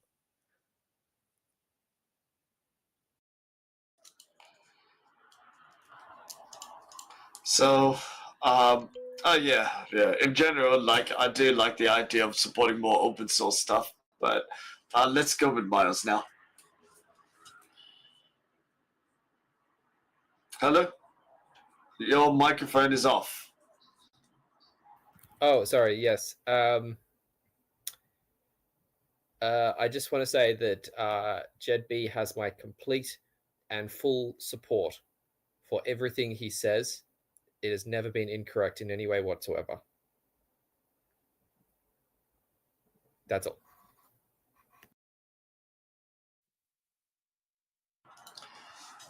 Okay, so are we finished, Alex? Do you want to add anything further, or shall we proceed? Oh, hello? Is he still here? Okay, well, I mean, he has spoken, so I presume we move to the next one. Deputy Secretary, there's no one in here, so, like, I'm guessing that position is going to be left empty.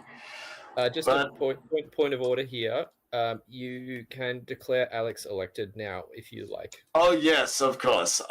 There's no one contesting, so Alex Jago is now Secretary of the Pirate Party. So... let's see what else do we have. And Deputy Secretary. Second point. Hang on. Another point of order. Alex can actually reject that offer if he so desires. He also can. Okay. Well, are you here? Are you still here? Do you want to reject this? I just dropped out. Yes, I accept this position. There you go. Now that's more like it. So, so Deputy Secretary. There's no one going forward. Do anyone wants to take that spot, or is it? It's gone now. Yeah. Bye, Deputy Secretary. We was nice knowing you. You assume the chair. Yep, that makes sense. And Treasurer position is open, and we have John Augustus, and that's about it. So, who wants to speak before we put him on board? John, you're on board? Your mic's on? Okay. All awesome. right. Well, cheers. my position isn't contested, but I will say something briefly, I guess, before I get appointed and accept the nomination. So, yes, I've sort of stood for election, and I suppose I do prepare speeches and so on. I do some stuff with the Pirate Party, which is, I guess, out there and theatrical and so on. And I was thinking at one stage, look, it would be a good idea if I helped with the administrative processes of the party and where can I help in a meaningful way. And at that point, Mark Gibbons was getting tired of being treasurer, so I put up my hand to be treasurer. So for me, I guess it's nice to be, out there and loud and attract attention to yourself. But I also try to contribute a bit to the administrative running of the party by being treasurer, which you need someone to be treasurer. So that's sort of why I'm where I am now. Now, if we have time and I don't have to leave, maybe I'll say more in a more general policy and advocacy point, but I'll leave that for the later discussion. But I'll leave my introduction at that. Thank you. Not a problem. Thank you very much. If you do want to read up more on his speech, you can always refer to the nomination page. And aside from that, thank you for speaking, John. Do anybody wants to reply to him before he has to head off? Miles, what about you? You have the floor. Yeah, I just wanted to say congratulations and thank you to John for stepping in several years ago to be treasurer. It was not his first choice at the time. He wanted to, as he's reminded us every year, lay back on his couch and eat grapes and opine about the world.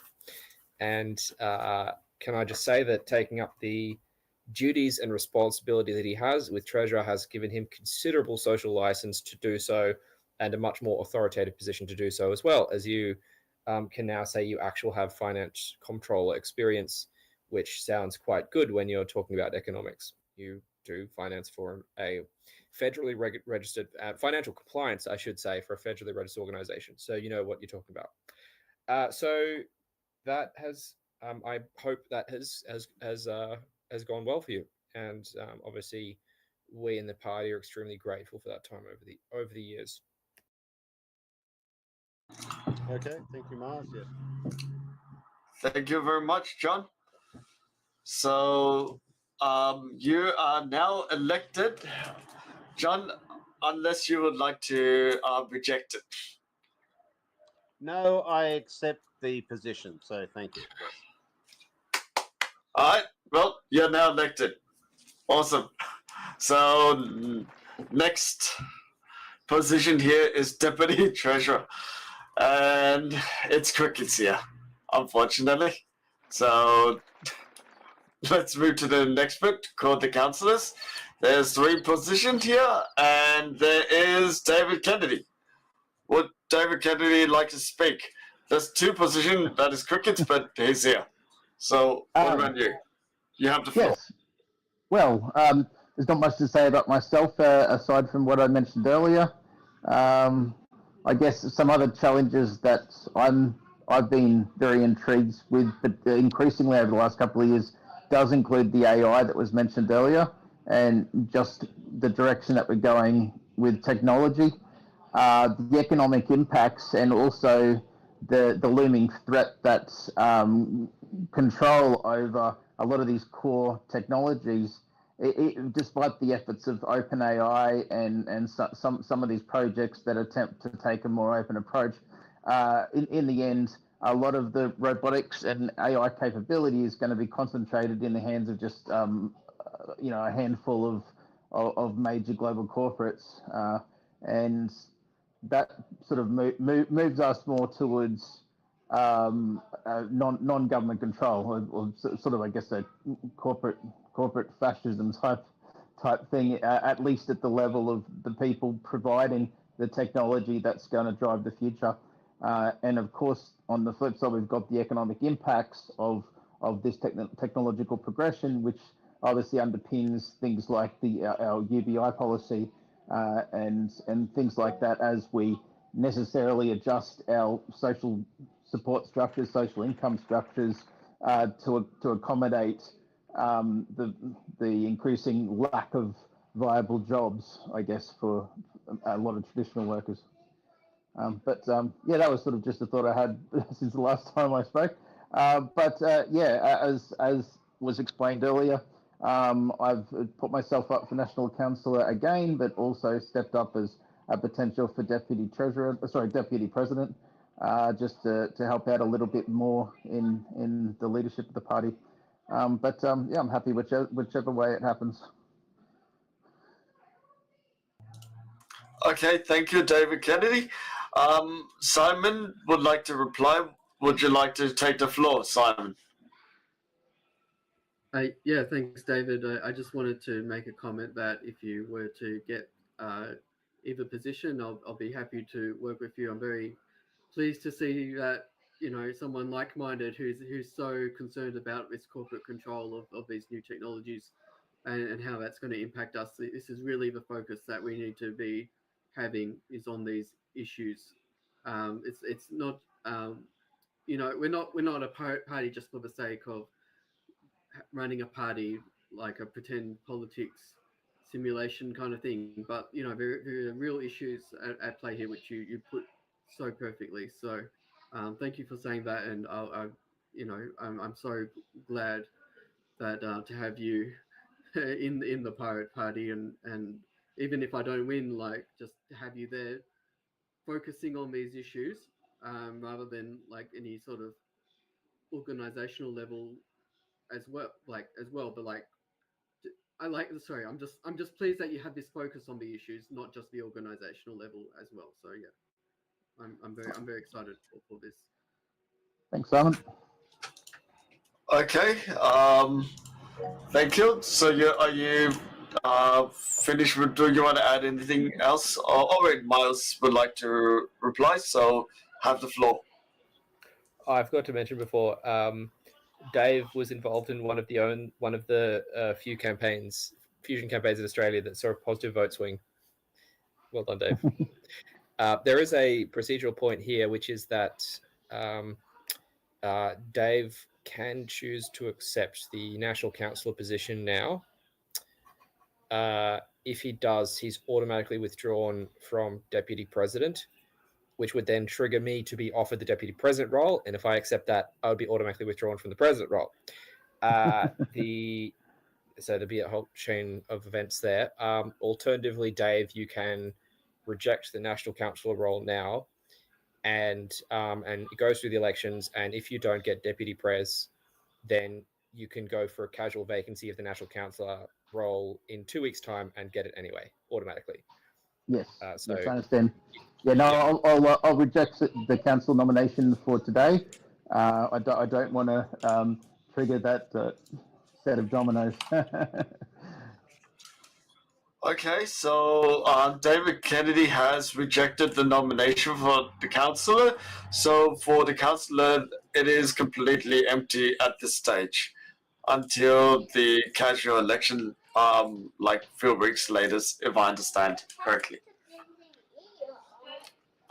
So let's move on to the Dispute Resolution Committee. There's nothing, so that's also crickets. And for officers and policy development officer, Brian, would you like to reply?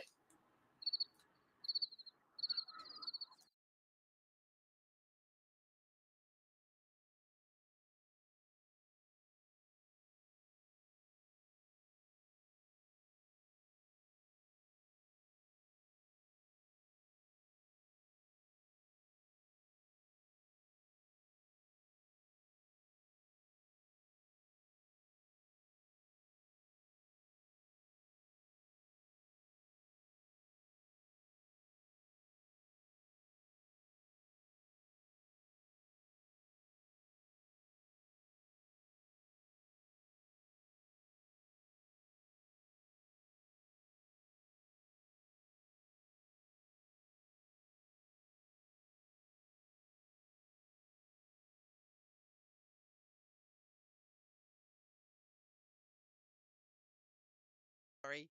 I was going to repeat that. I forgot to get on stream. Sorry. Your audio is coming through clearly, so you're good to go.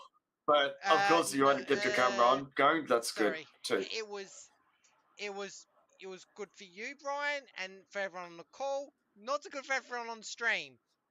That's my fault. Oops. Just saying, repeating myself because I forgot. The DRC is a collaborative role with myself and Liam,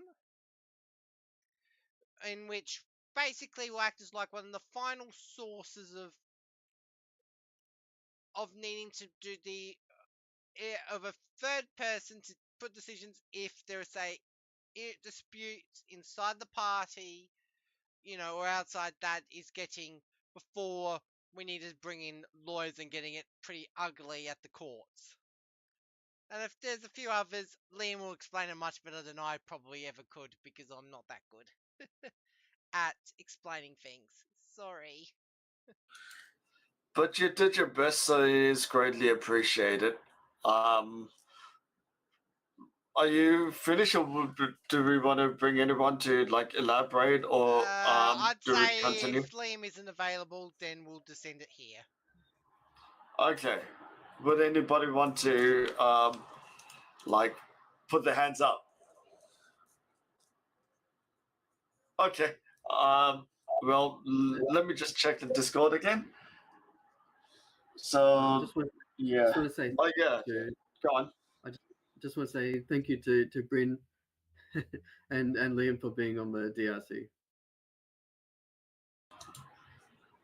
Well, greatly appreciated then to Bryn. Okay. So that just leaves the policy development officer, which is also empty. But I'm sure this is something that everybody could like chip in and like help out on that, as that's just something like policy development is something that any party has to do. So it should be all good. Okay, so now let's conclude. I am done. And in the meantime, I would like to put my role as returning officer back to Miles as an acting like president instead. So that the role would be chair, as I'm no longer president, and cannot be potentially for a week or a year. But I'll accept the chair back, and thank you very much. Not a problem. Thank you. Thank you very much to the nominations and all of the speakers. Now the I'll take a brief liberty to explain a point of party deep law. There is a very fine old tradition of delving incredibly deeply into the standing orders and the Constitution and the various bylaws to resolve increasingly arcane, bureaucratic, complicated nightmares of voting orders.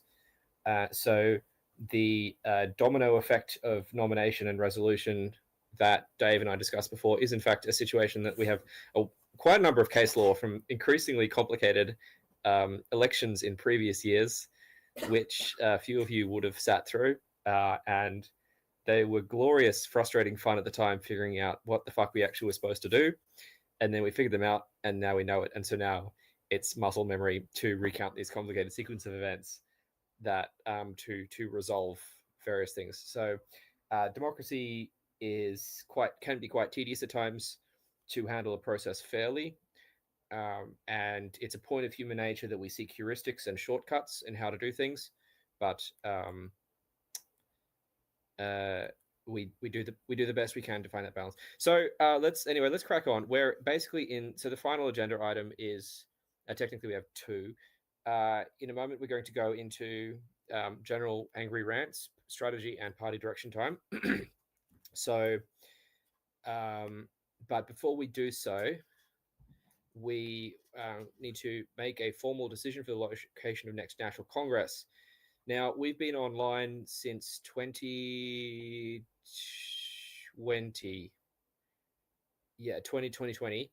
And that was for COVID at the time, but it turned out to be very convenient, so we just kept rolling it on. Prior to 2020, we always did dual offline and online. Last year, we actually discussed going back to dual in-person and online events. And in the end, we decided to do online only. So I want to open the floor now for discussion again. The simple answer is we just do online. It's easy, it's reliable, everyone can make it, everyone has equal participation. However, there are obviously benefits to meeting offline. If we were to meet offline, I would hesitantly suggest Melbourne as the city to do it, as that's probably where we have the highest density of active pirates at the moment, and it's a reasonable compromise for Sydney and Adelaide pirates to come and visit, of which there's obviously a number of active in both cities. So I want to raise that as a possibility, and I want to get a temperature check and then I want to open the floor. I think I want to do a temperature check first. Let's do a quick little symbolic motion.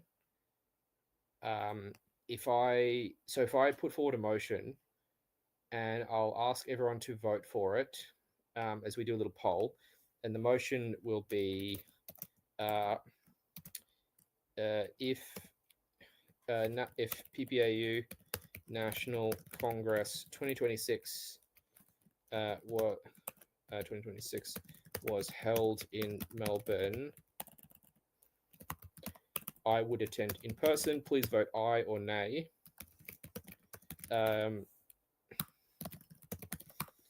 So again, this is just a temperature check. This isn't an actual decision.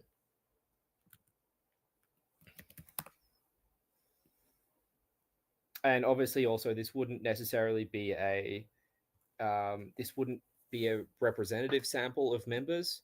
This wouldn't be a high quality poll, but this would be something for us to consider for the discussion. So while that vote is running then, I'd like to invite other opinions about in-person versus online. There are a few people that are very strongly against it. That's totally fine. And, you know, please speak your piece. We got Brian and John. I think Brian was first there. Do you want to say something? No, I don't have too much to add. Like, I like the idea of a hybrid meeting where people online and offline get a chance to do it, but that does require a bit more infrastructure. Yes. Yes, you're correct. John, do you want to go next? Okay, yes. I suppose one thing is that if we do have it in Melbourne, I think we should be sure that there are sufficient Melbourne people that are enthusiastic to actually host it, and it's not actually imposed on them. But the other thing I also observe is I'm not against an in-person meeting, but I'd like to think that there's a lot more interest amongst pirates. Now, it's lovely we have members to maintain our registration and put in some money and so on, but I think this meeting would be a decent amount more credible if we had a lot more people participating. And what I'm trying to say is once we have a decent number of people participating, then there's some point to having an in-person meeting. So that's my idea of like, we want a threshold. We want, you know, we want something to build on before we have an in-person meeting. I'm not against in-person meetings. So I'm sort of ambivalent at this stage, but I'll leave it at that. Can I remind the honourable member for Bennelong that he's had the opportunity of being the literal centre of attention for the last year and a half, where every in-person meeting was organised for his benefit in North Sydney. Simon, did you want to go next? Yeah, I definitely echo the sentiment of John that we need to focus on upping the activity levels of the membership to make these meetings more vibrant. And with a lot more people being part of it, I would suggest that we should have hybrid in each major city, basically. So without any particular city being the main location, just if we could get groups in each city, I think we've done that on the Fusion level before. I think that worked quite well. And if there's any you know, sort of out there meeting points, like on a boat or something, even better. Or if there's you know, people who just can't make it to any of the in-person places, they just wholly online. That's perfectly fine too. So I think we just need to meet everyone everywhere where we can get people. A hybrid around the nation, I think, is the best way.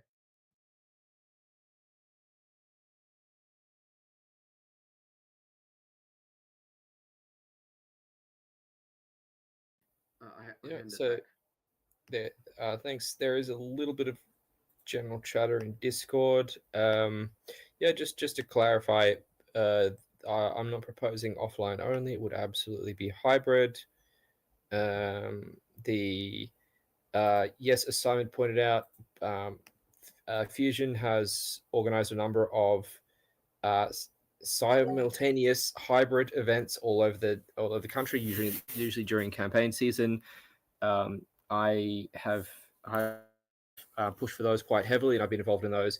The downside for that is that it takes quite a lot of organizing capacity, and quite often we have to rely on newer or less experienced organizers.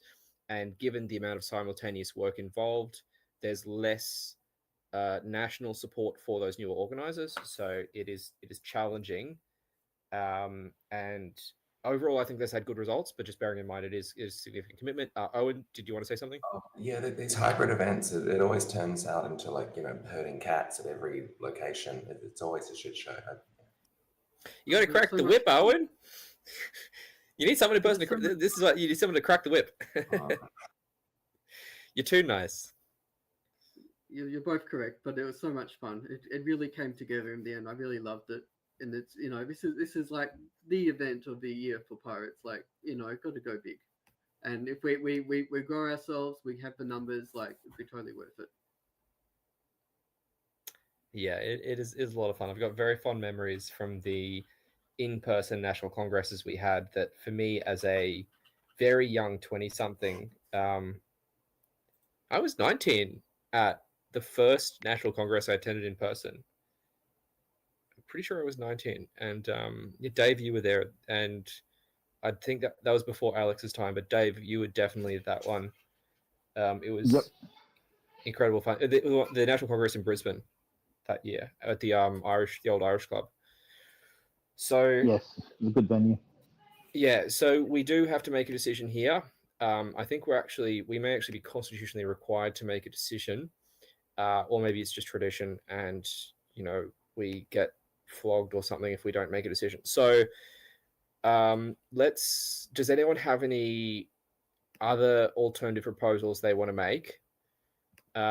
So bearing in mind the current suggestions on the floor is online only, or a hybrid with the in-person session in Melbourne, or a hybrid with an in-person session in, let's say, all state capitals, if we can, plus anyone else who wants to organize a local meetup. Alex, do you want to say something? Sure. I will be the one to put the motion straight away to just be online only next year. And if you think that we should do something in person, then you can vote against my motion, or we could and there's also but my motion should also not be taken as opposing, for example, Friday night drinks or Saturday night drinks or that sort of stuff.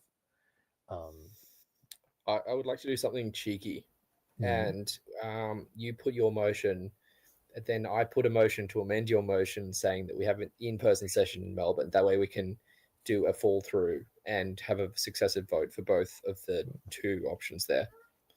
You can do as you please. I'll start with mine. Constitutionally empowered to do as I please. Simon, did you want to do an amendment vote for state capitals instead of just Melbourne? Yeah. Yeah, another idea is if we tentatively say online only until we're confident about the numbers to go hybrid, we could say that we're having a congress in space. If we sort of like have a satellite connection, we can say it went through space. That's our main location.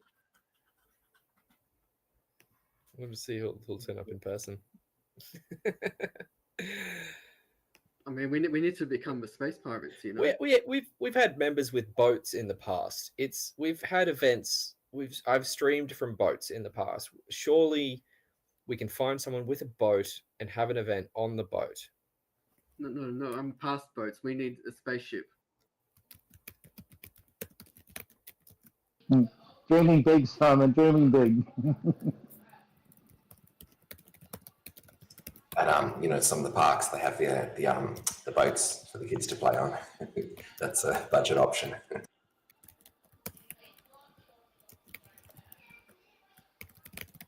Oh yeah, there's a steam train in a park not too far. We could jump on the steam train. Okay, I've got an idea here. Simon, I'll put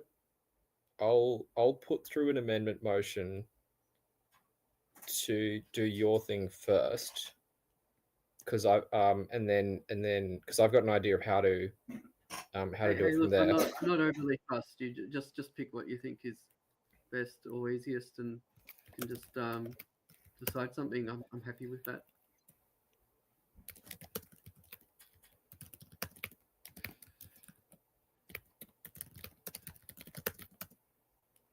Like as Alex said, we can always change it later if we need to. Well, no, we're constitutionally bound to this decision after the end of Congress.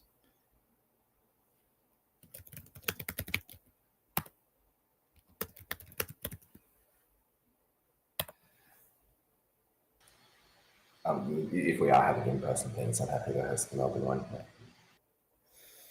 Yeah. So this would be so like we would attempt to hold in-person meetups in each city.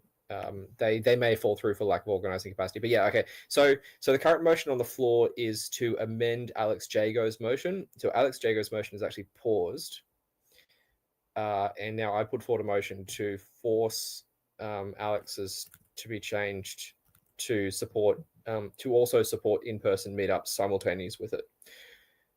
So the wording here is very specific that there would be no official in-person location. Instead, we would try to have, I guess, unofficial in-person locations in all cities where we can. So we've got a few votes coming in on the floor. I will give that a bit more time because there's a few people who haven't voted yet who may want to. Yeah, so if this motion succeeds, Alex has voted against it. If this motion succeeds, we'll try and hold in-person meetups, probably in state capitals. And if this motion rejects, well, we won't organize meetups. Sure, that's fine. Either way, either way, after the end of this motion, I will put another amendment motion, which is that we designate Melbourne as the official location in person, and then we'll have a vote on that one, but only after this current vote finishes. So this current vote is to amend Alex Jago's motion to read: hold Congress online and organize in-person meetups in each state capital. I'll give that maybe another 30 seconds. Sorry, where are we voting? In Discord. Oh, sorry, I found it. Yes, sorry. Well, I mean, you could, if you have the cards, or put your hand up, you could do that. Unfortunately, I don't think Owen, you have the cards. This the cards. The red and green voting cards. That wouldn't be hard to organise. This of course doesn't mean that if there's a state that where a couple of people are keen for an in-person meetup, but it's just a couple of people, there's nothing stopping them from flying in a state to join a larger state congress meetup. So I don't really see. I think you can get the best of both worlds. And if we cancel state events, then so be it. Right. So yeah, the wording was a little bit sloppy there. I'm not actually sure if this one will pass. Look, I think we're getting a bit lost in the weeds here. I think we should just keep it simple. Okay, no, that does pass. Okay. Yeah. I'm going to put forward one more motion. So to be clear, my motion has now been amended, but my motion has not yet been my motion is now amended. Can we just run the motion and get this over Has with? not yet been If we need a nominal location, we can just do that as a separate motion, and they can just tie in. I don't think it needs to be this complicated.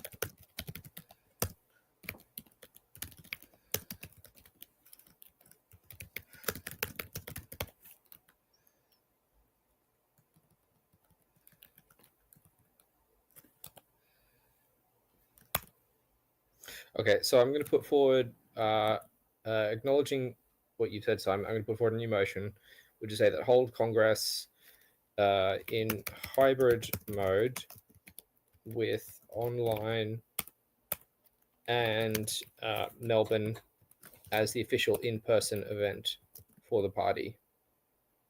No, I don't agree to Melbourne. Was that voted on? Alex has got a point of order. Yep. So you have successfully, dear Chair, you have successfully amended my motion, but my motion is still on the docket.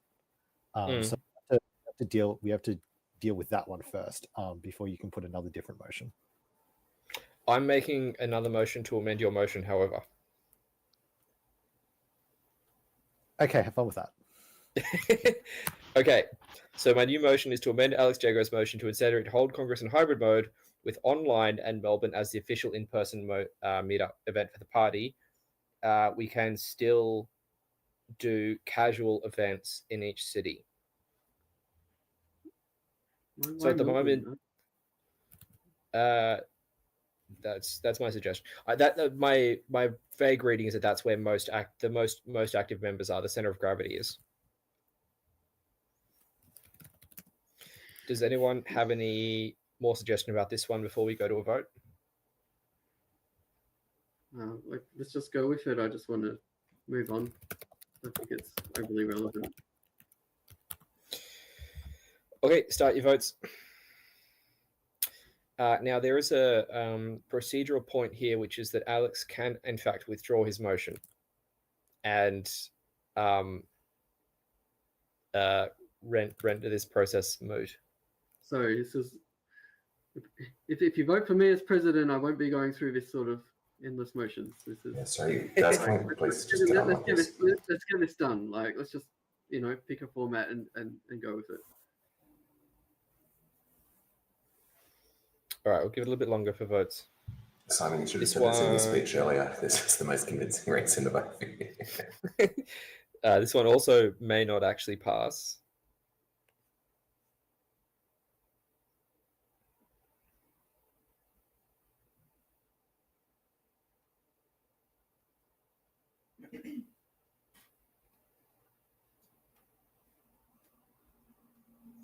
Go give it 30 more seconds.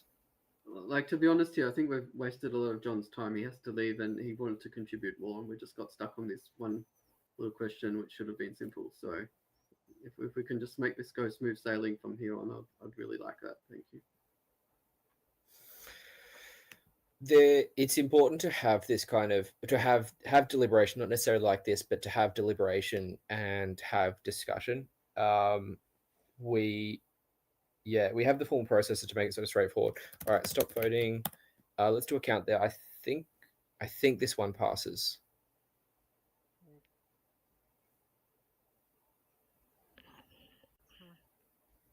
Or maybe it doesn't. 1, 2, 3. Yeah, I think that's 4-3 in favor. Is that right? I count 5-3 in favor. Okay, cool. You've made 2 amendments. Which one of these actually succeeds here? The most recent one. It overrides the previous one. So there's if there's no final amendments, we'll vote on Alex Jago's motion. Alex, do you want to post the updated text? Do you think it would be that this is something that should just be put straight out to the wider member base, so we can base it off a larger sample group? Oh, please, can we just do this? We have to do it during Congress. That's we have to set the next Congress during Congress. Yes, sorry. Yeah, correct. Yeah, that's like generally I'd like to try and do that. Do it that way, Dave, but there's practical reasons to do it this way, that we deliberately trade off a broader sample in order to have more expedient voting. Yep. No worries. So the beauty of democracy is that Alex is now voting against his own amended motion.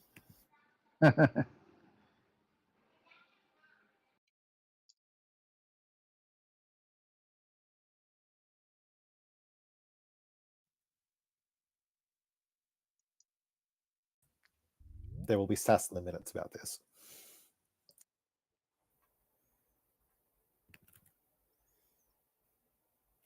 Sorry, I dropped out there for a sec. What did you say, Alex? There will be a little bit of sass in the amendments about in the minutes about this. Put by Away, you sassy little Queenslander. You sass away, boy. Can't wait to read it. put by Alex Jago bracket forcibly amended. You could even mention my comments. This is democratic centralism, Alex. Everyone votes what the chair wants. I just want to point out that this is somewhat undemocratic because I'm only voting yes so that we can move on and to the next point. Like I don't even agree with it. I just want it. Simon, you can still abstain. This is like democracy by bullying with all these needless motions backwards and forwards, wasting time. Yeah, I'll give it 10 more seconds, and then I'll stop the vote.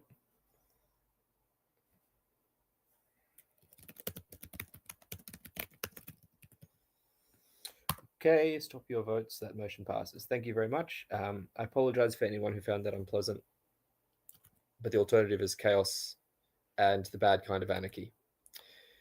National Congress 2026 will be held in person in Melbourne and online. That's very exciting. We're back, Australia. We are back. Now, previously we have alternated between the states, and it's usually most commonly bounced between Hobart, Sydney, Melbourne, and Brisbane. It is done Adelaide once, and it is done. I think it's done Canberra once, but I can't recall.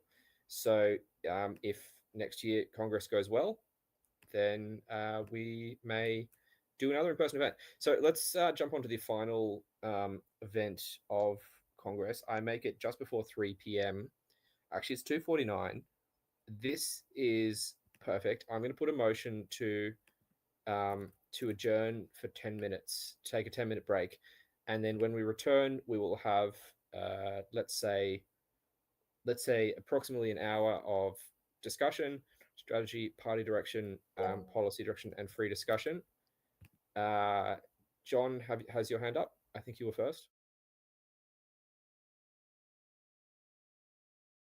Yeah, I just want to check in with John because I know he had some things he wanted to say, but he also has to leave. So should we offer him a chance if he wants to say anything before having a break? Sorry, could you just repeat about 10, 15 seconds before your last thing, Miles? You know, because I forgot to enable the my preview program monitor in preparation, and so I did it live. Oops. So Bryn, I'm about to propose a 10-minute break before we do the final discussion section. John, you did say you had to go at 3.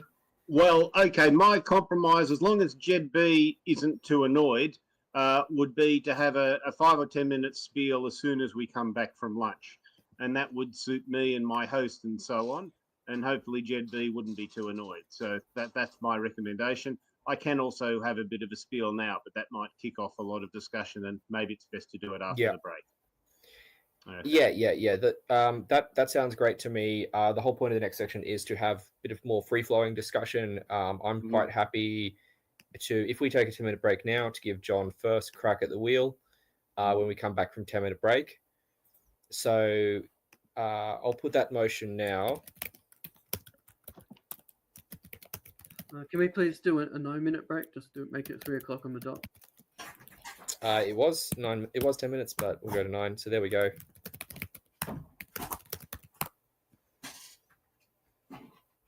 Chuck your votes in chat. We'll make this a nice speedy vote. I'll stop it in, 30 seconds.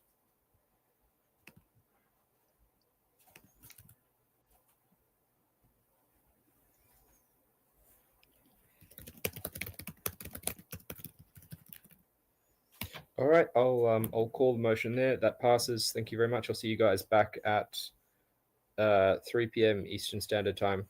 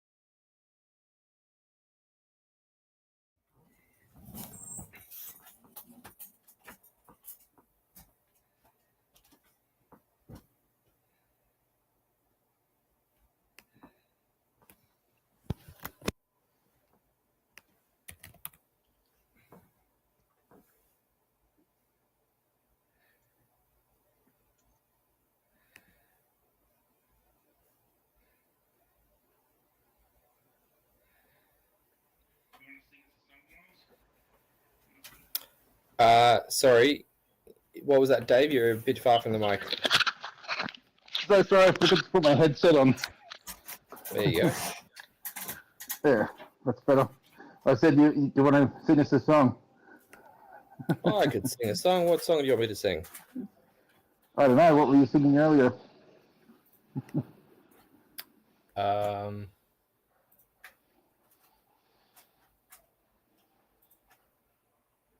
don't remember. When was it? Before the meeting. Just remind you that you're on stream. Do you want me to quickly get back onto the static screen? No, we can come back. We may as well kick off because it's been 10 minutes. So as I said before, we're on break. So we're now into free discussion.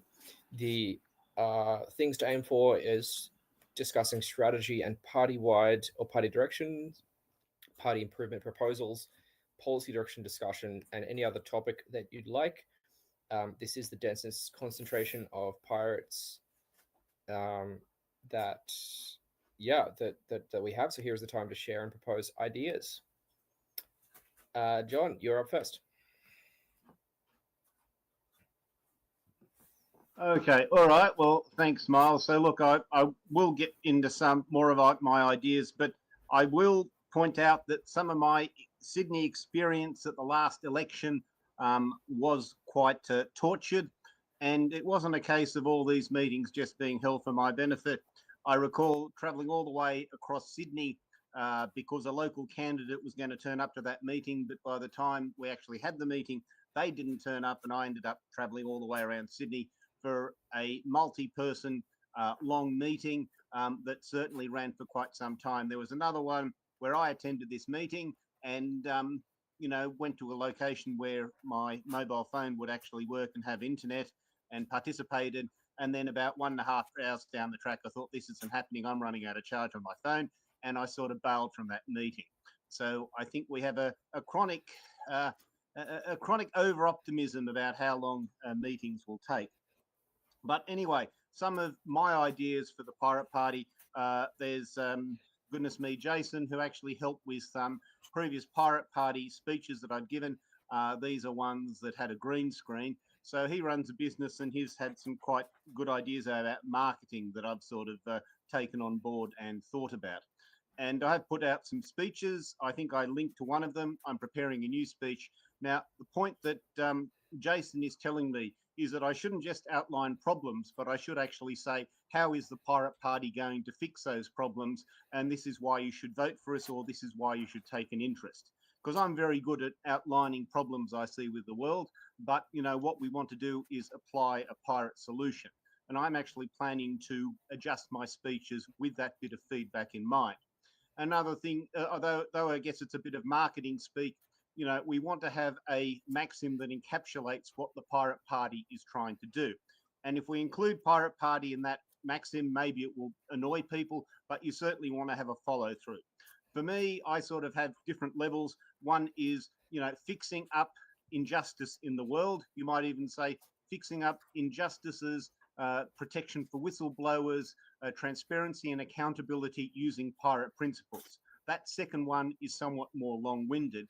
Now, the problem is, if you say, fixing up injustice in the world, exactly what is an injustice is in the eye of the beholder. So you want to have your maxim, which doesn't mention the Pirate Party, and then a one-paragraph explanation following that.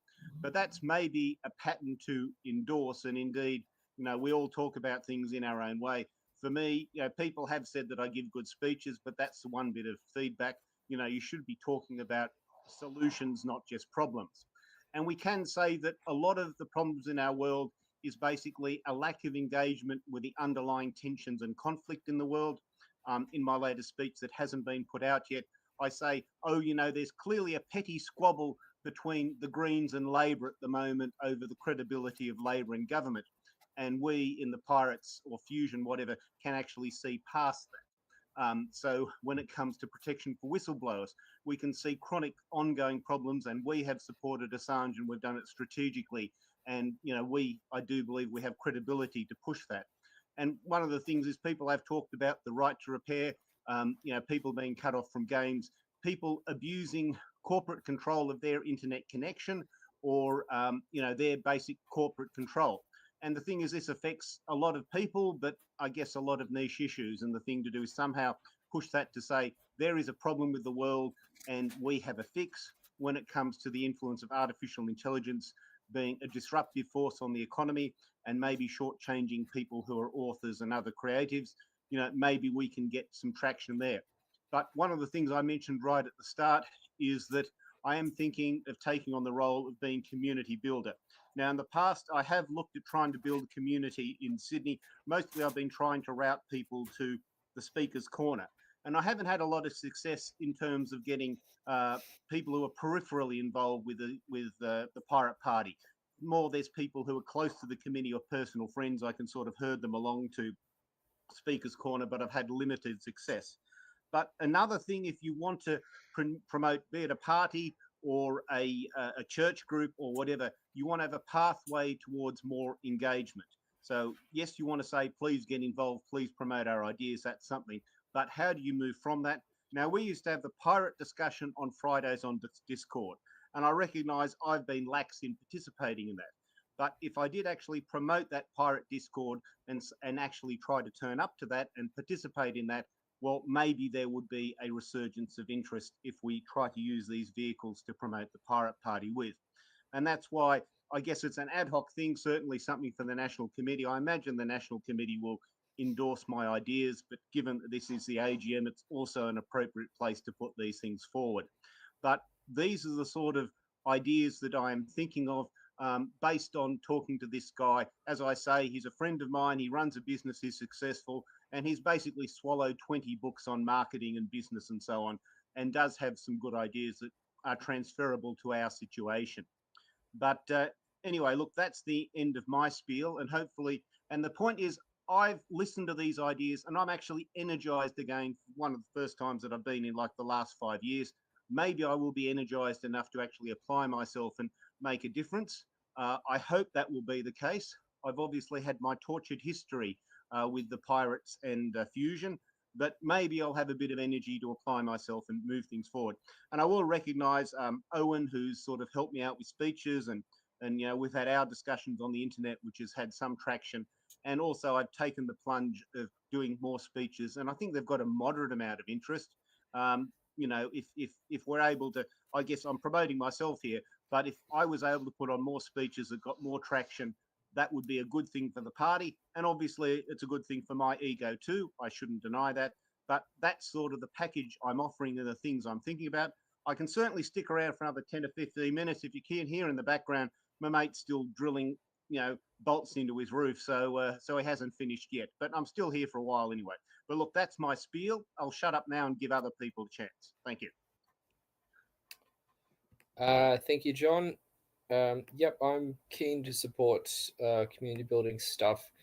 I've come along to Speaker's Corner a couple of times. It's good fun. I'm actually organising an event on the 30th in Sydney to do essentially like a mini version of Speaker's Corner with much more condensed speaking slots. I'll send you the details for that and the other Sydney members as well. That should be quite fun.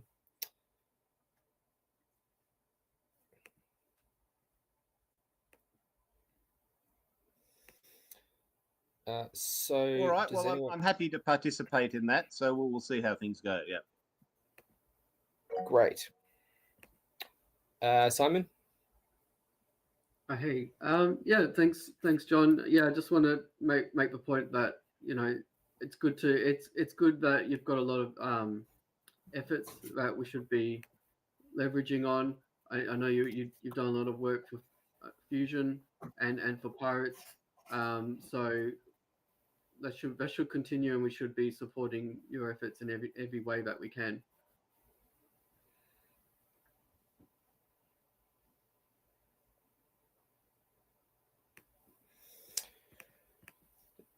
So do we have anyone else that wants to bring up some commentary, or John, did you have more you want to add?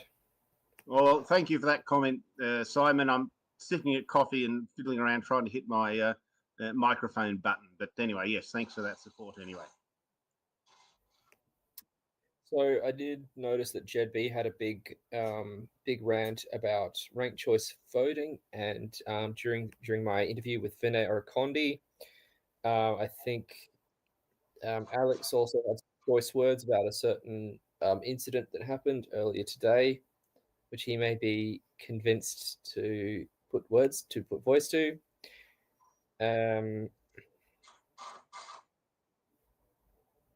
We have a bit of other commentary on random topics. So I was motivated about a month or two ago actually to do some work on democracy and decision making tools. Dave and I were and Andrew Downing in fact were playing around with liquid feedback. Maybe I think it was a year ago, 2 years ago. Yeah, a couple of years ago. Yeah, it was about 2 years ago. That experiment went okay. Yeah, I think I kind of lost steam to actually start using it for stuff. There is in the last few months, a few people have messaged me about other tools. So there's a Fusion member up in Cairns who's pretty excited about a program called Consul Democracy, and was keen to do some experimenting with that. So this Consul Democracy, it's the most complete citizen participation tool for open, transparent, and democratic government. It is open source, it's free to use and modify. Apparently it's popular in the EU with a bunch of German organizations and with the UN and a couple of other orgs. So that looks pretty good.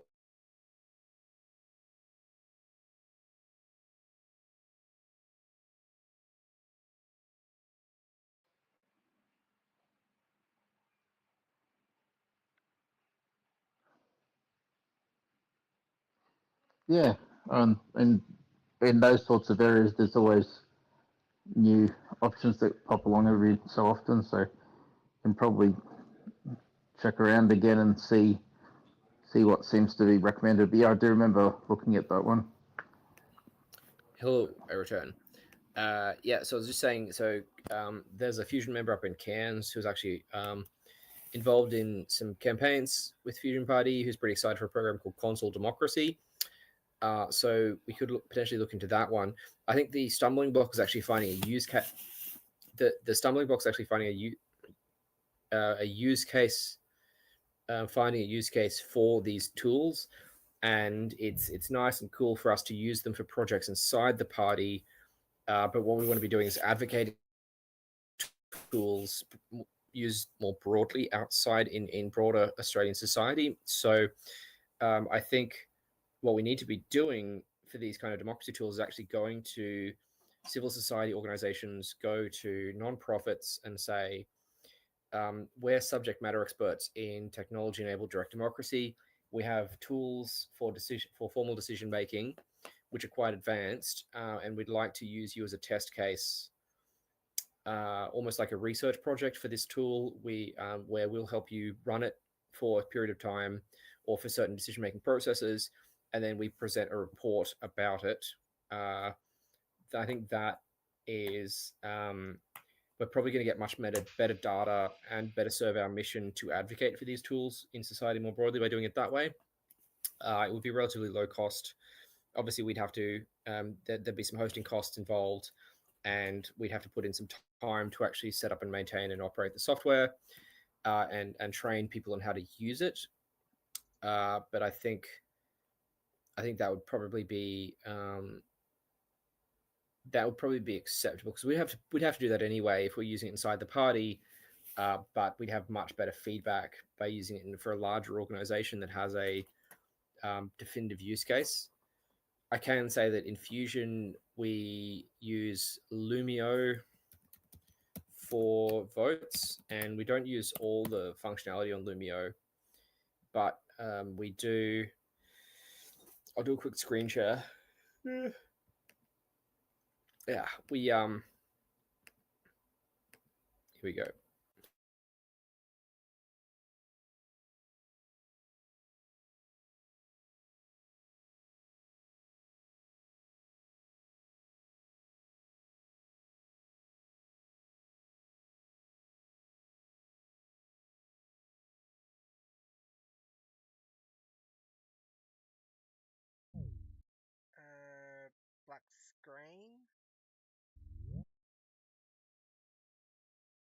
blank screen.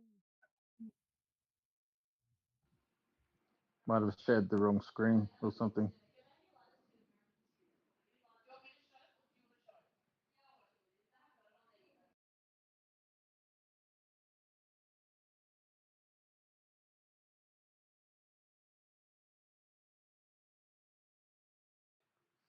Miles, you still with I us? think do we Miles?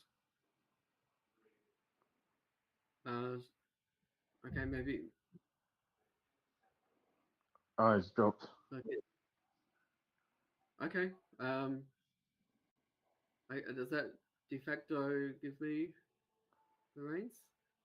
Because we were talking about that. Well, you may as well talk until he pops back in, and then Yeah, he that's can fine. I'll keep chatting. he can play. Oh, here he is. He's back. Welcome back, Miles. You're muted, by the way, Miles. Oh, there you Hi, go. thanks. Don't know why I keep crashing, but fuck it. I've ran out of steam anyway. I was just saying, Lumio is pretty nice. I've enjoyed using it. It's got a lot of features, but it's still quite intuitive, and it lets you have very detailed, fine-grained decision making. So Lumio is quite nice and very straightforward, but there's potentially more fit for purpose decision making processes, which could be tools which should enable more complex decision making. So I really enjoyed that. Jed has made a nice comment in chat, which is pretty cool. We need to spend more time regularly reviewing what is already in the current policy platform, partially to keep it relevant, partially to fix dead link references, and partially because people looked at it, they wouldn't say stupid things like ranked choice voting is good, or STV is the gold standard, or other nonsense. Just a question. With this console, and I'm just looking at it myself with their online demo, does that have that sort of voting system that we use within the Pirates? That what's it called? The Condorcet method? Schulze-Condorcet? I have no idea. That sort of thing? So that's a specific thing for preferential voting in relation to how votes are, how preferences are reassigned. Alex could probably quote how it works off the top of his head. I've been summoned. Yeah. So Schulze-Condorcet is a very specific method of running a typically multi-member election. So the Condorcet criterion for a single winner election says, hey, look, if we take all the candidates and we ask everyone to rank to look at each pair of candidates head to head, then the winner should be the person who wins all of their head-to-head matchups. So, and this is a shout out to Jed here. Preferential voting, as we use it in Australia, notably fails this Condorcet criterion on occasion, because there's times when, for example, often when the Greens win a seat, it's because it ends up as a Greens versus Liberal head-to-head. But you suspect that the Greens voters would prefer Labor over the Liberals, and the Liberals voters would also prefer Labor over the Greens. So maybe Labor is the Condorcet winner there. And so the Schulze method is a particular way of doing that, in particular for multi-winner elections, because running this sort of calculation has got a particular problem, which is that if you've got 3 or more candidates, you can have rock, paper, scissors situations. So you need some additional rules to figure out how you break that sort of cycle. Anyway, that's a bit of deep law there. My understanding is that it is mathematically complicated, but it is also quite good in that it's completely fair. That there's a lot of, it's like basically a very even playing field between candidates to select which is most agreeable to most voters. So every voting system has criteria which it either every concrete voting system has criteria which it either succeeds or fails on, depending on what your specific criteria are. some of them might matter more than others. For example, in a multi-winner Condorcet system, there's a criteria where you might want to there's a feature. Sorry, I'll restart. There's a feature of our preferential voting system, which is that if you put this person first, whether you put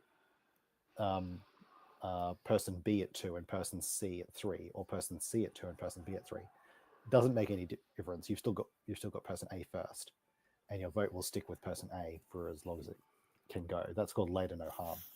Condorcet methods actually fail at that. So that's a fun little extra thing. Anyway, we've gone down a humongous rabbit hole here. So let's back it all the way up. Yeah, I'm just curious from a perspective if it would meet our needs to use it internally if we want to keep the methods that we already do. Yeah, so... and I am also quite fond of our existing voting system as well. And I definitely see applications beyond us as well, but it'd be cool to get some internal experience with a solid voting platform. So for context, our post-Congress voting this year will be run through the Bellinios software, which is under active development still, which is to say it's getting better over time.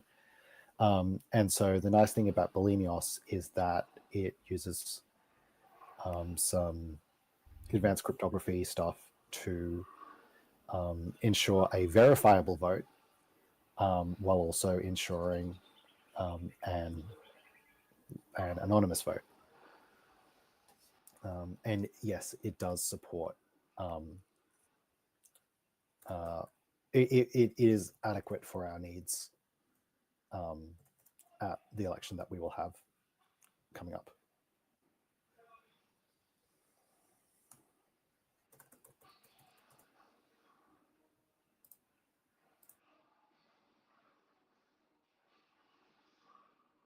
Look forward to exploring that software more.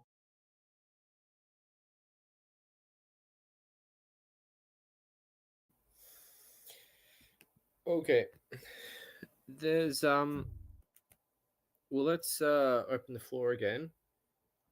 If there's any more topics anyone wants to bring up for party improvement or strategy. I know it's 3:25 p.m. We do have about half an hour left on the on the schedule. Does anyone want to talk a little bit more about the Alex, are you able to talk a little bit more about the proposed social media ban for children? Is there a timeline on that, and is there a government inquiry open? I believe at this point, it's an issue which I'm aware is live, but there are definitely people who are better informed than me about this. My understanding is that it is due to come in November, and we are currently best described as the e-safety commissioner is haggling over the details with the major tech companies. That's how I'd put it. But my understanding is it will happen in November, bar further action. But exactly to which platforms it will happen remains to be seen.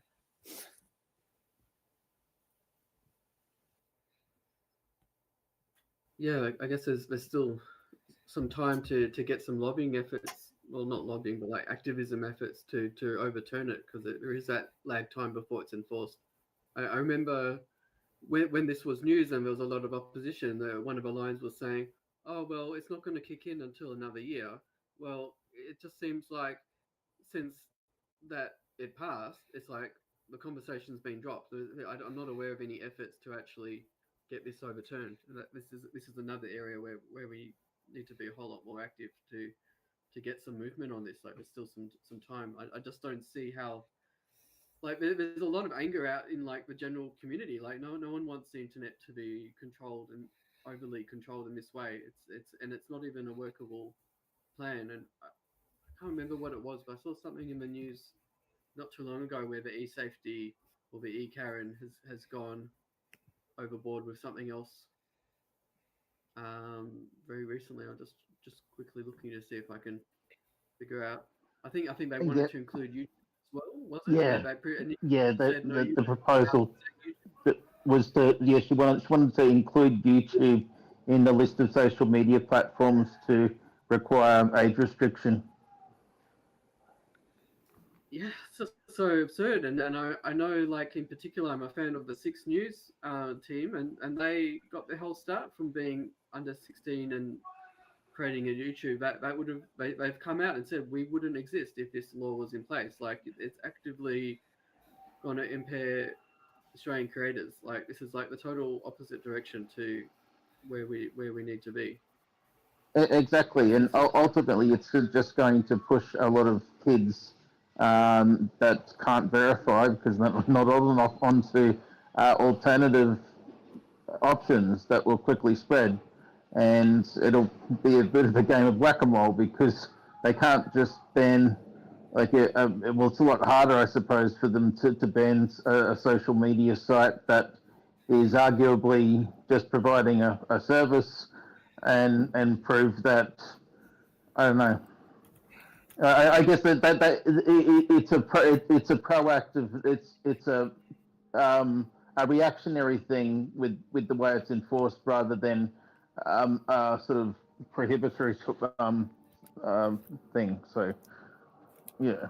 Yeah, I noticed the theme with a lot of these sort of ideas coming from the political class in the last, I don't know, however many years, where they're always chasing this like knee-jerk reaction. They're just looking for this quick fix that sounds simple on the outset, but like the details are just not there that it actually makes any sense. It wouldn't have the intended effect. It's just driving children into these underground websites. Like, you know, I was a kid once. I know how to get around the school proxy when I was in school. Like, this is just what's going to happen. We're all going to be getting around it, and rather than actually having a mature discussion to say, okay, parents, we need to be having conversations with the children about appropriate online behavior, how the internet works, to what to look out for, how to be safe. Like, this is a huge like learning opportunity, and like not just parents but in schools as well, and, you know, reaching children who may not have positive role models in their life to, you know, make sure no one falls in the gaps here. Like, there is a solution. Yes, there are problems, but there's better ways of doing this than to have the most.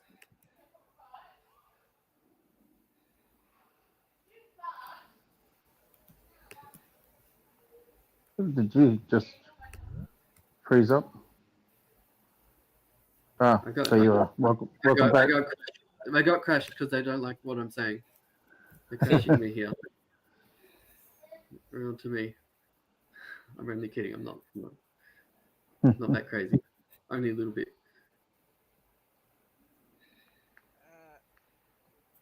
Yeah, but and if you didn't hear what I said, basically it's not going to.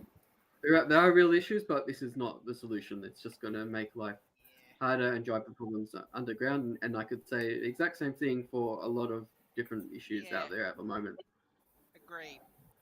I suppose how many people, for example, as much as I know it's gonna get us, well, we're not probably best friends with China at the moment anyway, but how many has the river crabbing,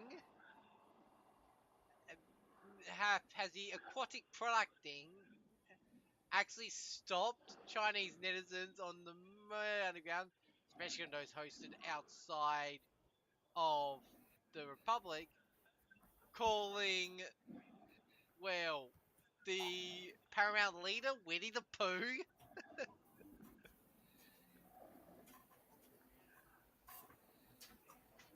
Or yeah. Sorry for those long-winded explanations, but big Chinese meme. Look,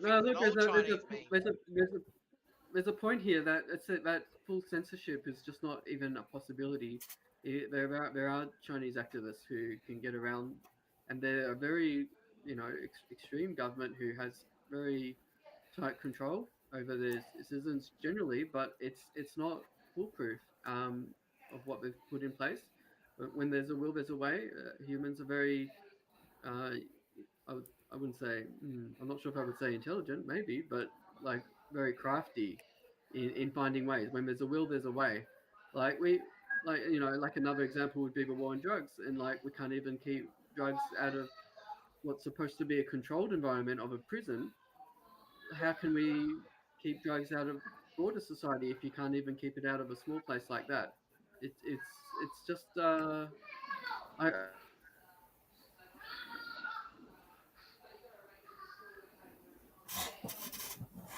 Crashed again. Yeah, there's a few crashes happening here. I wonder if it's because the meeting has been on for so long. Oh, it's starting the boot sessions. Yeah, okay. Does anyone have any other topics they'd like to bring up? I'd love to see some comms around this going out. Potentially we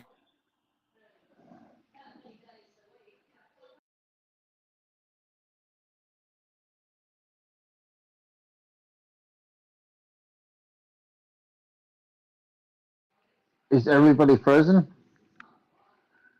Or I should say, is anyone still here? I crashed out, but I'm back. Looks like the stream is starting to die on us. Oh shit, we just lost someone else too. I guess the better question is, this is beautifully reminiscent of IRC net split days. It could be like gaming on a 56k modem where it's like lagging and the characters are jumping all over the screen. It's good old days. Well, friends, perhaps we should take this as a sign. We've identified. I think we've identified a substantial issue to campaign around for the remainder of this year. Better Jitsi stability. Is the actual YouTube still working? I think it is. Unless we it is from my end. I think we're still on brilliant YouTube, so that's all right. I think we can keep going. Yeah, it should still be on YouTube. It's just if the Jitsi, it's just Jitsi feeding it or feeding my computer that's feeding it. Okay, cool. So I think we had an agenda item to talk about strategy. Like, obviously, we've identified some issues. Alex, I think, are you trying to talk? No, I'm happy to drop back down to. Okay. Yep. Maybe I'll say I would vote to continue discussing and move more towards strategic appeal, or if not, if you want to end it, like we could do that too. Right, I'll go by consensus here. Yeah, it might be a good chance to end. It's obviously difficult when people talking and then just suddenly drop out. Did you have something you wanted to say though? Yeah, I guess I could further clarify my proposal of decoupling from fusion of a few points that may have been mentioned that needs some more clarification, if that's okay. Yeah, go for it. Yeah, so just a few points there. I just want to clarify that I'm advocating for like a organizational level change. It's not anything to do with who a pirate is and what a pirate can or can't do and where they put their efforts. They absolutely can continue as a pirate within Pirate Party Australia and as a pirate within Fusion, and ideally both, but not limited to any particular party as well. Like, I just want to grow it to where we could obviously we have the biggest presence in Fusion, and that's great, and that's where I'll continue, as will many others. But we could also bring back some pirates or make new find new pirates or people who already are pirates but just hadn't realized it yet, who may be in the Greens or Labor or anywhere else. It's just sort of like we can expand our network of.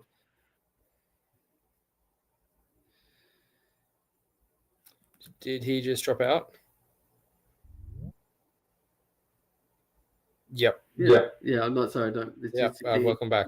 I'm not. So that point I'm making is I'm not looking to undo anything that we've done with our inroads with Fusion. It would be a collaboration with the Fusion as well to have this as a smooth structural change, and we would continue as Pirates to be the think tank to advocate to the Fusion Pirates to take up our ideas and give support and advice wherever we can, as we would to help any pirate of any party as well. So it's more about looking beyond Fusion and focusing on our core competencies of what makes us pirates, because when we are tightly integrated with Fusion as we are now, we sort of get I feel like we get a little bit lost on our core issues, even to the point that not all Fusion members might fully understand what we're actually about when it comes to our core competencies of digital rights. Like they'll know that we're pirates and this and that, but they don't have a solid understanding of where we're coming from a ideological or fundamental level, and that's a shortcoming that I think needs to be fixed within the Fusion Pirates, and that we should support more awareness within the Fusion Party about pirates. So that was the first point that I wanted to make. If we do continue with this tightly integrated approach, it is somewhat of a duplication as well, where we're basically two political parties that are roughly advocating for the same thing, rather than having our niches of what makes us special as separate things that make us stronger, I guess, in the overall scheme of things. So I feel like it gets a bit muddied up, where the focus is removed from being around digital rights when working within Fusion. If we had that focus, then we can have a more sort of targeted pitch to help strengthen our ideals, I guess, in an agreeable way. So that's my second point. Maybe I haven't taken on pirate issues as strong enough, and that's like our shortcoming, that we haven't advocated strong enough because we've been.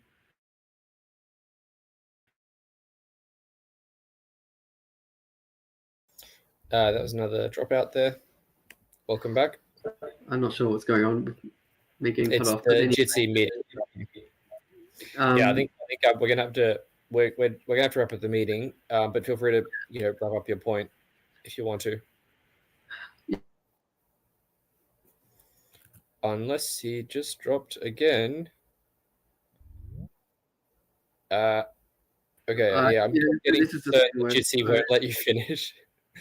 Yeah, anyway, I support Fusion and I support Pirates in summary, and I'd just like to expand the messages, I'll be working in Fusion to expand Fusion and working within Pirates to expand Pirates, and we've got different niches that are both important and complementary, and we just need to go as wide and as far as we possibly can. Right, thanks, Simon. The stream is starting to get a bit dodgy. The meeting's starting to get a bit dodgy. I'm going to propose we end here, but also discussion starting to slow down a little bit. So this is actually a nice natural place to end it. So I'm going to just hold off voting for a minute. Does anyone have any final commentary or discussions they want to bring up? And if there's nothing, I will start that vote in a minute. So the next steps after Congress will be for the contested nominations will go forward to a party-wide vote. So there are two contested positions. One is for president, one is for deputy president. And vote for who you like. I think I personally have a slight preference for the role of president rather than deputy president, which I've nominated for, but we'll see what happens with that vote. That's the only real follow-up. We will be in caretaker mode over the next week and a bit while that vote goes through. Yeah, so there probably won't be much activity on social media, but we'll see how we go. All right, start your votes. Place your votes in chat.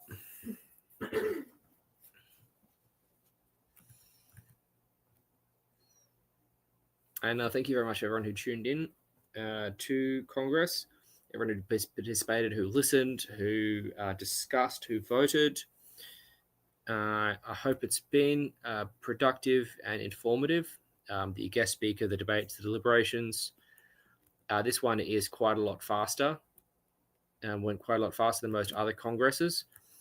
I will be excited to see as many of you as possible in Melbourne next year for National Congress 2026.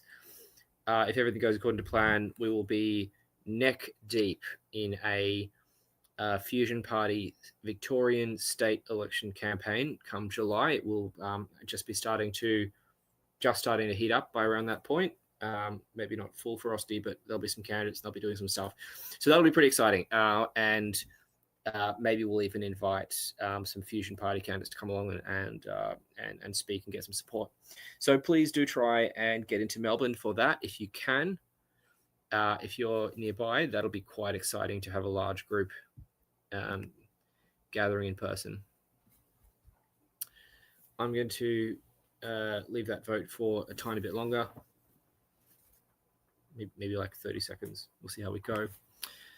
Congress will still also have an online component as well. So we'll do the old tradition of having two chairs, a remote and an in-person chair, and we'll go through and rehearse and plan that a little bit. Just make sure it all works out. Very happy with the turnout. Excited to see it grow. Excited to see more pirates out there. I think proposals to actually get pirate ideas out there into the community, into community groups, I think is the path forward. We know our mission. Let's get to it. I will stop the vote there. That motion passes, and Congress officially adjourns for 2025.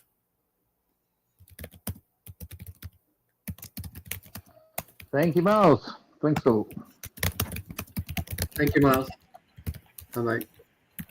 Thanks, everyone. See you in Melbourne. Yes, thank you, Miles. See you.